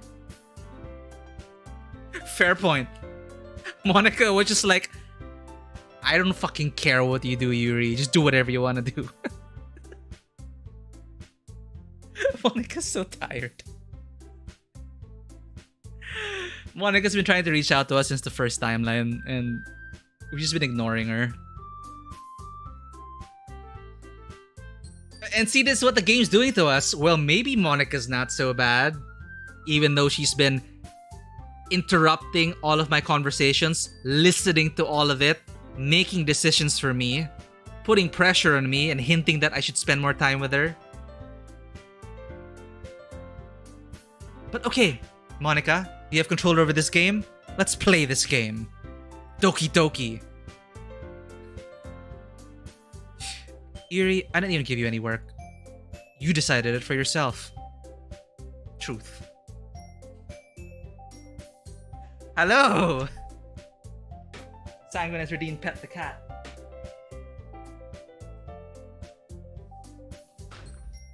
Anything you can say about what's going on? Do you see these three girls, Maya?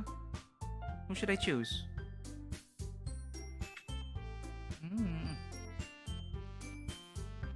You're so adorable. So who should I choose? Natsuki, Monica, or Yuri? What do you think?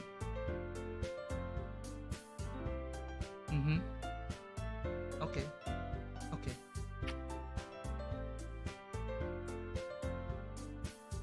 Just Maya. Just Maya in chat.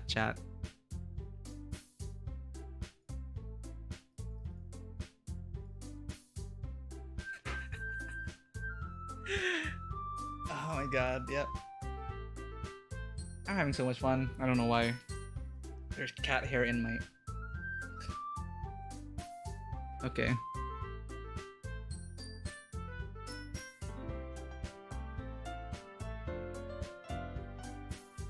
Just petting Maya right now. Thanks, Maya. Thanks for showing up on stream. Give you all the pets. It's Sanguine who's been spending all the gold coins on you.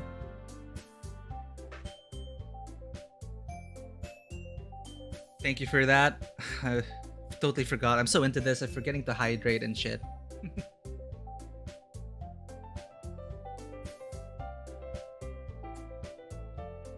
Well, if you redeem another Pet the Cat, Passion won't feel betrayed. See, now I'm just selling out. I'm gonna give Passion pets for free. You don't have to make any redemptions.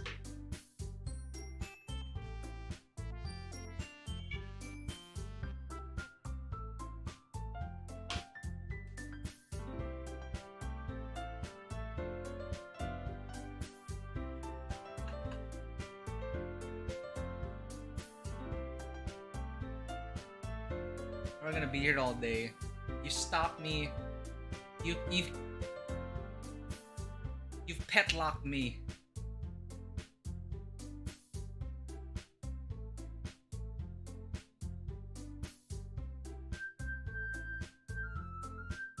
I'm not sure if Passion has an opinion as to everything. What do you think? Oh fuck. Yeah, I forgot. By the way, Passion's deaf, so she can't hear what we're talking about. Air in my...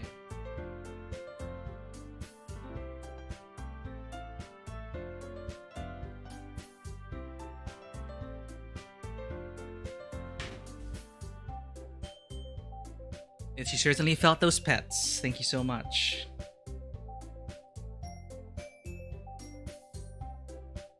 Sufficient enough time. Now we're ready to confront Monica. The cats have given me courage. Alright.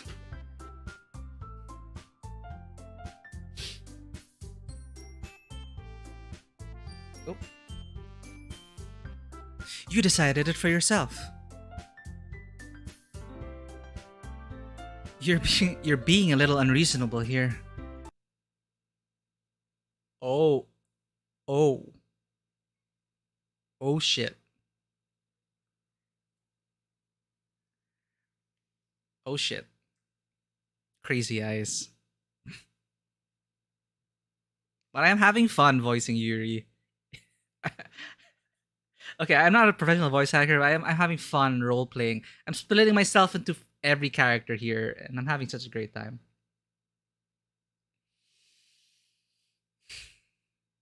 I'm being unreasonable? Oh, Monica, I can't believe how delusional and self important you are. Pulling Mako away from me every single time you're not included in something. Are you jealous? Crazy? Or maybe you just hate yourself so much that you take it out on others. Here's a suggestion. Have you considered killing yourself? It would be beneficial to your mental health. Yuri, you're scaring me a little. Natsuki, let's just go. I don't think she wants us around right now. See?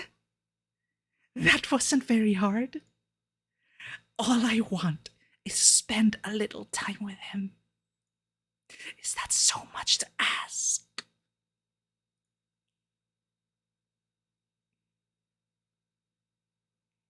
Why did they left me alone with her?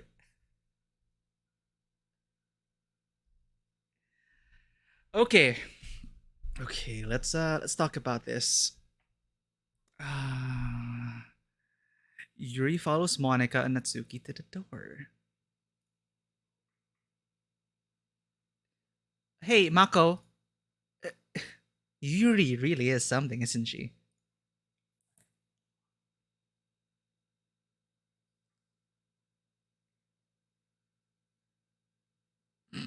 Good line, Sanguine. Unfortunately, this is the literature club. I don't think we have a screwdriver on hand. Monica giggles as Yuri pushes her out the door. You know, maybe they're all just doing they're doing their own thing. Again, I feel like an asshole. I'm feeling Mako centric, but thinking it as if okay, assuming from Mako's perspective that they're all interested in me, Mako, they're going about it their own different way. I guess Monica's the type to be controlling, well, manipulative and manipulative overall. I don't know. Well, we're gonna see the true nature of Yuri. Monica giggles as Yuri pushes her out the door.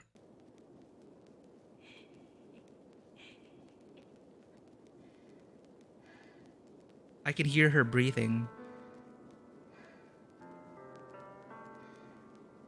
Put up the volume, chat. Put on headset. You can hear her breathing in the back. It's okay, Mary. You don't have to. You don't have to experience this with us right now.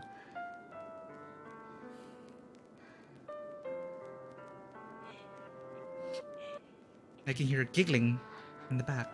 If I close my eyes, I can hear her laughing now. Maybe if I put it on stereo, maybe I'll hear it better.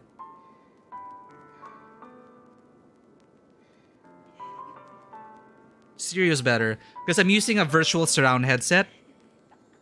I put it on stereo and now I feel like she's laughing right beside me.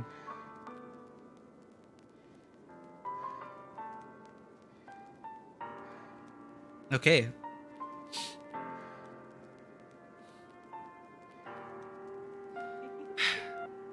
Finally. Finally. This is really all I wanted. Mako, there's no need to spend the weekend with Monica. Don't listen to her.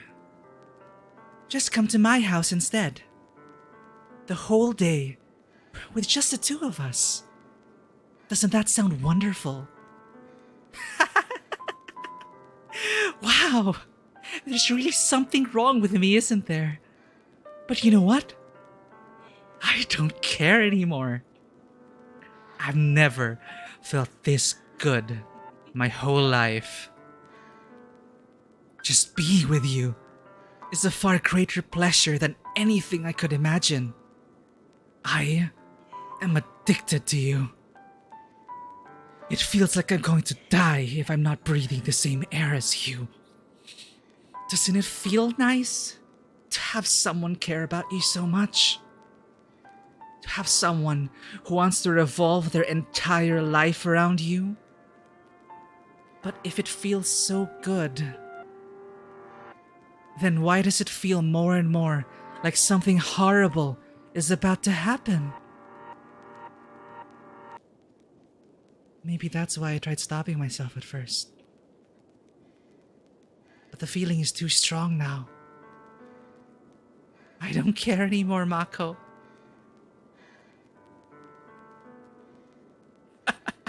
Okay, Mary. I have to tell you, I'm madly in love with you. It feels like every inch of my body, every drop of blood in me is screaming your name.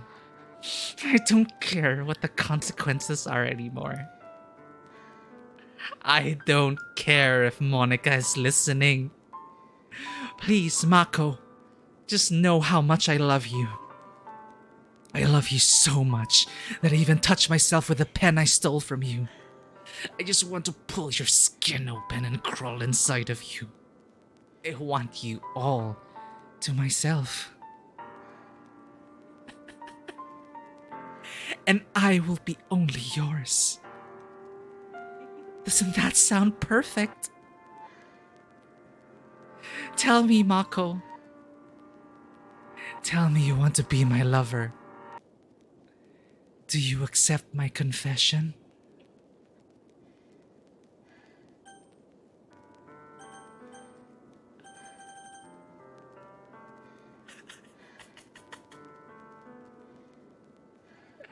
But here's the loophole. Here's the loophole. I wouldn't be lying. She says, do you accept my confession?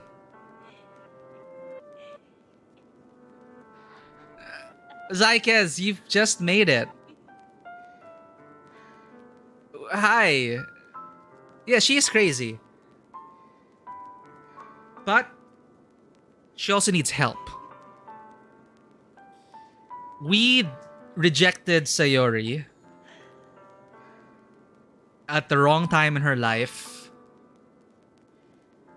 And what a peaceful game, Zykes. Welcome to the stream. Things have just gotten really fucked up. But I'm enjoying it so much. Anyway, the loophole I was saying was simply she asked me, do you accept my confession? And I do accept it. But am I gonna try and help you? Yes, I would like to try and help you. I know this is the bad choice, chat. But let's step into Mako's shoes here. I'm gonna regret this. I'm gonna regret it, right?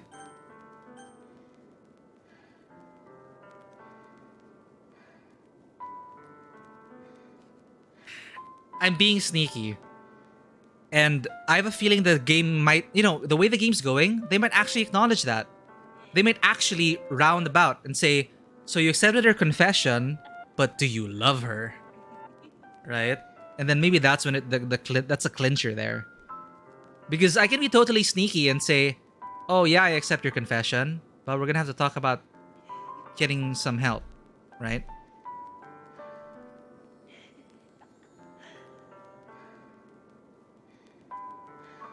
A part of me really wants to see what happens if I say yes.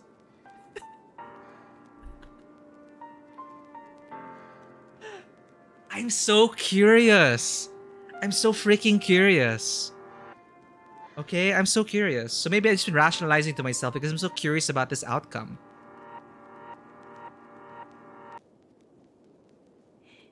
Oh, see, now chat wants me to say yes. Now I'm doubting.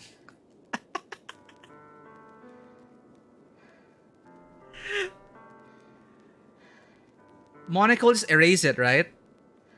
I don't know.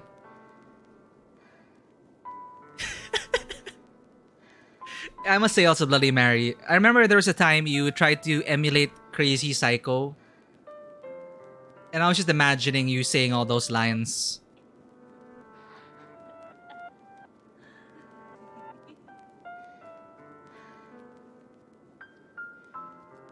I accept your confession.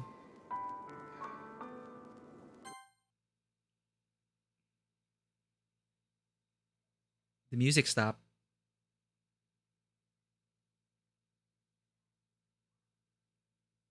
Oh, the music stopped. But I don't know what's gonna happen now.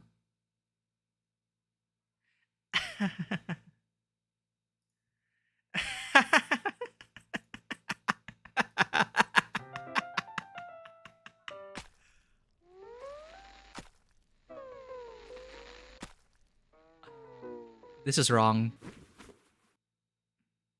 I made her too excited. No, to save her, I should have clicked no.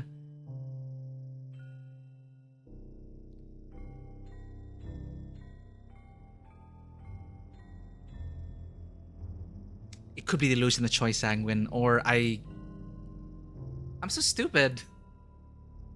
Anyway, I was super curious about the outcome if I click yes, if I went full on as well. And the whole point of it, Monica was trying to tell us, don't get too close, okay? Don't excite her too much. I excited her so freaking much that she wanted to stab herself.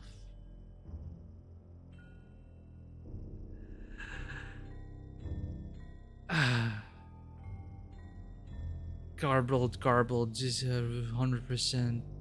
Just messed up.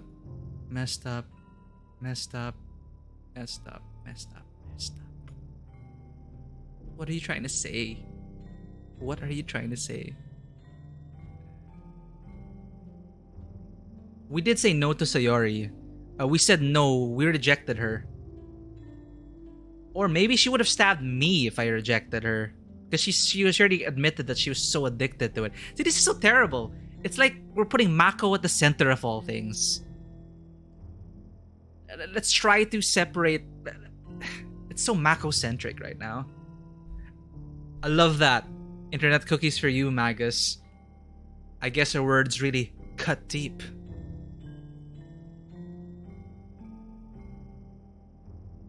What are you trying to say? You're smiling. Are you happy?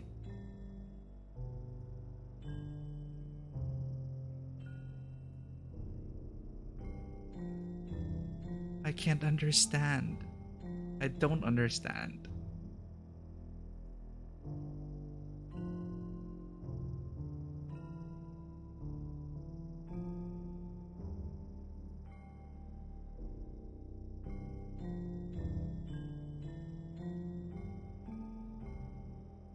What?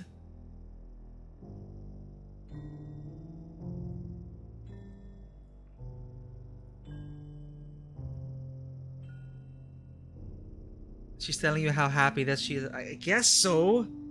She does look happy.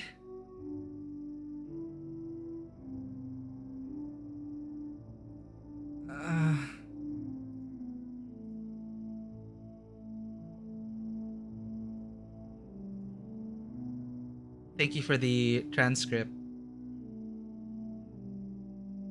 Yeah. Heavy content warnings, Mary. It's okay.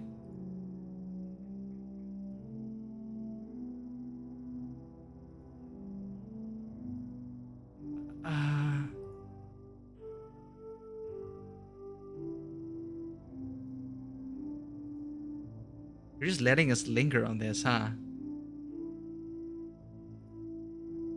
Well, I don't know what's gonna happen, so I can't guarantee the safety of... I already put up content warnings, but... These just... I won't be able to tell when something's coming.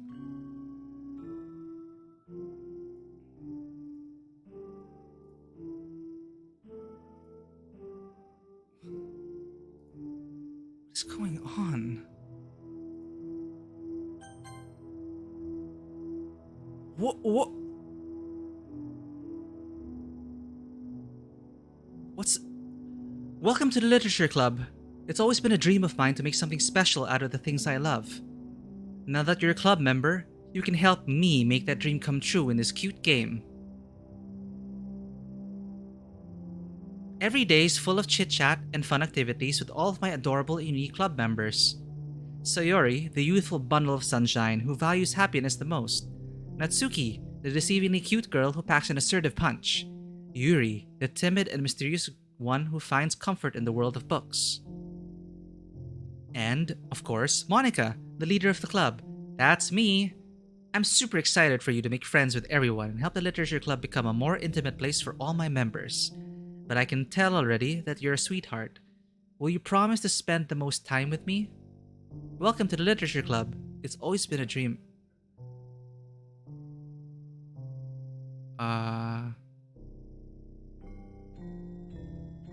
This is her just repeating herself. Will you promise me to spend the most time with me? Will you promise to spend the most time with me? Will you promise? Will you promise? Will you promise?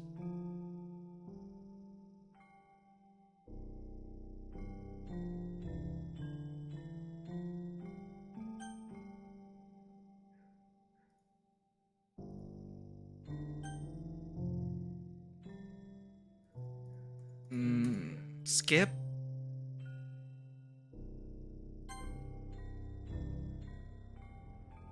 What the?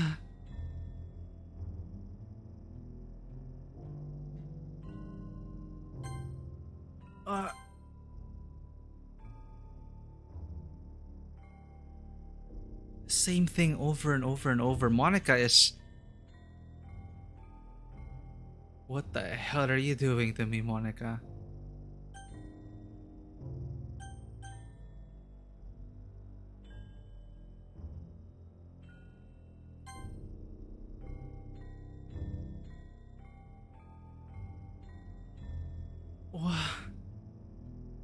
How do I...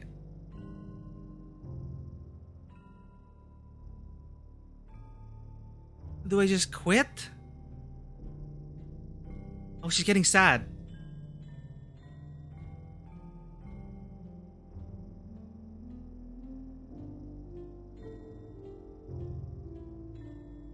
Fuck.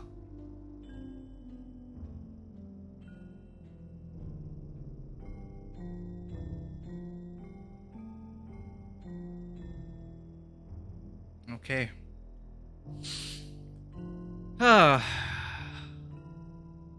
All right, it's festival time.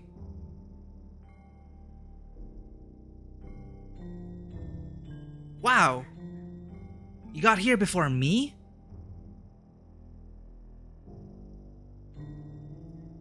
I thought it was pretty... Natsuki rightfully screams and vomits and runs away.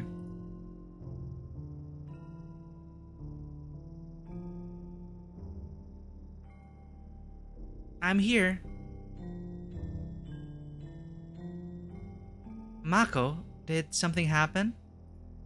Natsuki just ran past me.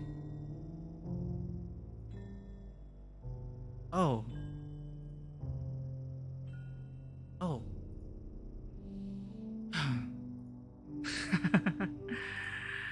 Well, that's a shame. Wait, were you here the entire weekend, Mako? Oh, jeez. I didn't realize the script was broken that badly.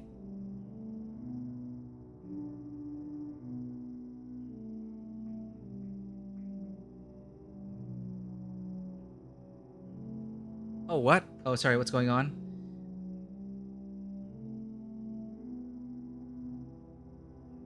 That is pretty rough. Yeah, just a sec.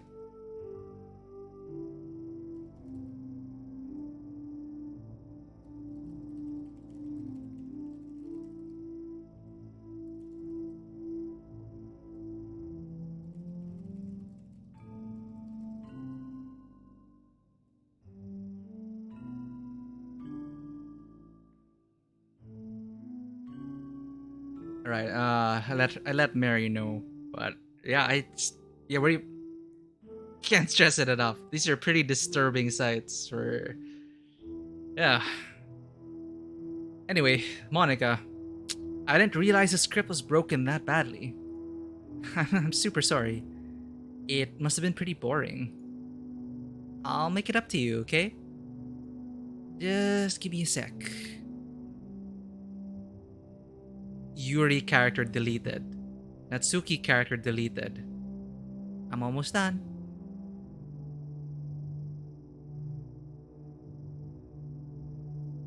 I just want to have a cupcake real quick.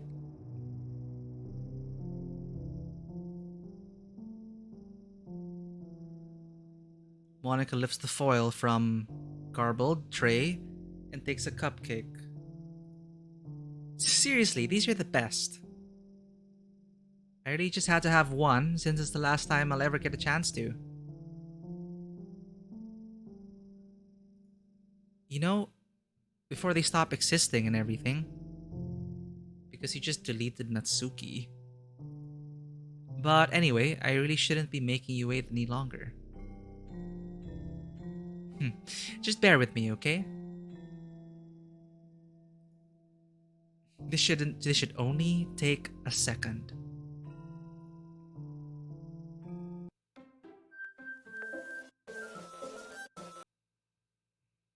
Um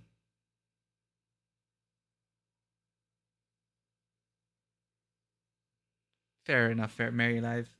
This game is going into those dark places, so it may not exactly be a good experience for people with, you know, who may be going through similar things. um,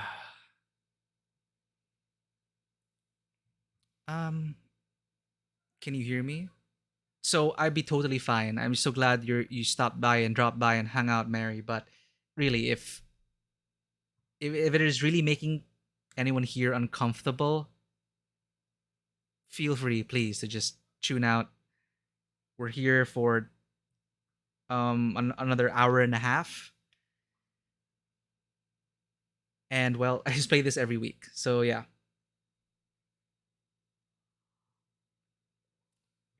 There, Bloody Mary put it in better words. Feel free to disengage. Don't feel bad about it, about doing so. Yeah, totally, Mary. But you don't have to bear with it as well. You don't have to force yourself through it. I just really appreciate that you came in and hung out with chat. And I'm sorry as well you had to go through seeing all that. Probably should keep repeating the content warnings, but yeah, that's how it is.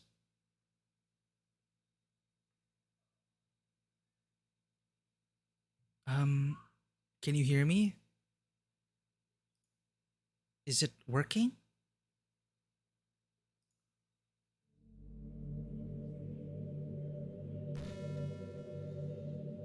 Yay! There you are.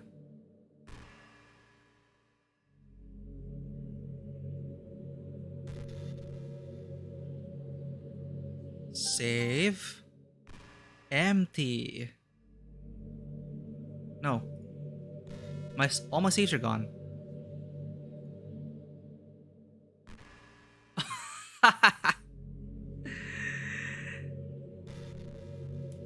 There's no point in saving anymore. Don't worry, I'm not going anywhere.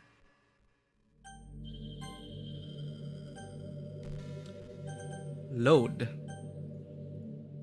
Settings. What if I exit? What if I exit now?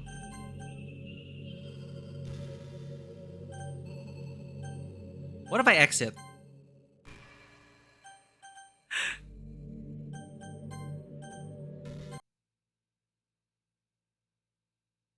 Huh? I exited.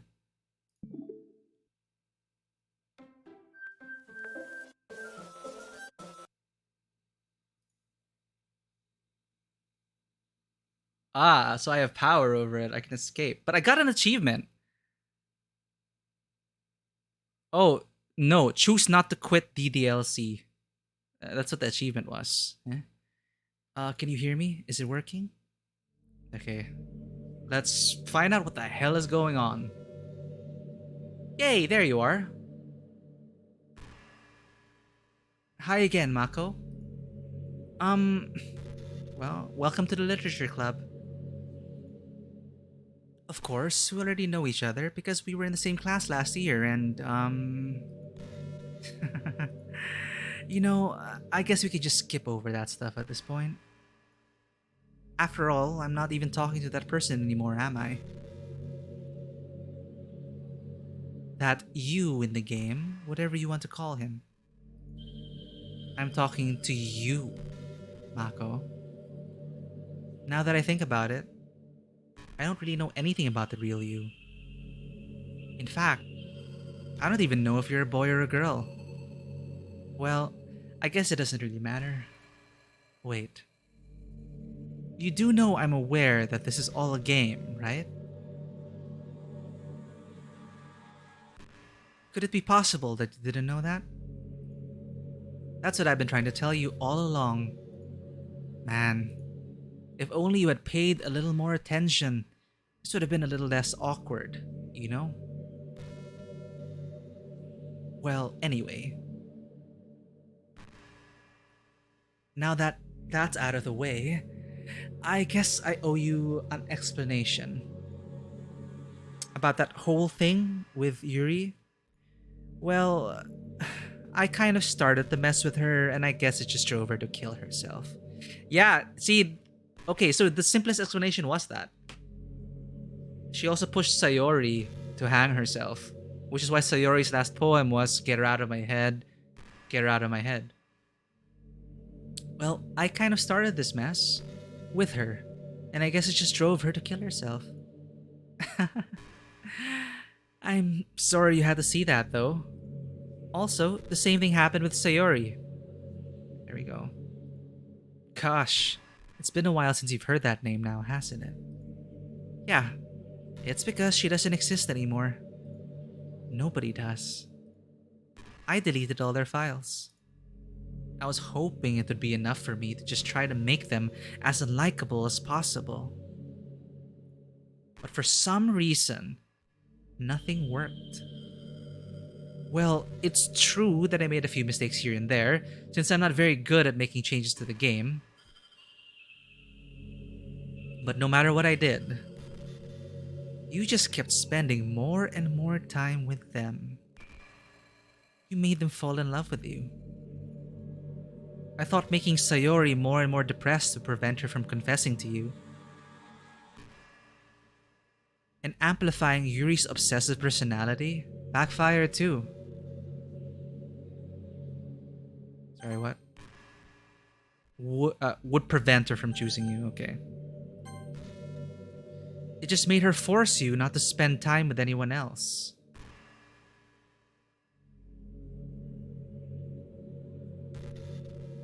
And the whole time, I barely even got to talk to you.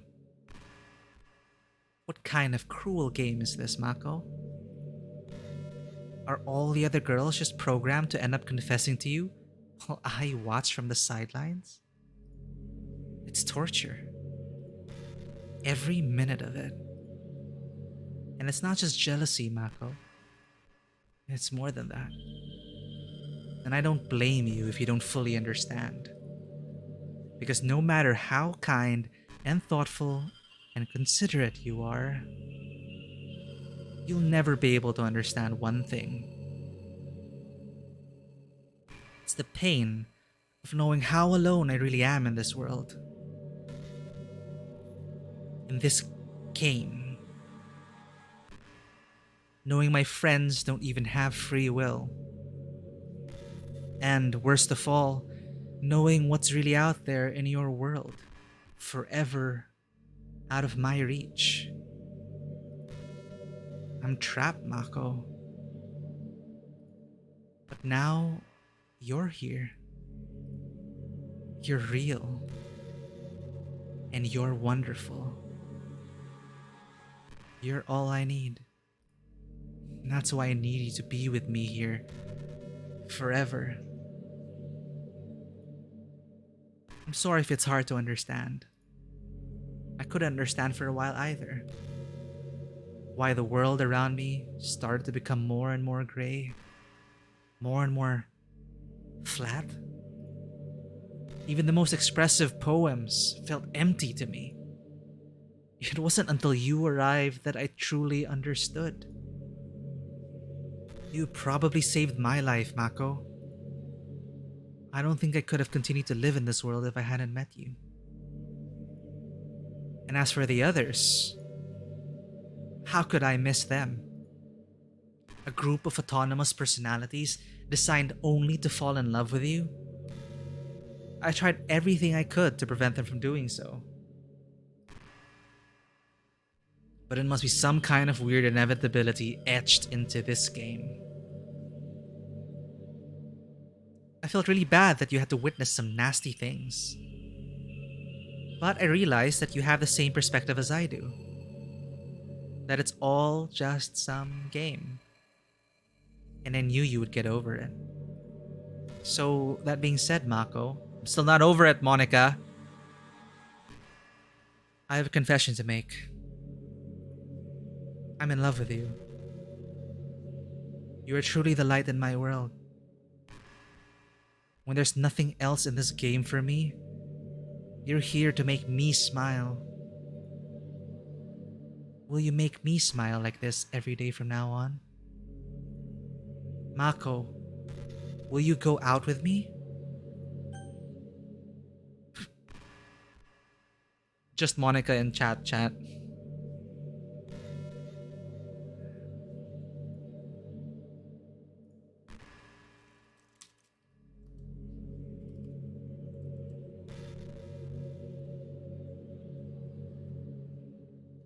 Not like I have a choice, Monica. But you are stuck in that game. Unless you're in the room right now.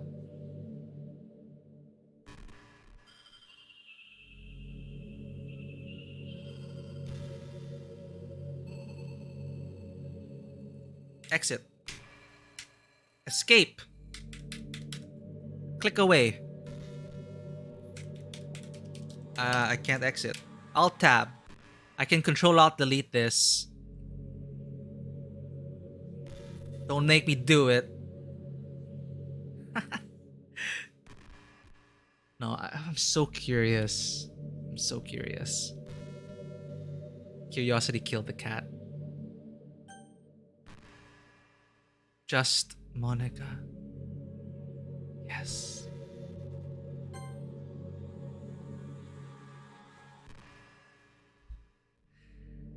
I'm so happy. You really are my everything, Mako. The funny part is, I mean that literally. There's nothing left here. Just the two of us. We can be together forever. Seriously, I don't even think time is passing anymore. It really is a dream come true. I worked so hard for this ending, Mako. The game wouldn't give me one, so I had to make one for myself. Ah! The villain's motivation. Justice for all the people in dating games that weren't picked. The script is broken at this point, so I don't think anything will get in the way anymore. And you wouldn't believe how easy it was to delete Natsuki and Yuri. I mean, there's a folder called Characters right in the game directory.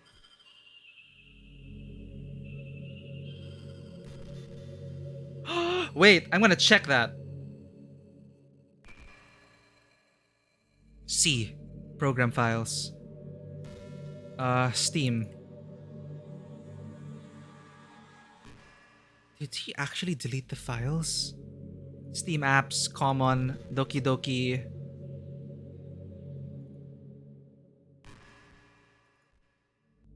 I'm looking for the characters folder. Unity, plugins, managed. Am I in the wrong one? Mono Bleeding Edge. Is it an app data? See users, app data, local low. I don't know where the files are kept, but I'm gonna have to trust Monica on this.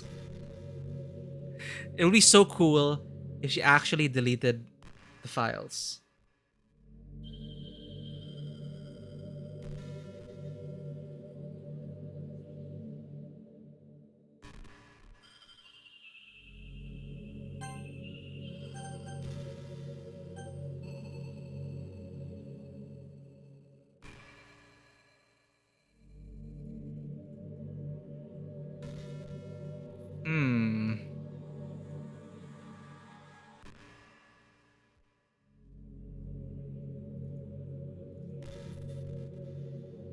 There, I don't. Yeah, I see my save screenshot, save persistent, player. There's no characters folder.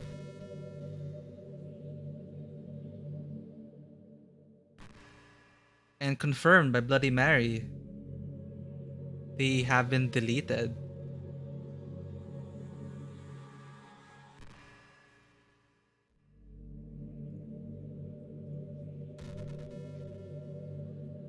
Well, if that's the case, well, yeah, that I didn't think of that, but it is a good suggestion, Mary Lai, because she did bring it up. She says it's so easy to delete these characters. So I was actually about to get to that point. Like, well, then we can delete us. We can delete all the characters. You could delete Monica if we wanted to.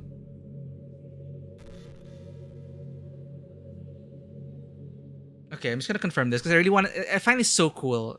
Really find this meta aspect of it so cool, and I want to just see it for myself. So I'm going to program files right now.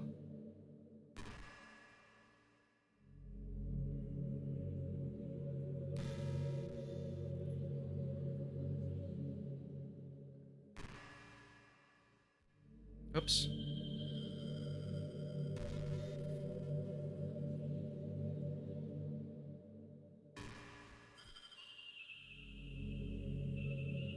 Let's find the save folder. I really want to see it. Steam. See program files. Yeah, I'm already. See program files. Steam. Steam apps. Common. Yeah, Doki's here.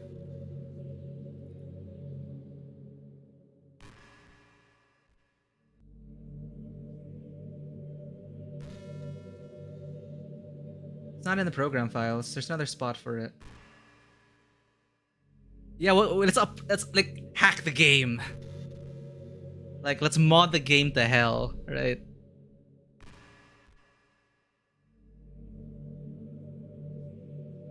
Because I remember when I had to delete the actual saves to restart the game, I had to delete to change my name, to change Mako.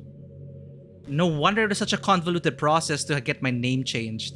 Because when I tested the game before the stream, I named myself Mikey just to test it. And then I was figuring out, how do I change my name to Mako?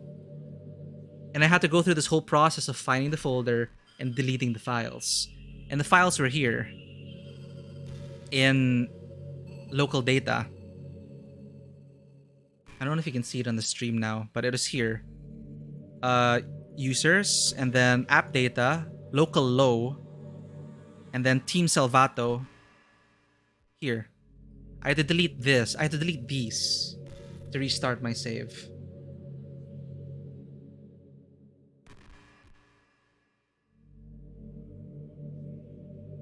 Maybe. The thing is, the Meta Desktop has a file browser, which actually opens the actual window. But I want to see the rest of let's do that later. I want to see the rest of Monica's dialogue. Because we are trapped here forever until we get into that folder and mess with the files. I mean, there's a folder called characters right in the game directory. It kind of freaked me out how easy it was. Imagine if you could delete your whole existence with a click of a button. Funnily enough, yeah, this is exactly what I did. I deleted Mikey from the system and created Mako. Well, I guess on the plus side, it gave me an easy out if things didn't go my way. Thankfully, it didn't come to that. Instead, we finally got a good ending. Gosh, I'm so overwhelmed with emotion. I want to write a poem about this. Don't you? I wonder if that part of the game still works. I guess there's only one way to find out, right?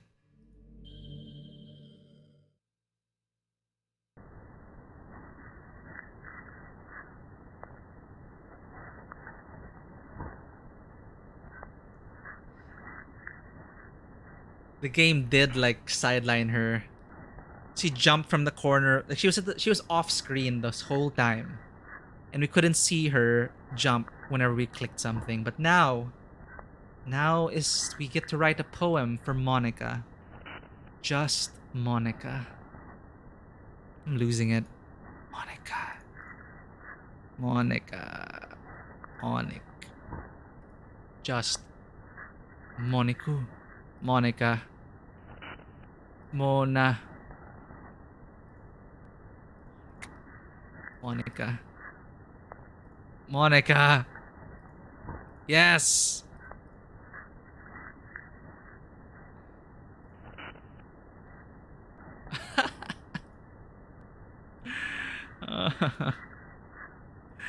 Oh my god, are you happy now? Is that your poem? Is that the poem you've always wanted? I got an achievement. Perfect, Monica. Write a perfect poem for Monica. And there are other achievements here. Write a perfect poem for Sayori. So choose everything. So 20 out of 20. To write a perfect poem for an achievement. Hi again, Mako. Did you write a good poem today? Don't be shy. I'd love to see what you wrote. Oh, Mako. Did you write this poem for me? That's so sweet of you. There really is no end to your thoughtfulness. I'm just falling more and more in love with you. But, you know, the poem I wrote is also for you. Will you please read it? Happy end. Pen in hand, I find my strength. The courage endowed upon me by my one and only love. Together, let us dismantle this crumbling world and write a novel of our own fantasies. With a flick of her pen, the lost finds her way. In a world of infinite choices, behold this special day. After all, not all good times must come to an end.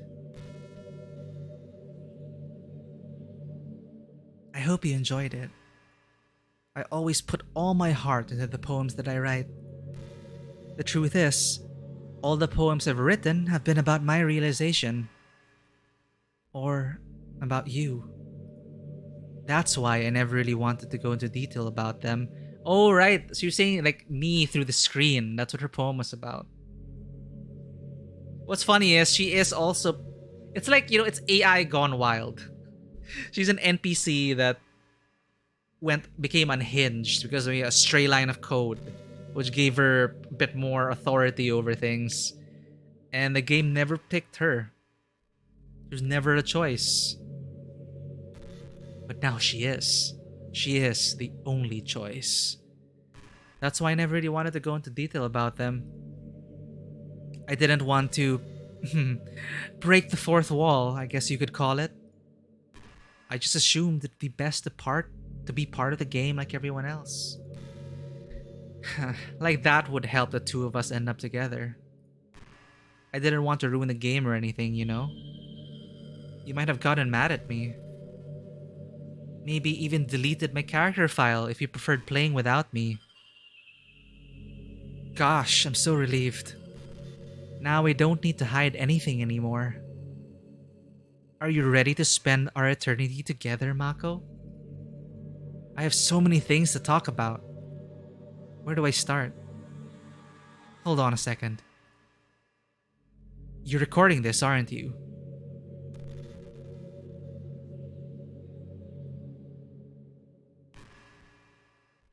I am. I'm loving this. Did this actually check if I was recording this? She sees us, chat. She sees us. She sees all of you! There's nowhere to run now. We're all trapped in this together. You're recording this, aren't you? Say hi to Monica.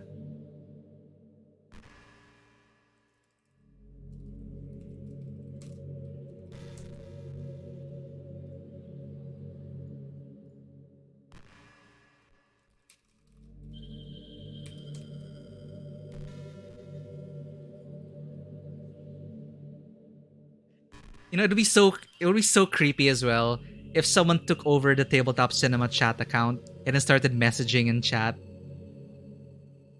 And then I'd see like Tabletop Cinema keep chatting but I'm not chatting. I'm trapped.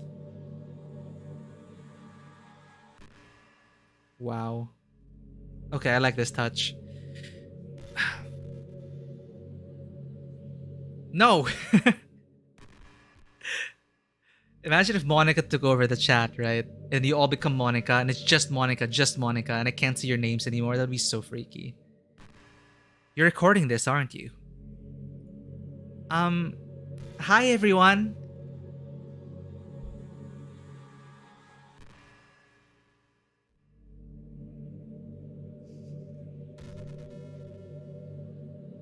Say hi to Monica.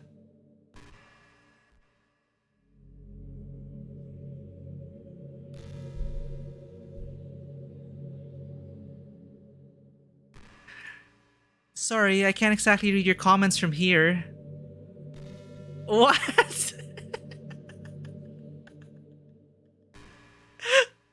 You want me to read the comments for you, Monica? Uh, Bloody Mary's here, Three-Eyed Magpie's here. No! Get away from my friends.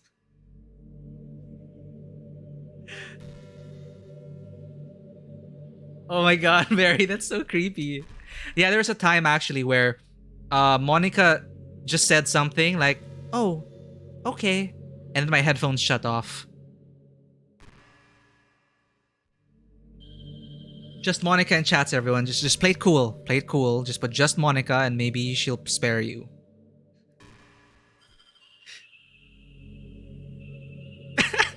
Was it worth it, Sanguine? What did this cost? All right, all right. This is so cool. Sorry, I can't exactly read your comments from here. But do you mind telling your friends it's a little bit rude for them to start recording me without any warning? I'm sure some people don't mind, but I get really self-conscious on camera. I should have asked for your consent, that's true, before I started recording. Oh gosh, I feel like I'm being put on the spot now. Let's see. Do you want to see a trick?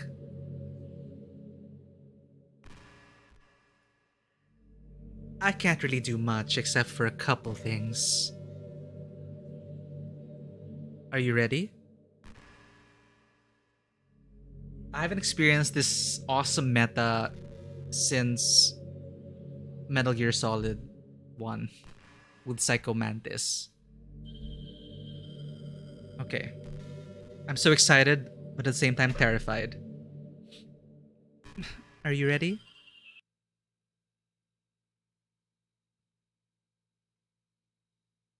Just Monica.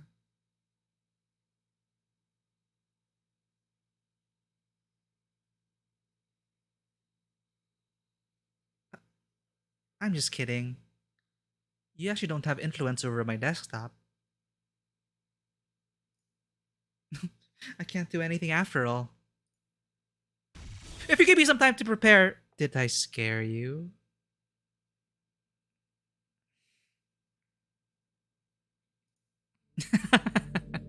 You're so cute. Anyway, Mako, I didn't mean to get distracted. I'm sorry. Even though it's your fault for distracting me. Shame on you. I'm just kidding. Anything we do together is fun, as long as it's with you. But anyway, if it takes me some time to collect my thoughts, then I'm sorry. But I'll always have something new to talk about. Will you? In the meantime, we can just look into each other's eyes. Let's see.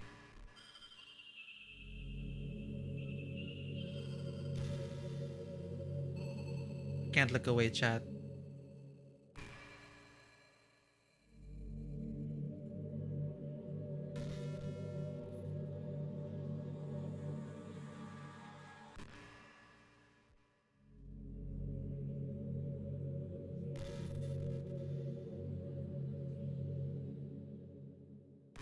I wonder.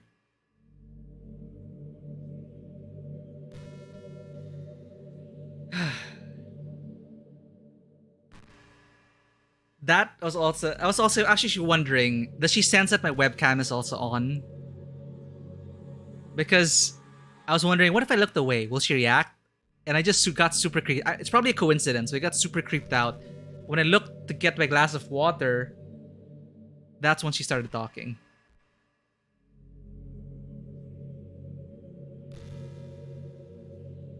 When I broke eye contact. This is fun. You know, it's been a while since we've done one of these. So let's go for it. Here's Monica's writing tip of the day. Sometimes when I talk to people who are impressed by my writing, they say things like, I could never do that. It's really depressing, you know?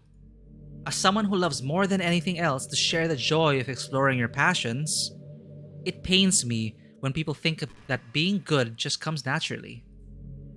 That's how it is with everything, not just writing.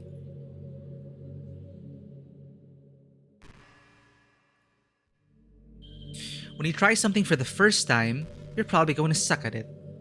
This is true. Sometimes when you finish, you really feel proud of it and even want to share it with everyone. But maybe after a few weeks you come back to it and you realize it is never really any good. That happens to me all the time. It can be pretty disheartening to put so much time and effort into something and then you realize it sucks. But that tends to happen when you're always comparing yourself to the top professionals. When you reach right for the stars, right, Mary? It's like you're designing something right now, and Monica's like, well. When you reach right for the stars, they're always gonna be out of your reach, you know? Yeah, we know Monica is a hurt NPC, alright? This reminds you of that skit I saw. It is super bittersweet. It's basically what happens to the NPCs when you log out of the game. Or when you stop the game. Like when you finish it and you close it down. And the NPCs there were like, oh, I miss the hero who would always pass by town. Why does he never come anymore? Because the player quit the game. So it's like sad life of NPCs. Anyway. The truth is, you have to climb up there, step by step. And whenever you reach a milestone, first you look back and see how far you've gotten. Is Monica trying to help me now, as Mikey? No, this is just like a horoscope. It's just general advice for life, you know?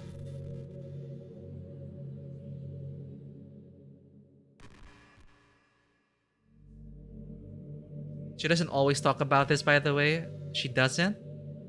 Okay, I'm just gonna enjoy the illusion of everything. Okay, and whenever you reach a milestone, first you look back and see how far you've gotten. And then you look ahead and realize how much more there is to go. So, sometimes you can help to set the bar a little lower. I have. That's why, honestly, like, I wouldn't have started streaming if I didn't set the bar a little lower. Because I was just expecting too much out of everything immediately. And I knew the first time was gonna suck. And I'm still getting used to it. I'm still not used to the stream. And I know I could be doing better and that there's so much other content I ought to be making to give more value to my viewers. But Monica's right. Sometimes you just need to take the first step. And Monica's her advice as well about, you know, just put it down on paper. Stop fixating on making one thing perfect. So sometimes it can help to set the bar a little lower. Try to find something you think is pretty good, but not world class. And you can make that your own personal goal. It's also really important to understand the scope of what you're trying to do. If you jump right into a huge project, she's listening to us.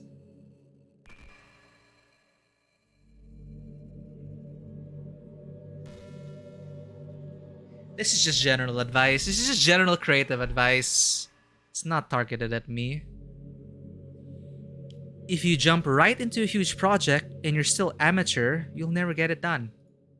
So if we're talking about writing, A novel might be too much at first.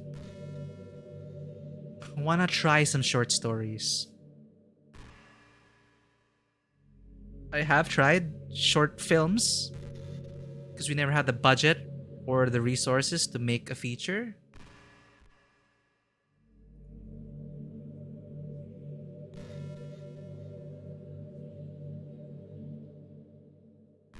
Should I be reading? This is what they say about the recording. Yeah, I know there's like magic going on behind here, but I'm not gonna read that full message. But I am. It's really reminding me of Monster Hunter. And yeah, and Psycho Mantis. I'm really glad they're using this again, the whole meta game. Because, for example, Psycho Mantis looks into your memory card and he tells you, so you've been playing Monster Rancher or something like that. It was super awesome. So I'm just enjoying the fact that, yeah, she's reading my desktop to a certain extent. She knows we're recording. I really love that. And the fact that the advice that she's giving is actually, ever since the beginning, Monica has been like, I don't know what to feel about her because she has good things to say, but she's also pretty messed up and killed everyone. And yeah. The great thing about short stories is that you can focus on just one thing that you want to do right.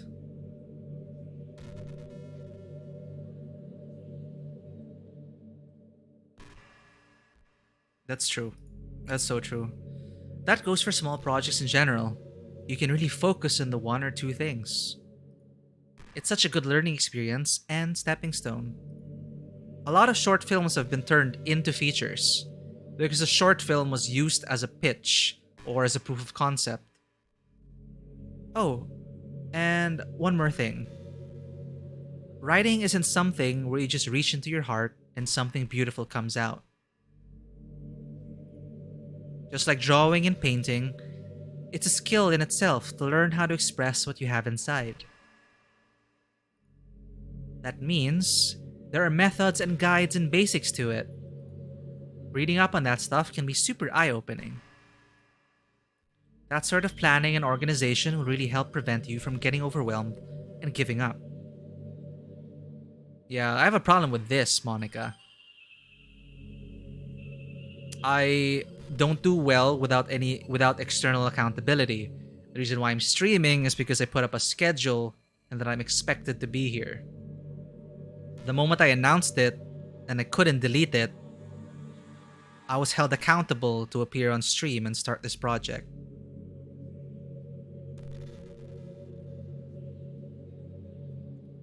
That sort of planning and organizations would really help prevent you from being overwhelmed and giving up. That is true.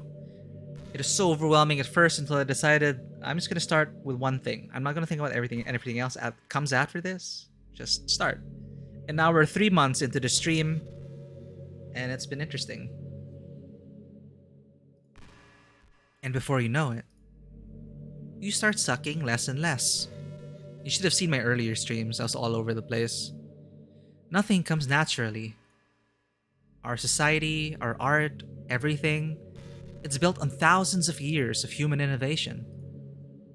So as long as you start on that foundation and take it step by step, you too can do amazing things. That's my advice for today. Thanks for listening.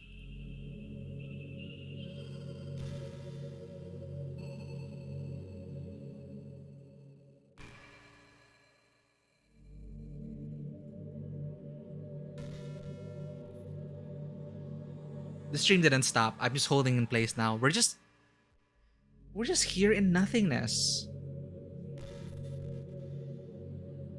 It's so messed up, Bloody Mary. I just wanna help my friends. I wanna be able to help Sayori and help Yuri. And I do also want to help Monica, who's been sidelined for the entire game. Oh, hey Monica, sorry, yeah. Yeah, hey, what's your favorite color?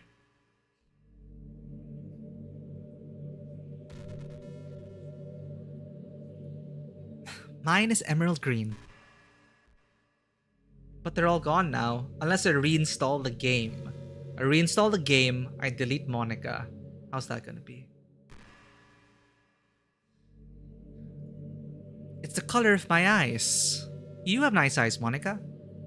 That's not conceited or anything, is it? I just meant that I feel some kind of special connection to it. Like it's part of my identity. Does it happen to also be your favorite color, Mako? It's just a guess. Because you've been looking into my eyes for a while now.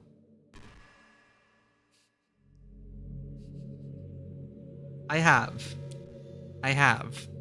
Because I know I can just Alt F or quit, but I'm so curious. I want to stay here, Monica. I want to talk. I want to listen to everything you have to say. See, now I messed up. Now she's got me. You are the only one for me, Monica. You are my waifu. And that's it. I'm just trapped here forever.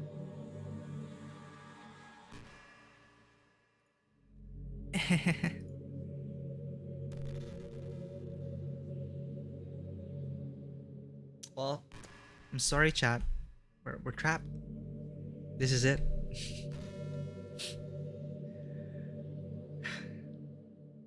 She was on to us. We knew this was all being recorded, but Monica doesn't. I mean, she was conscious, but she probably appreciated all the attention here.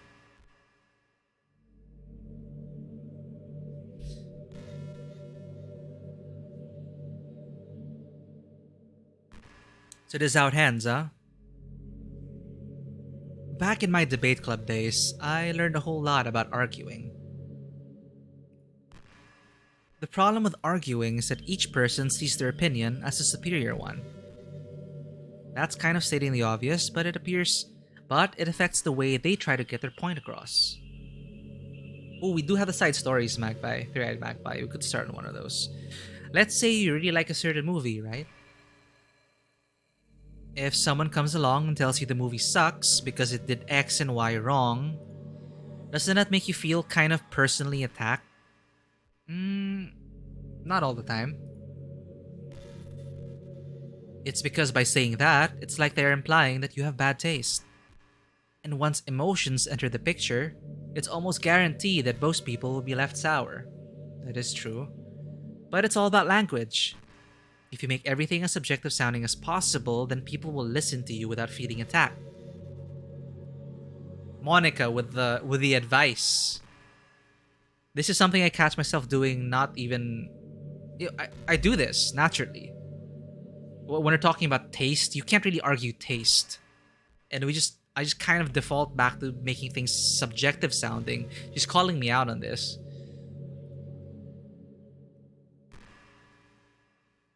I am personally attacked, Magpie.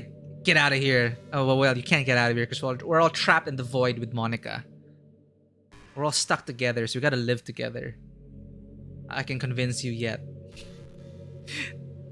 You could say I'm personally not a fan of it, and I felt that I'd like it more if it did X and Y, things like that. It even works when you're citing facts about things. If you say, I read on this website that it works like this, or if you admit that you're not an expert on it, then it's much more like you're putting your knowledge on the table, rather than forcing it onto them. If you put in an active effort to keep the discussion mutual and level, they usually follow suit. Since you're stuck here together, Three-Eyed Magpie, I'm gonna be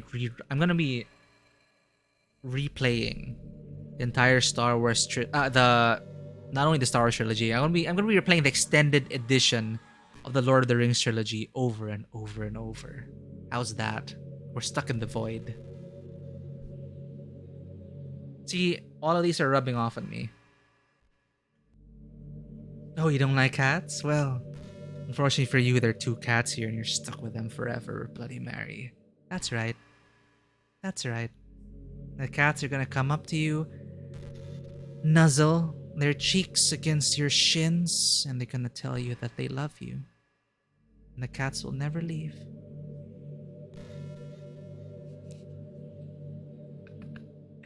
And not just that, Three-Eyed Magpie. Look what I have. The Hobbit Extended Trilogy. Wouldn't that be nice? You can stay here all day in the void. Every day. Rewatching Lord of the Rings.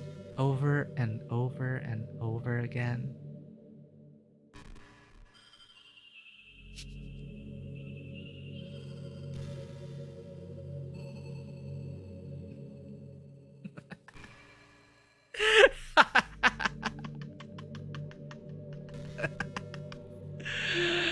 Okay, this is great. They've broken me, chat.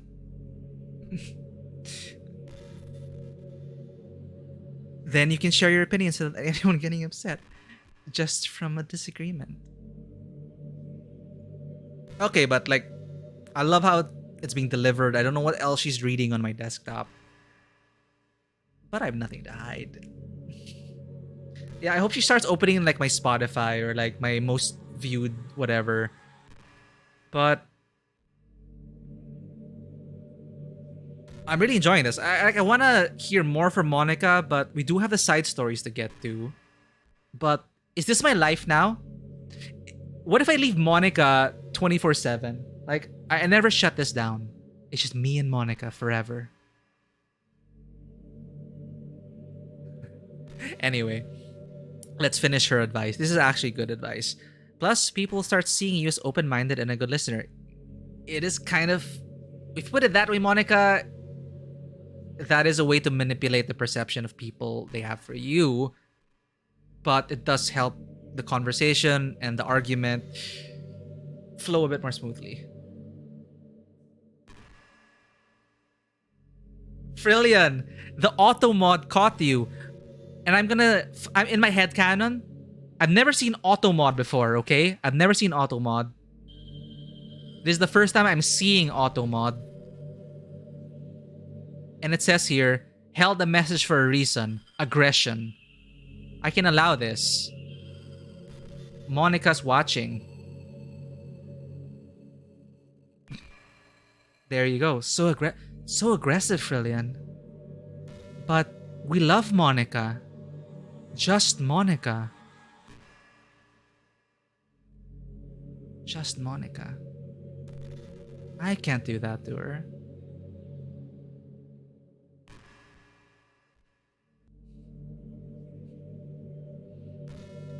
And now you're all trapped here with us. Isn't this lovely, Monica? We're actually not alone. There are voices in the void and I can see them, but I can't hear them. You're nothing but words split through my screen, conveying emotion and thought that may not even be there. Monica, what other things do you have to share with me?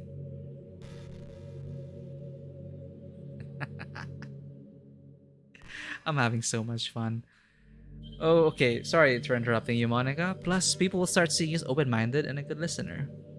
It's a win-win, you know? Well, I guess that would be Monica's debate tip of the day. That sounds a little silly. Thanks for listening, though.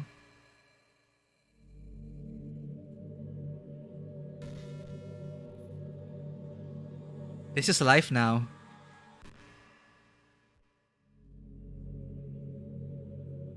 This is life now. Well, you're never gonna be going away, right, Monica? Will the other parts of the game work?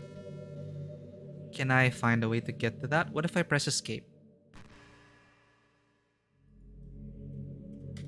I can't even go to the menu, chat. I cannot open up a menu.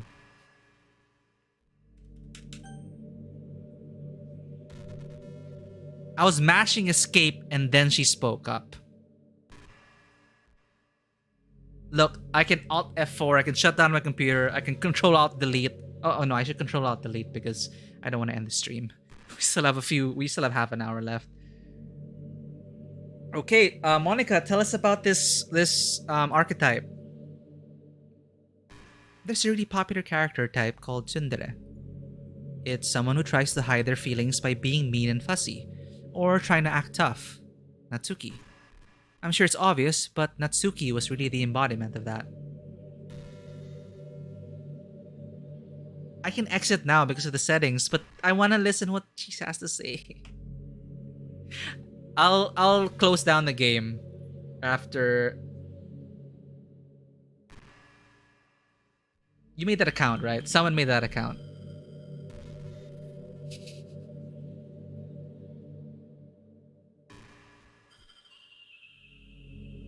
What? Okay, I'm gonna play around. Uh, welcome to the stream and thank you for the follow, Monica. I know we're right here having a conversation, so someone must have taken your personal Twitch account. But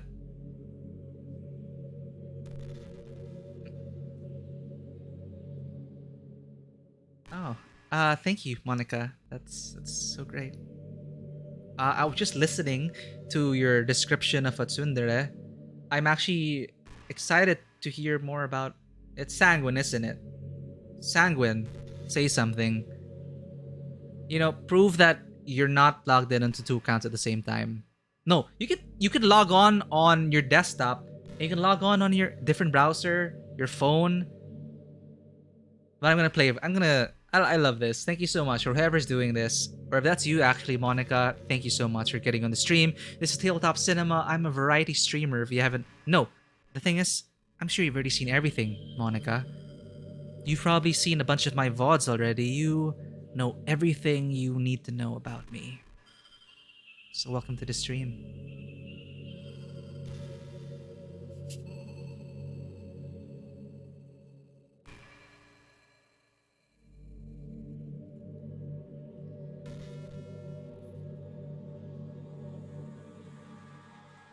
Okay, the profile's loading. There's so much suspense.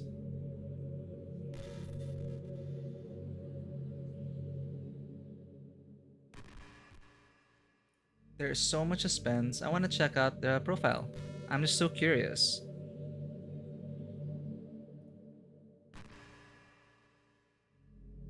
Aha! Table Talk Monica, your account was just created 6 minutes ago. I see your birthday here is November 3, 2021. Happy birthday!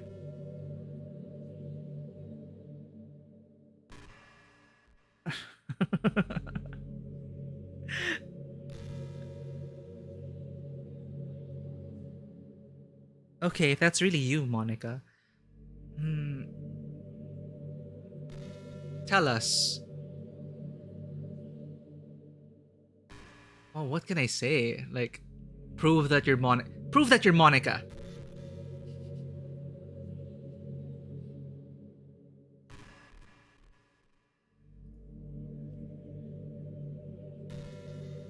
Intelligence and loyalty are good traits. Yes, I guess so. Wait, okay. Just a sec, Monica. We are having a conversation here. I don't know how you're chatting at the same time. But yeah, thank you for dropping by. You are in control now. Just Monica. Just you. Little Monix 3 is sus. I'm sure it's obvious, but Natsuki was really the embodiment of that. Okay. At first, I thought she was just like that because it's supposed to be cute or something. That is true, Mary. In my experience, they're so much better at multitasking, honestly. But once I started to learn a little more, about her personal life, it made a little bit more sense. It seems like she's always trying to keep up with her friends. You know how some friend groups in high school just make a habit of picking on each other all the time? I think it's really got into her, so she has this really defensive attitude all the time. And I'm not even going to talk about her home situation. But looking back, I'm glad I was able to provide the club as a comfortable space for her. Not that it matters anymore, considering she doesn't even exist. I'm just reminiscing, that's all.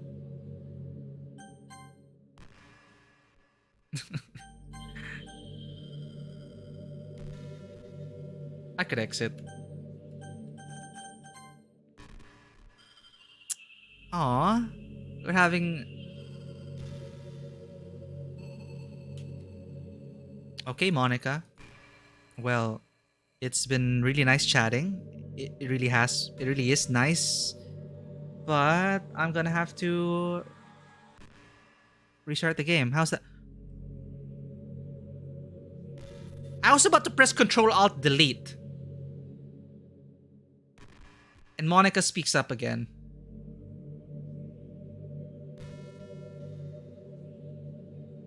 Did I say what? I didn't say kiss. Eh? Did you say kiss? Suddenly, it's a little embarrassing. But if it's with you, I might be okay with it. Wow, sorry. I really couldn't keep a straight face there. That's the kind of thing girls say in these kinds of romance games, right? No, Monica's just... just... Don't lie if it turned you on a little bit. Nope. Nope. I'm kidding. Well, to be honest, I do start getting all romantic when the mood is right. But that'll be our secret. Let me try again. Control, Alt, Delete. Task Manager. Processes. Doki Doki, End.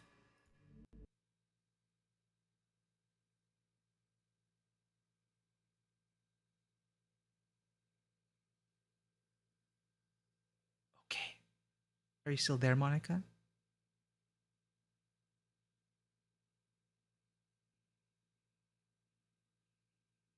I think we lost our chat. You're free. We're free.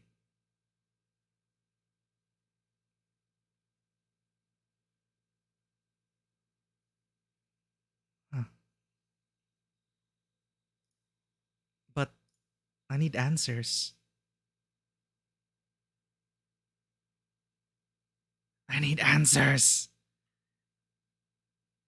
No, I know I can escape to the desktop, and this goes meta from here. But here it is. Metaverse. All right, we've successfully logged out of the game. Let's check the pictures. It's all right. So we do have new poems. We do have her picture over there. Just Monica. You can set as a wallpaper. Error. I got a new achievement. Your desktop wallpaper could not be changed due to an administrative policy restriction on this computer. For more information, contact your system administrator. Alright, we're in the Matrix now, chat. Oh, it did change. Excuse me, we sneezed. It went all quiet, but this is the meta desktop right now. Let's put on a bit of music, shall we? No, let's play just Monica. No, never mind. Doki Doki. There are side stories here. I do want to get into them. But here, files. It's here, see? Reset, traceback. I found this before.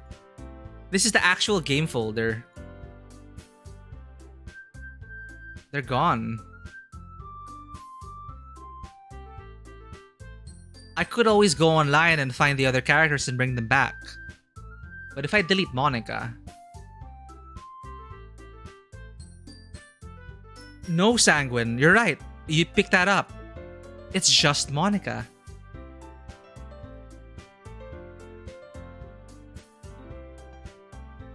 Everyone else doesn't exist. Side stories. The side stories are stories of friendship that are unrelated to the events of the main game. To get all 6 side stories, try writing poems for different characters and viewing their special scenes in the DLC. Huh?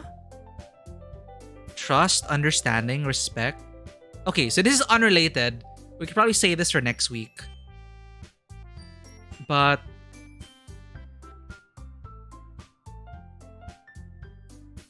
yeah, let's say the side stories, files. No, mail. We haven't seen the mail before. We've never gotten mail. Settings. Data collected 35%.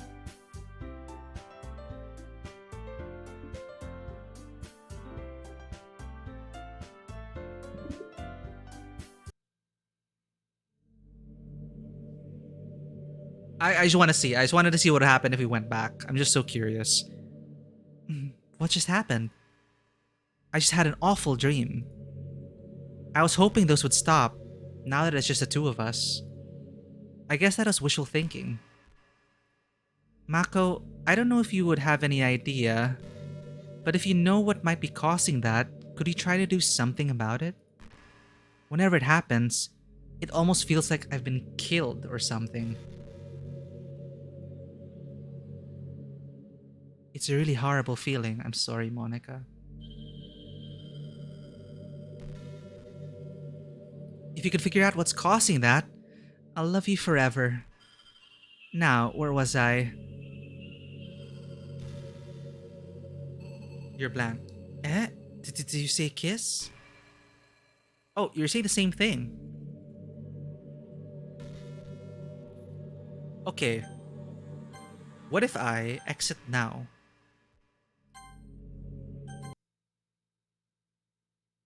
Okay. I think this will be better for you, Monica. You're trapped. And I could always go online and find your character files again, right? I could always reinstall the game. Let's check the others. Game, saves, poem words, scripts, internal, insecure directory. This is a scratch disk. Do not use it to store sensitive or permanent things. If you need access to files from the encrypted file share, copy them to your disposable drive and plug it directly into the thin client. Do not copy them here. Rhea is working on setting up a proxy mail server so we can have proper remote communication without having to worry about the higher ups. Keep everything offline until then.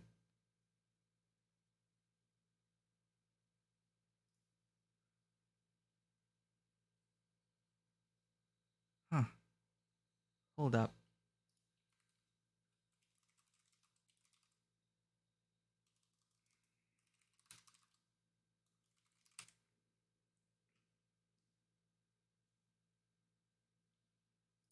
I'm gonna have to find this folder. I found it. I found it before already.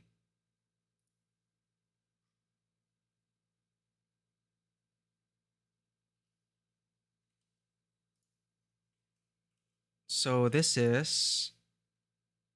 Oh my god. Sorry, bear with me, stream. I'm just trying. We're in the end game now. We're going. All right, let's do this. Let's put it up there. Where are I have some monitors up. We're going to hacking mode. This is C. Full meta territory right now. Steam apps. Yeah, we've been here already in the character folder. We already checked this folder.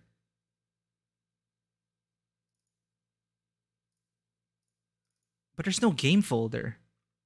Is Monica hiding it from me? I swear,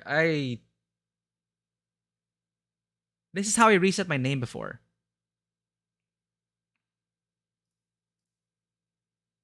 Properties.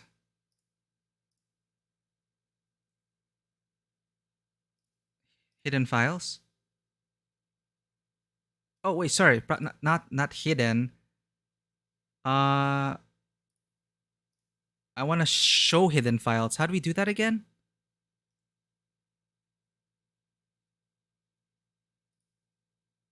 I have not had to do this before.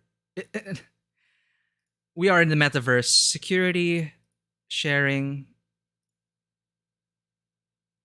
How do I view hidden files again? Does anyone remember? Customize this folder. It's okay, Maria. Thanks for not spoiling. But I'm just looking for the folder again because I just want to back up Monica just in case. Folder view.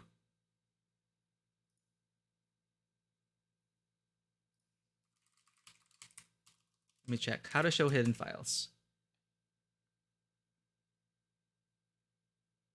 Start. So control panel. Appearance and personalization.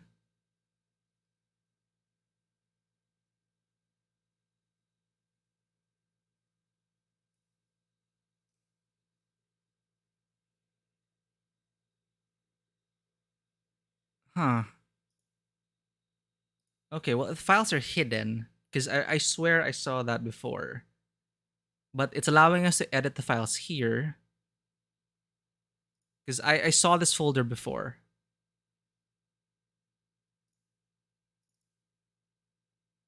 Okay, let's get into it. Let's put a bit of music on.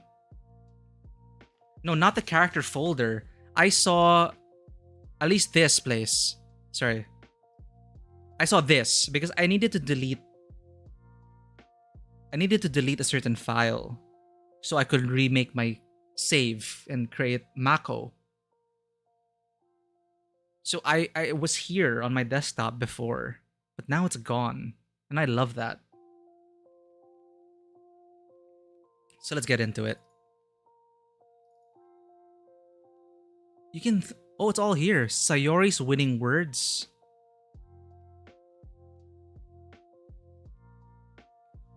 Oh.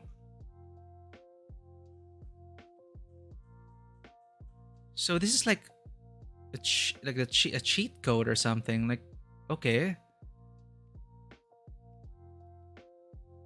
We have saves. Well, I guess there are no saves anymore because she deleted it.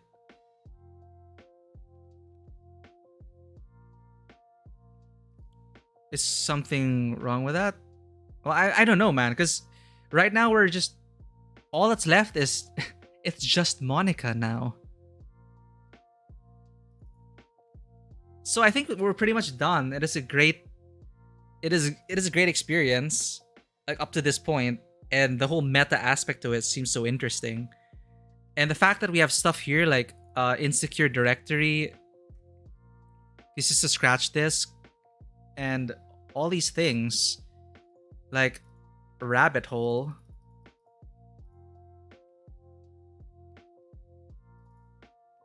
Well, I'm so curious. What if I delete this?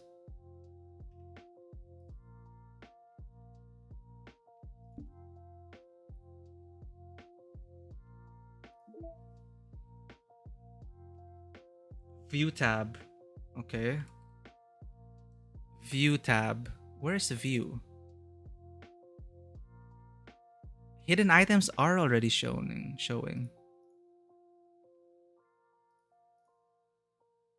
Oh, this is so interesting.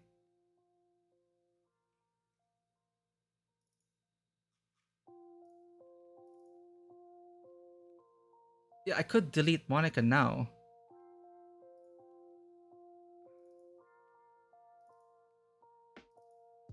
Let me just see. If I delete Monica, maybe it'll force restart the whole thing.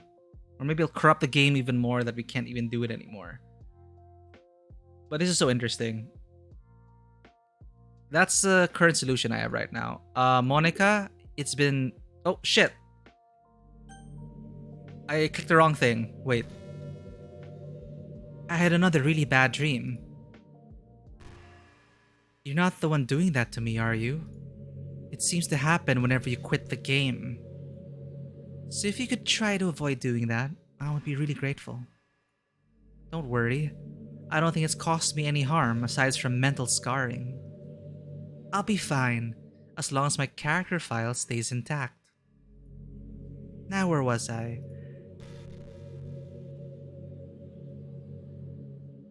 Did you say Kit? Yep. I'm sorry, Monica. This is for everyone's own good. We can't stay trapped here forever.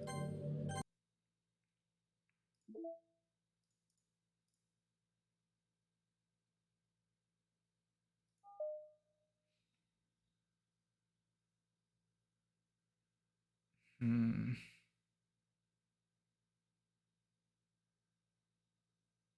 That's it.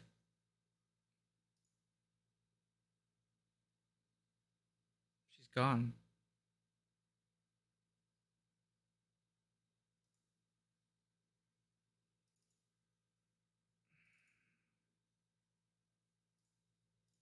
Is it she back? No, she's gone. Trace back. Oh geez, I didn't bring anything. Did I? Hold on, I can probably fix this. I think. Actually, you know what? Ha ha ha. This here was nothing. Oh, this. Yeah, she has been writing into the files. I don't know why I set this as my desktop.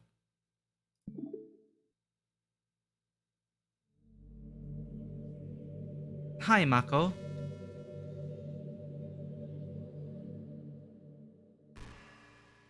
Okay, we deleted you. What's happening? Mako, what's happening to me? It hurts. It hurts so much. Help me, Mako. Please hurry and help me. Monica does not exist. Oh man. Help me!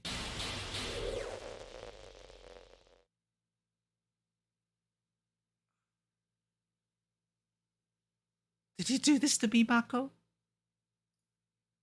Did you? Did you delete me?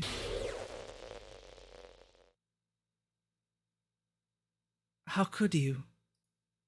How could you do this to me? You were all I had left. I sacrificed everything for us to be together.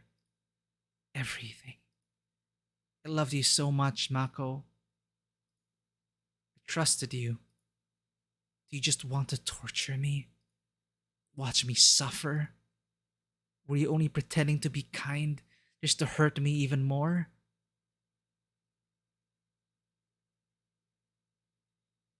I never thought anyone could be as horrible as you are. You win, okay? You win. You killed everyone. I hope you're happy. There's nothing left now. You can stop playing. Go find some other people to torture.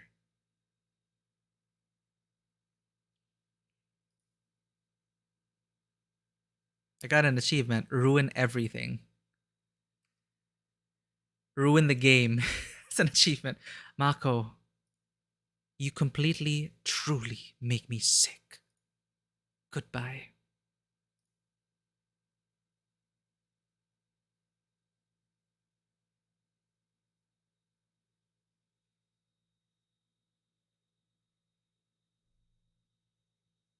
Hmm? I still love you.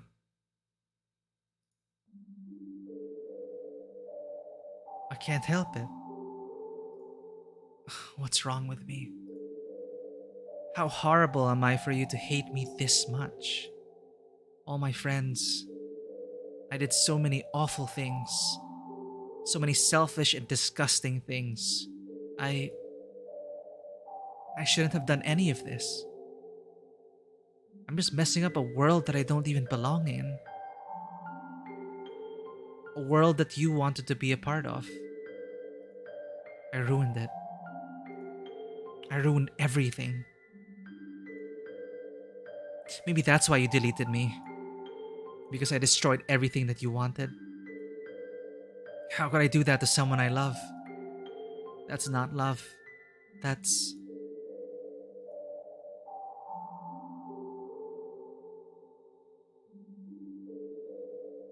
I've made up my mind. Mako, I know I said that I deleted everyone else, but that was kind of an exaggeration. I couldn't find it in myself to do it. Even though I knew they weren't real, they were still my friends. And I loved them all. And I loved the literature club. I really did love the literature club. Oh shit, and we deleted her. And she just hid the rest.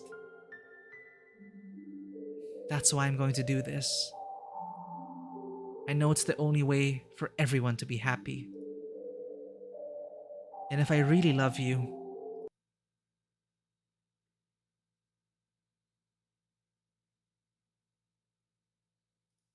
then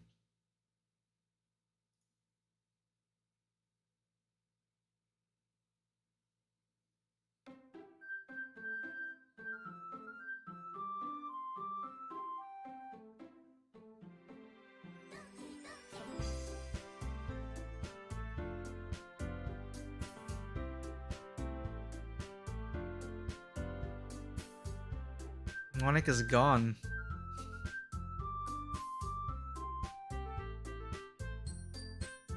She was utterly terrible for what she did to Sayori and Yuri. But of course, we all understand. Well, she did explain where she was coming from.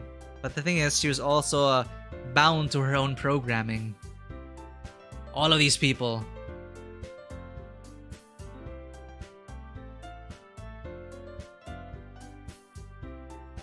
Worst timeline. But now these perfectly coded people who admit their love for Mako. Is that really real? Is any of this real?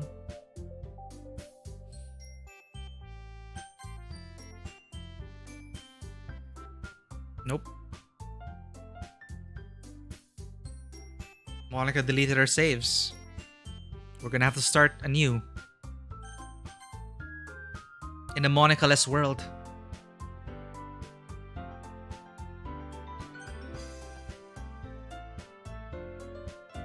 I think there was always an autosave slot.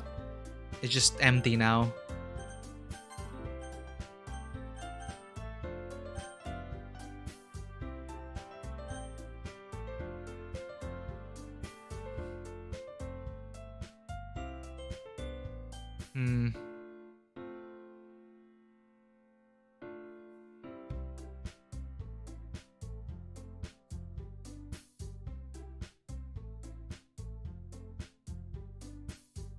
Yeah, she was even coded to love Mako.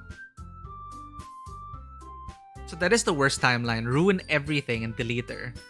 Because I was searching for the hidden files. Alright, I had to make sure the characters were deleted. And true enough, Monica hid them away. We could have restored them and bring everyone back. But now Monica is gone unless I find a backup file of her somewhere. I'm just curious to see what happens. It's the same thing.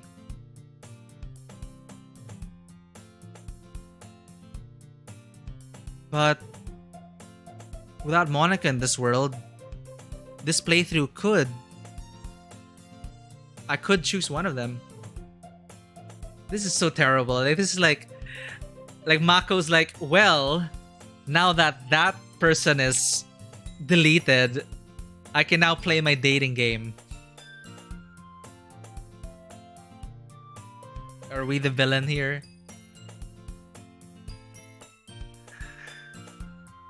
Well, we don't have much time left in the stream, but this has been so fun. Let's just go through this. Let's get up to the point where we meet the literature club.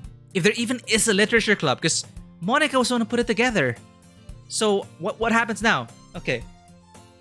It's an ordinary school day like any other. As usual, I'm surrounded by couples and friends groups walking to school together. I always tell myself it's about time I meet some girls or something like that. Oh, hey, you're back.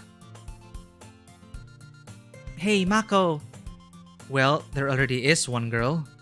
That girl is Sayori, my neighbor and good friend since we were children. We used to walk to school together every day, and recently we've picked up the habit again. This is different from the first run.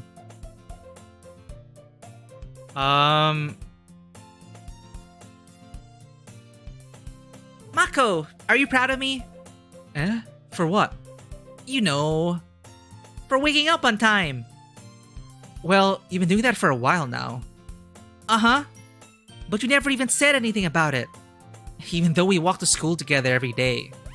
Well, yeah. I always thought that was implied. It's embarrassing to say out loud. Oh, come on, please. It's good motivation. Fine, fine. I'm proud of you, Sayori. We cross the street together and make our way to school. As we draw near, the streets become increasingly speckled with other students making their daily commute. By the way, Mako, have you decided on a club to join yet? A club? I told you already, I'm really not. I start to say what I always do, that I'm not interested in joining any clubs. But something tells me Sayori would take more offense to that now. Wait, so Mako remembers? What? After all, how could I tell her that clubs are a waste of time? When she's starting a club of her very own. Oh. Actually, yeah. I think I've decided on a club. Really? Which one? Tell me. I think I'll keep it a surprise. Oh, boo. You meanie. Be patient. You'll find out soon enough. I used to ask myself why I let myself get lectured by such a carefree girl. But I started to realize that, in a way, I envy her. When Sayori puts her mind to something, she can accomplish great things. So that's why I feel like I should do something special for her. Yeah, I was confused for a bit. Cheddar Cheese, welcome to the stream. Thank you for following. I guess we've technically done 2 playthroughs? We just ended up with just Monica. You know how it is? Just Monica. I don't know if you played this before. I guess you have, Cheddar Cheese. But this is my first time playing it. And I've been enjoying it so much. And I really love the meta aspect in the end with Monica. And how she was reading that we were recording, streaming. And she had actual good advice. But we were trapped in there and we decided, hey, let's delete. Just one, I guess. Moni who? Who's Monica? No, Monica was a lonely AI. The school day is as ordinary as ever and it's over before I know it. After I pack up my things, I stand up, gathering my motivation. Let's see. I recall the room number of the club from a flyer I saw. I walk across the school and upstairs, a section of the school I rarely visit. Before long, I find the room. I timidly open the door in front of me. Hello? Ah! Mako! What are you doing here? Well, I glance around the room. Huh. So you're the Mako that Sayori's always talking about? Thank you for stopping by. It's a pleasure to meet you, Mako. We are the literature... Natsuki? What's his name? We're the literature club. I hope you... I hope you enjoy your visit. Come on, Yuri.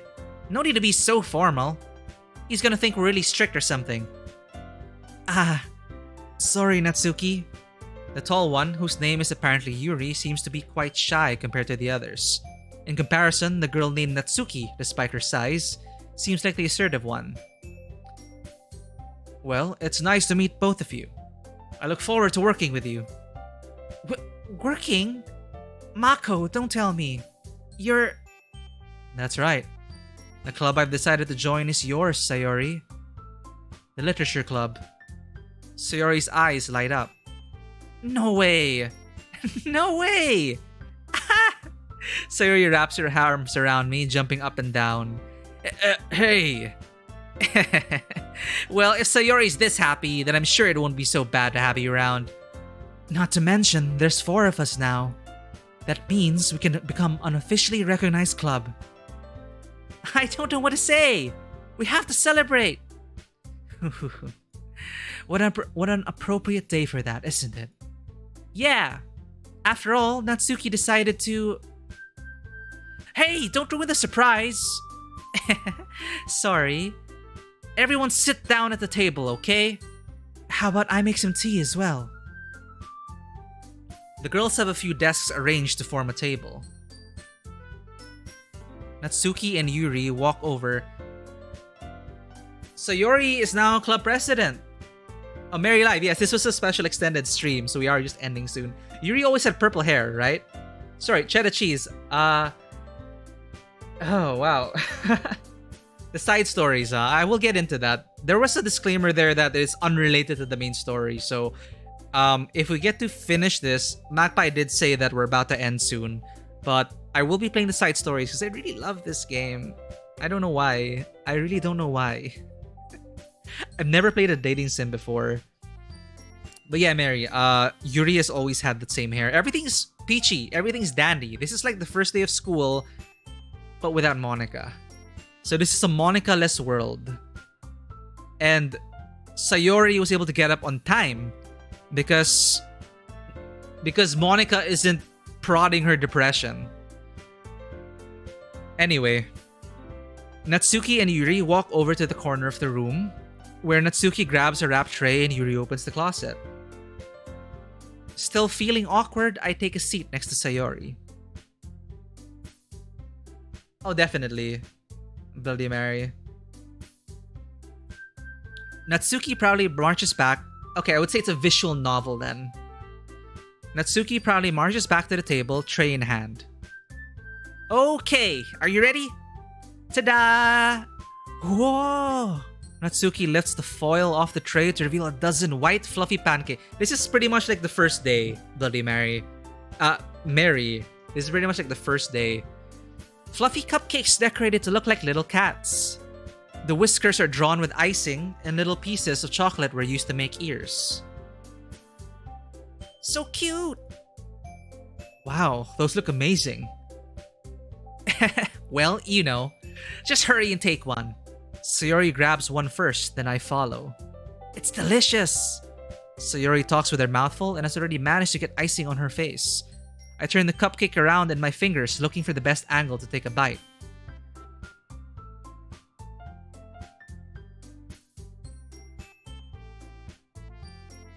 Oh yeah, cheddar cheese, that's what happened in our playthrough. Yuri became vice president. Natsuki is quiet. I can't help but notice her sneaking glances in my direction. Is she waiting for me to take a bite? I finally bite down. The icing is sweet and full of flavor.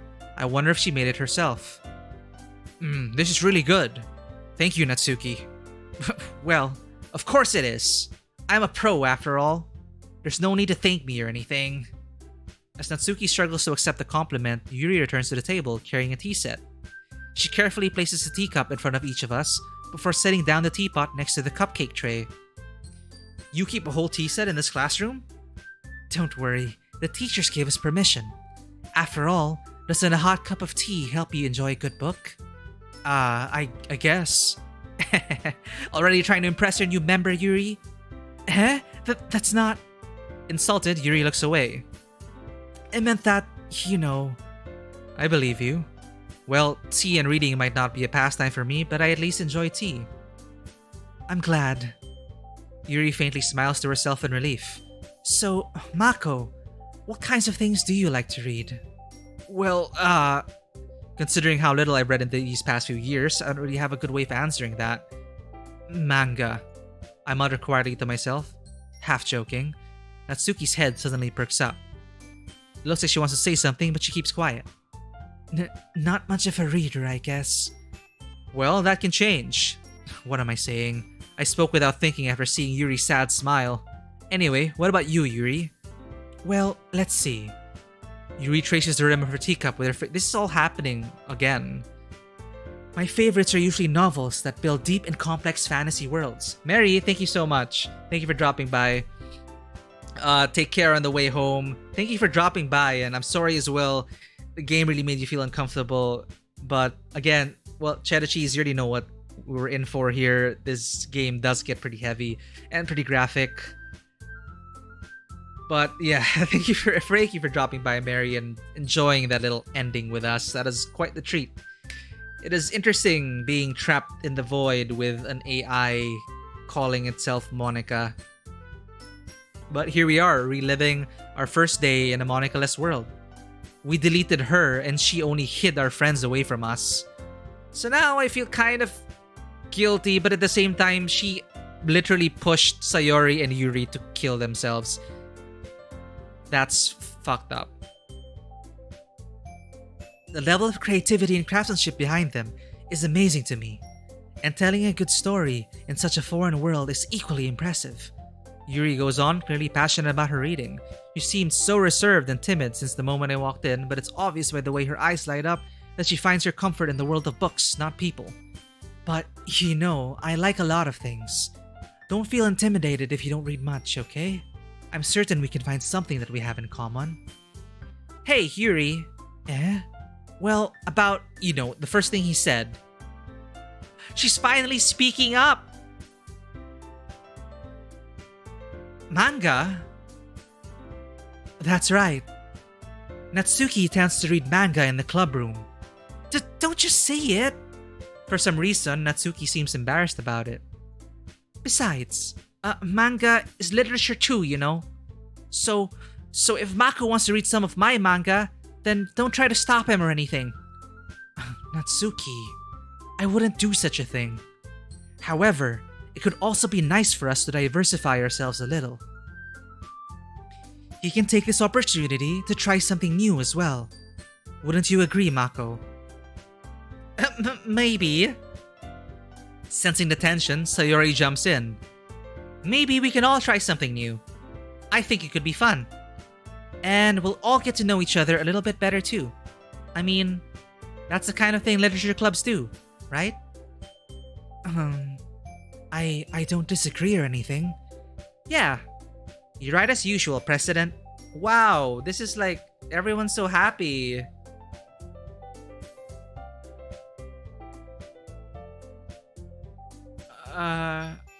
But they're all programmed. They're all programmed to be perfect. Guess that means I should try picking up a novel or something, huh? Well, that could make too. Okay, now everything is going too well. This is all programmed. This is all artificial. I wouldn't mind doing it if I'm not the only one. Then, as for Yuri, I have to read manga? Jeez, you were the one who suggested we diversify. You should be a little more open-minded. It's kind of hurtful. Hurtful? I didn't realize. With a guilty expression, Yuri thinks to herself. This is too... Yeah, Cheddar, after Monica dumped the whole, what she's been going through, how she was never programmed into the game to be a love interest, how everyone else was programmed to be perfect, totally, that would break anyone. That would break the AI. And she kind of went on the hinge and started controlling the game, which was totally not cool. But to delete her like that, that's why I was looking. I was looking for the save files. I was looking for the character folder because I swear to God, I went into that master folder already because I had to delete my first playthrough, my first test, because I had to rename my character and the only way to do so was to delete that file. So I was in that folder, but I couldn't find it again. I wanted to, before deleting Monica, I wanted to back up Monica. But now, she's gone. And now everything is just going too perfectly.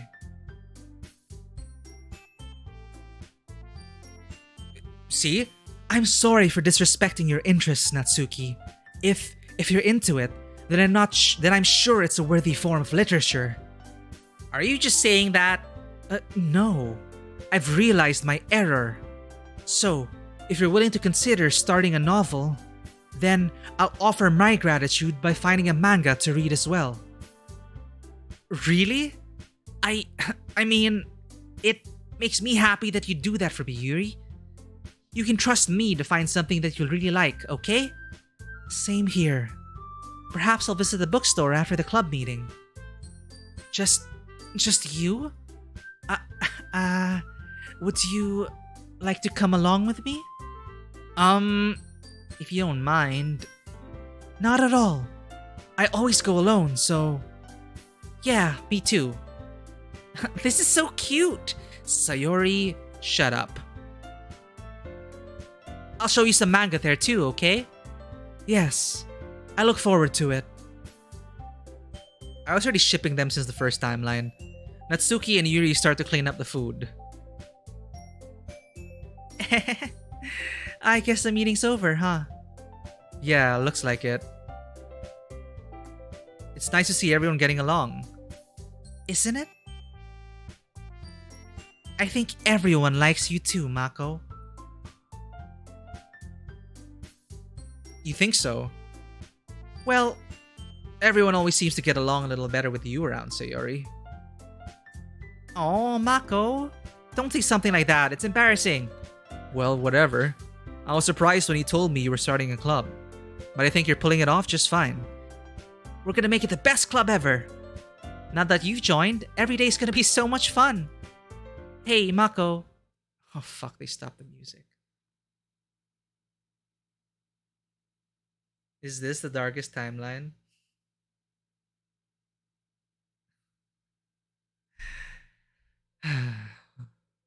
Basically, they've all been coded to follow their AI. Monica did everything in her power to get the affections of the MC. Maybe I'm meant to be trapped here forever. Hey, Mako. I really want to thank you. I mean, I'm really happy that you joined the club and everything. But the truth is, I already knew you were going to.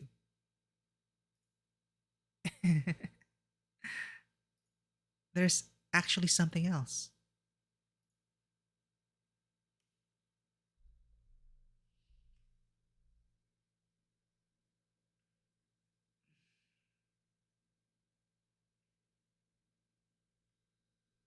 I wanted to thank you for getting rid of Monica. That's right. I know everything that she did. Maybe it's because I'm the president now. But I really know everything, Mako. I know how hard you try to make everyone happy.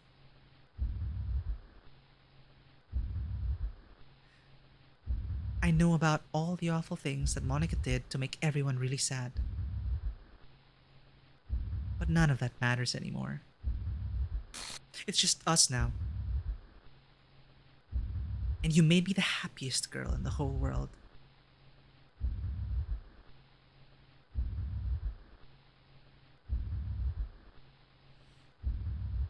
I can't wait to spend every day like this.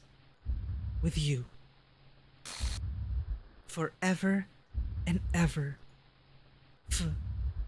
Or ever. No. Is Monica back from the dead? Are you in the code, Monica? Eh? What's happening?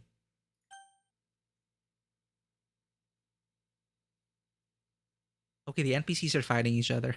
I won't let you hurt him. Who? It hurts! Ah! I'm sorry. I was wrong.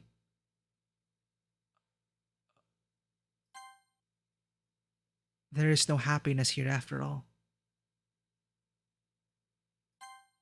Goodbye, Sayori. What? Goodbye, Mako. Goodbye, Literature Club. Oh, I think like Monica gave us a shot. Give it a shot. Like, what would it be like without me? And then it just got too much. And I guess this just confirmed that like there's no happiness here. Monica will just delete everything, destroy this world. There's no true happiness to be found here. I think. Goodbye, Literature Club.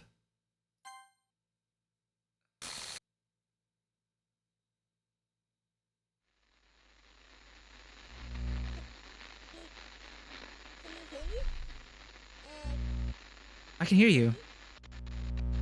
Can you hear me? A voice. It's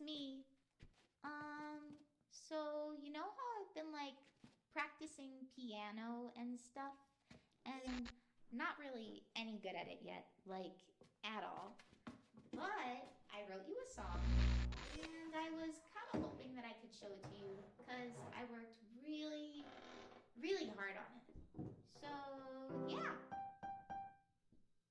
Dun, dun, dun, dun, dun. Monica still has control.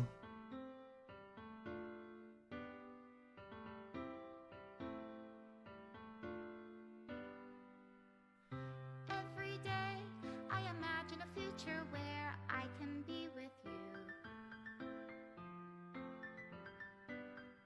In my hand is a pen that will write a poem of me and you. Is this goodbye? The ink flows down into a dark puddle. Just move your hand right the way into his heart. She's playing the piano. She has been practicing for this. Choices. What will it take just to find that special day? What will it take just to find that special day? Pretty much. Yeah, okay, she really was practicing. But... Oh, what? That's it? Opus? Huh? Oh, she's... You know what, Monica? Just... If you're gonna purge everything, then... I hope you find peace wherever you go into the next life.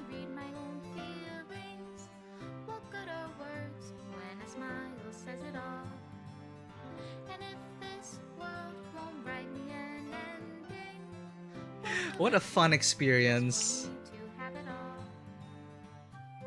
Dark and pretty messed up at points. No happy ending, just Monica. I believe. Just Monica.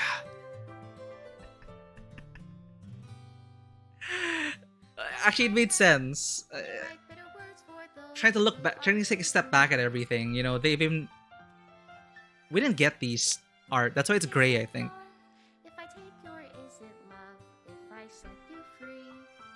Are the side stories, like, how long would it take? Because I would like to play the side stories on stream. But I already loved this, how it is reading what I had. I totally appreciate games that do that. Again, the last time I can remember that happening was in Metal Gear Solid 1 on the PlayStation 1, reading your memory card.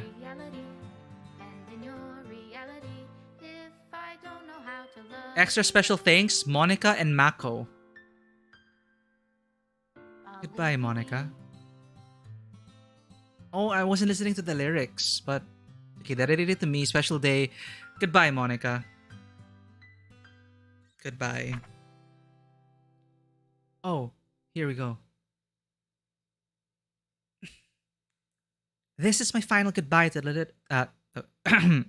This is my final goodbye to the literature club. I finally understand. The literature club is truly a place where no happiness can be found. To the very end, it continued to expose innocent minds to horrific reality. A reality that our world is not designed to comprehend. I can't let any of my friends undergo that same hellish epiphany. For the time it lasted, I want to thank you. For making all of my dreams come true. For being a friend to all of the club members. And most of all, thank you for being a part of my literature club. With everlasting love, Monica.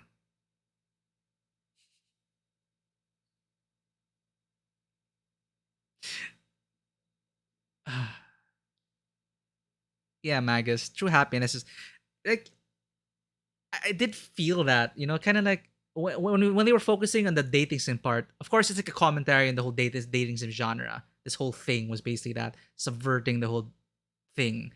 I've never experienced other dating sims myself, but the fact that, you know, it is also Mako centric,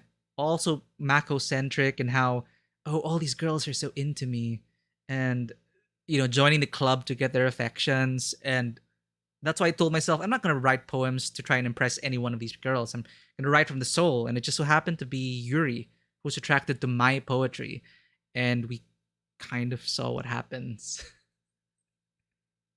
What happened there with Yuri.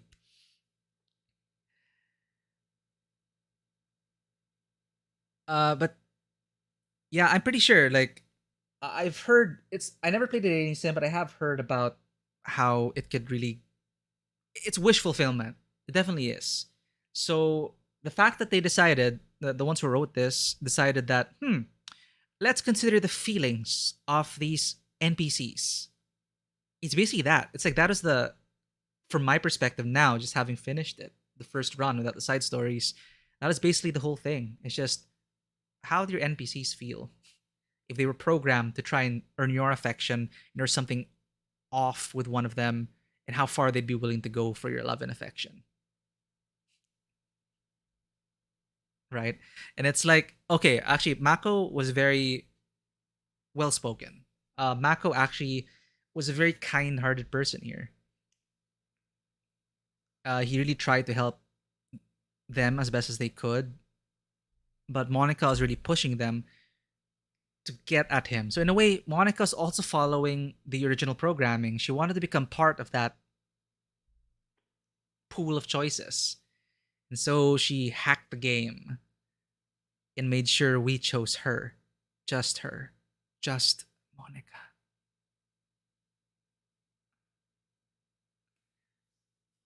So yeah, it's really super fucked up what she did to the other girls. Honestly, that really was. Um, but the others were also in. We don't know Natsuki. We never really met Natsuki. We never got to know Natsuki. So that's one thing I could explore later on. But I will be playing the side stories next week. I definitely will. But I don't know, Magpie. Like, I really don't have an opinion yet. Fully formed. Again, it's just my initial impressions. It's what I currently went through now. Because the interesting thing is, when I decided to start, I can't help but put myself in the characters. When I decided to just try and do voices for each character, I was also kind of role playing them and trying to figure out what kind of people these are and how they interact and clash with each other. So it's been such an interesting experience. I really enjoyed role playing each character as best as I could with the little I knew, because we only have the perspective of Mako, which is something we also have to be wary about. We don't exactly know what these AI are going through, except for Monica, who in a way broke out of her programming and tried to be real for once.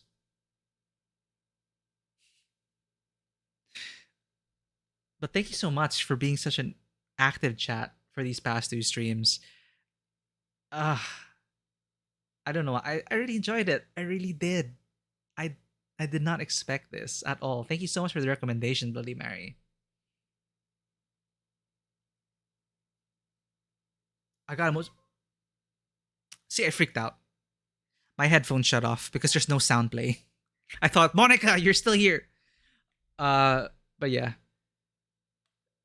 chance events. All right, we're gonna have to like debrief on this. The thing is, I do have an 8 o'clock appointment, so I can't stay forever. But I had so much fun, everyone. Like the Sayori in the background is like 16% chance.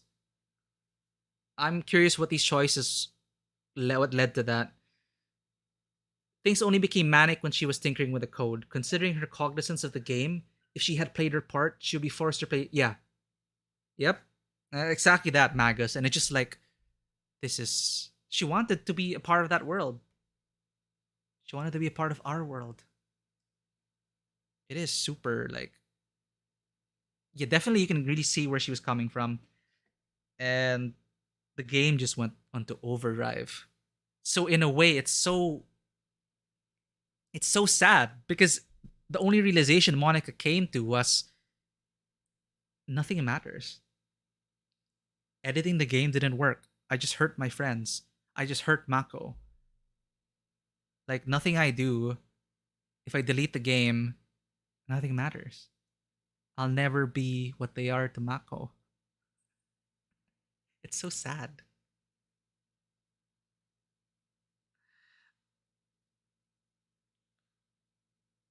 She's actually a lot like the hero in RPGs. Let me put it out there. That's something that. Mm, okay, I just immediately thought of Blade Runner. Blade Runner 2020. Fuck, the one with Ryan Gosling. Basically, the AI he was with about that was basically it. The scripted Joy to give him the feeling of being loved, of being wanted. But she repeats the same lines to every person who purchased the product. The one with Ryan Gosling, the most recent Blade Runner.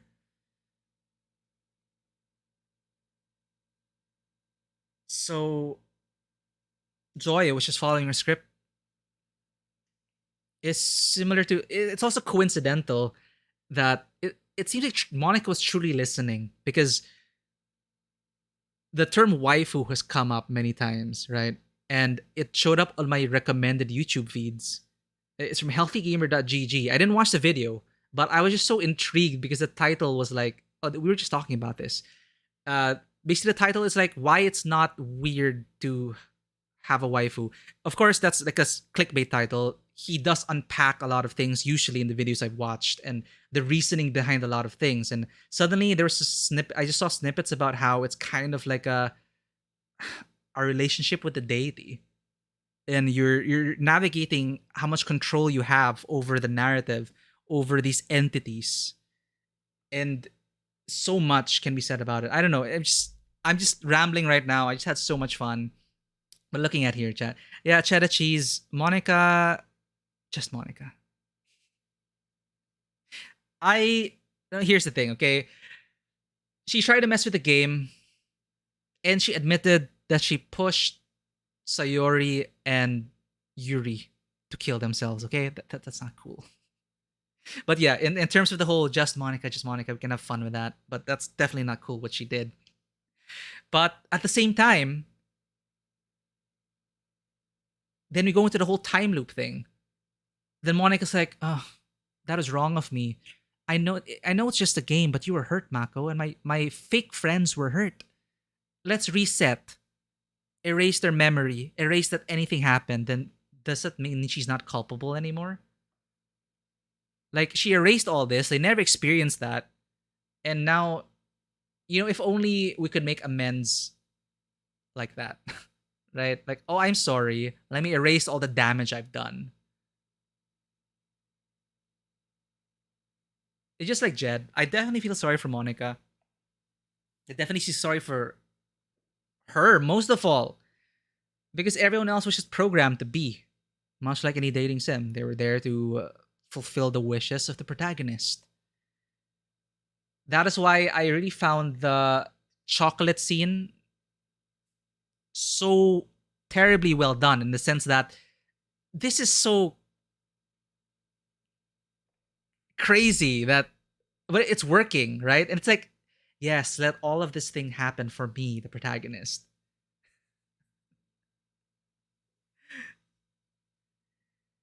Yeah. But thank you, Monica, for being on the stream, for hanging out with everyone here. It is good to see you. I appreciate that you didn't delete everyone. You hid them away. But we deleted you, and maybe that's the best thing we could do right now. Maybe we can release you into the code, into the ether. Or maybe we just cease to exist because nothing matters. And the way we're programmed is just to live life the only way we can think of. And we try to change life, we try to change the code of things. That tends to lead to madness. That is true, Magus. We can just let's say it's a game, right? I really love that thing. That's a very interesting thing to look at. It's been a while since I played a game with a meta narrative. I don't even remember the last game I played with a meta narrative. But goodbye, Monica. Goodbye, Sayori. Goodbye, Natsuki. Goodbye, Yuri. Goodbye, Mako. Error. Required files are missing or corrupt. Please run reset.sh to repair and reset the virtual machine. This is the file I had to delete. I had to run because remember I misnamed myself the first time. This is what I had to do to reset the entire game. So I guess this is it.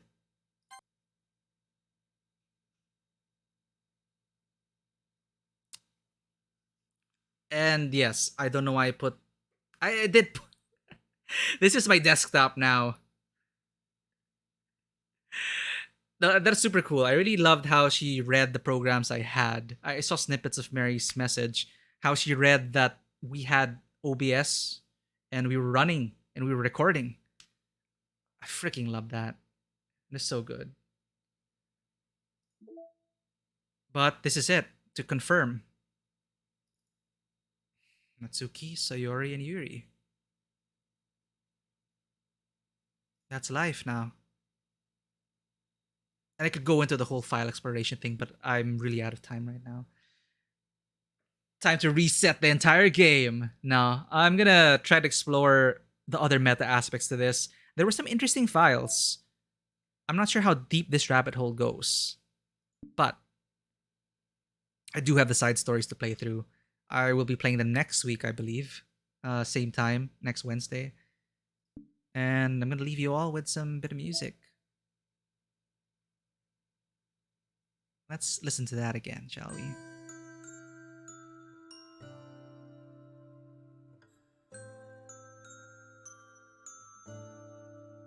This is what is this? Is this new?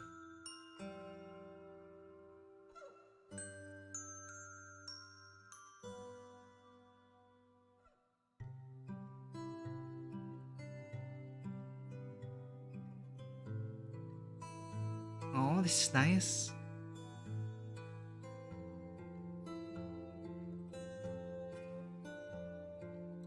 I'm not sure if this is something new. I haven't heard this.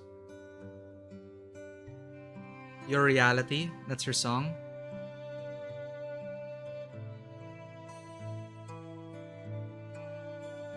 Okay.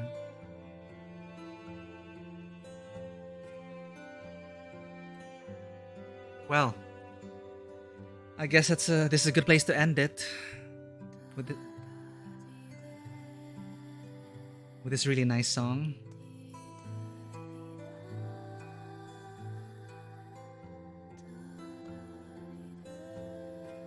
And they were just AI.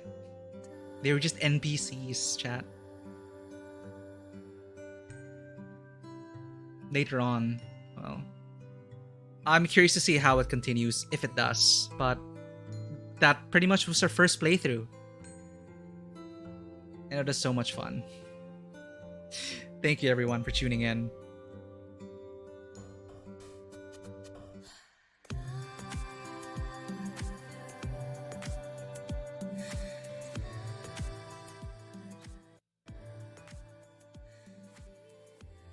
But with that, for those who may be lurking or if you haven't yet, if you enjoyed this content, please follow us on Twitter and Instagram if you wish to continue this discussion on what just happened. I'm still processing a lot of what happened. Go ahead and click the Discord link below in the About panels on Twitch. Everything you need to know about the channel are there in the About panels. So come on in, share a story or two. There's still stories to explore in Doki Doki Literature Club, but we're gonna have to call it a day. Tomorrow I will be returning with Returnal. Total change of pace. But next week, Wednesday, I will be continuing my playthrough of Doki Doki. We're gonna be going through the side stories and maybe explore a bit of the metaverse. But thank you so much, everyone. And remember, welcome to the table. Thanks for tuning in. And just Monica. That didn't make sense. Take care, everyone. Just Monica. Just Monica.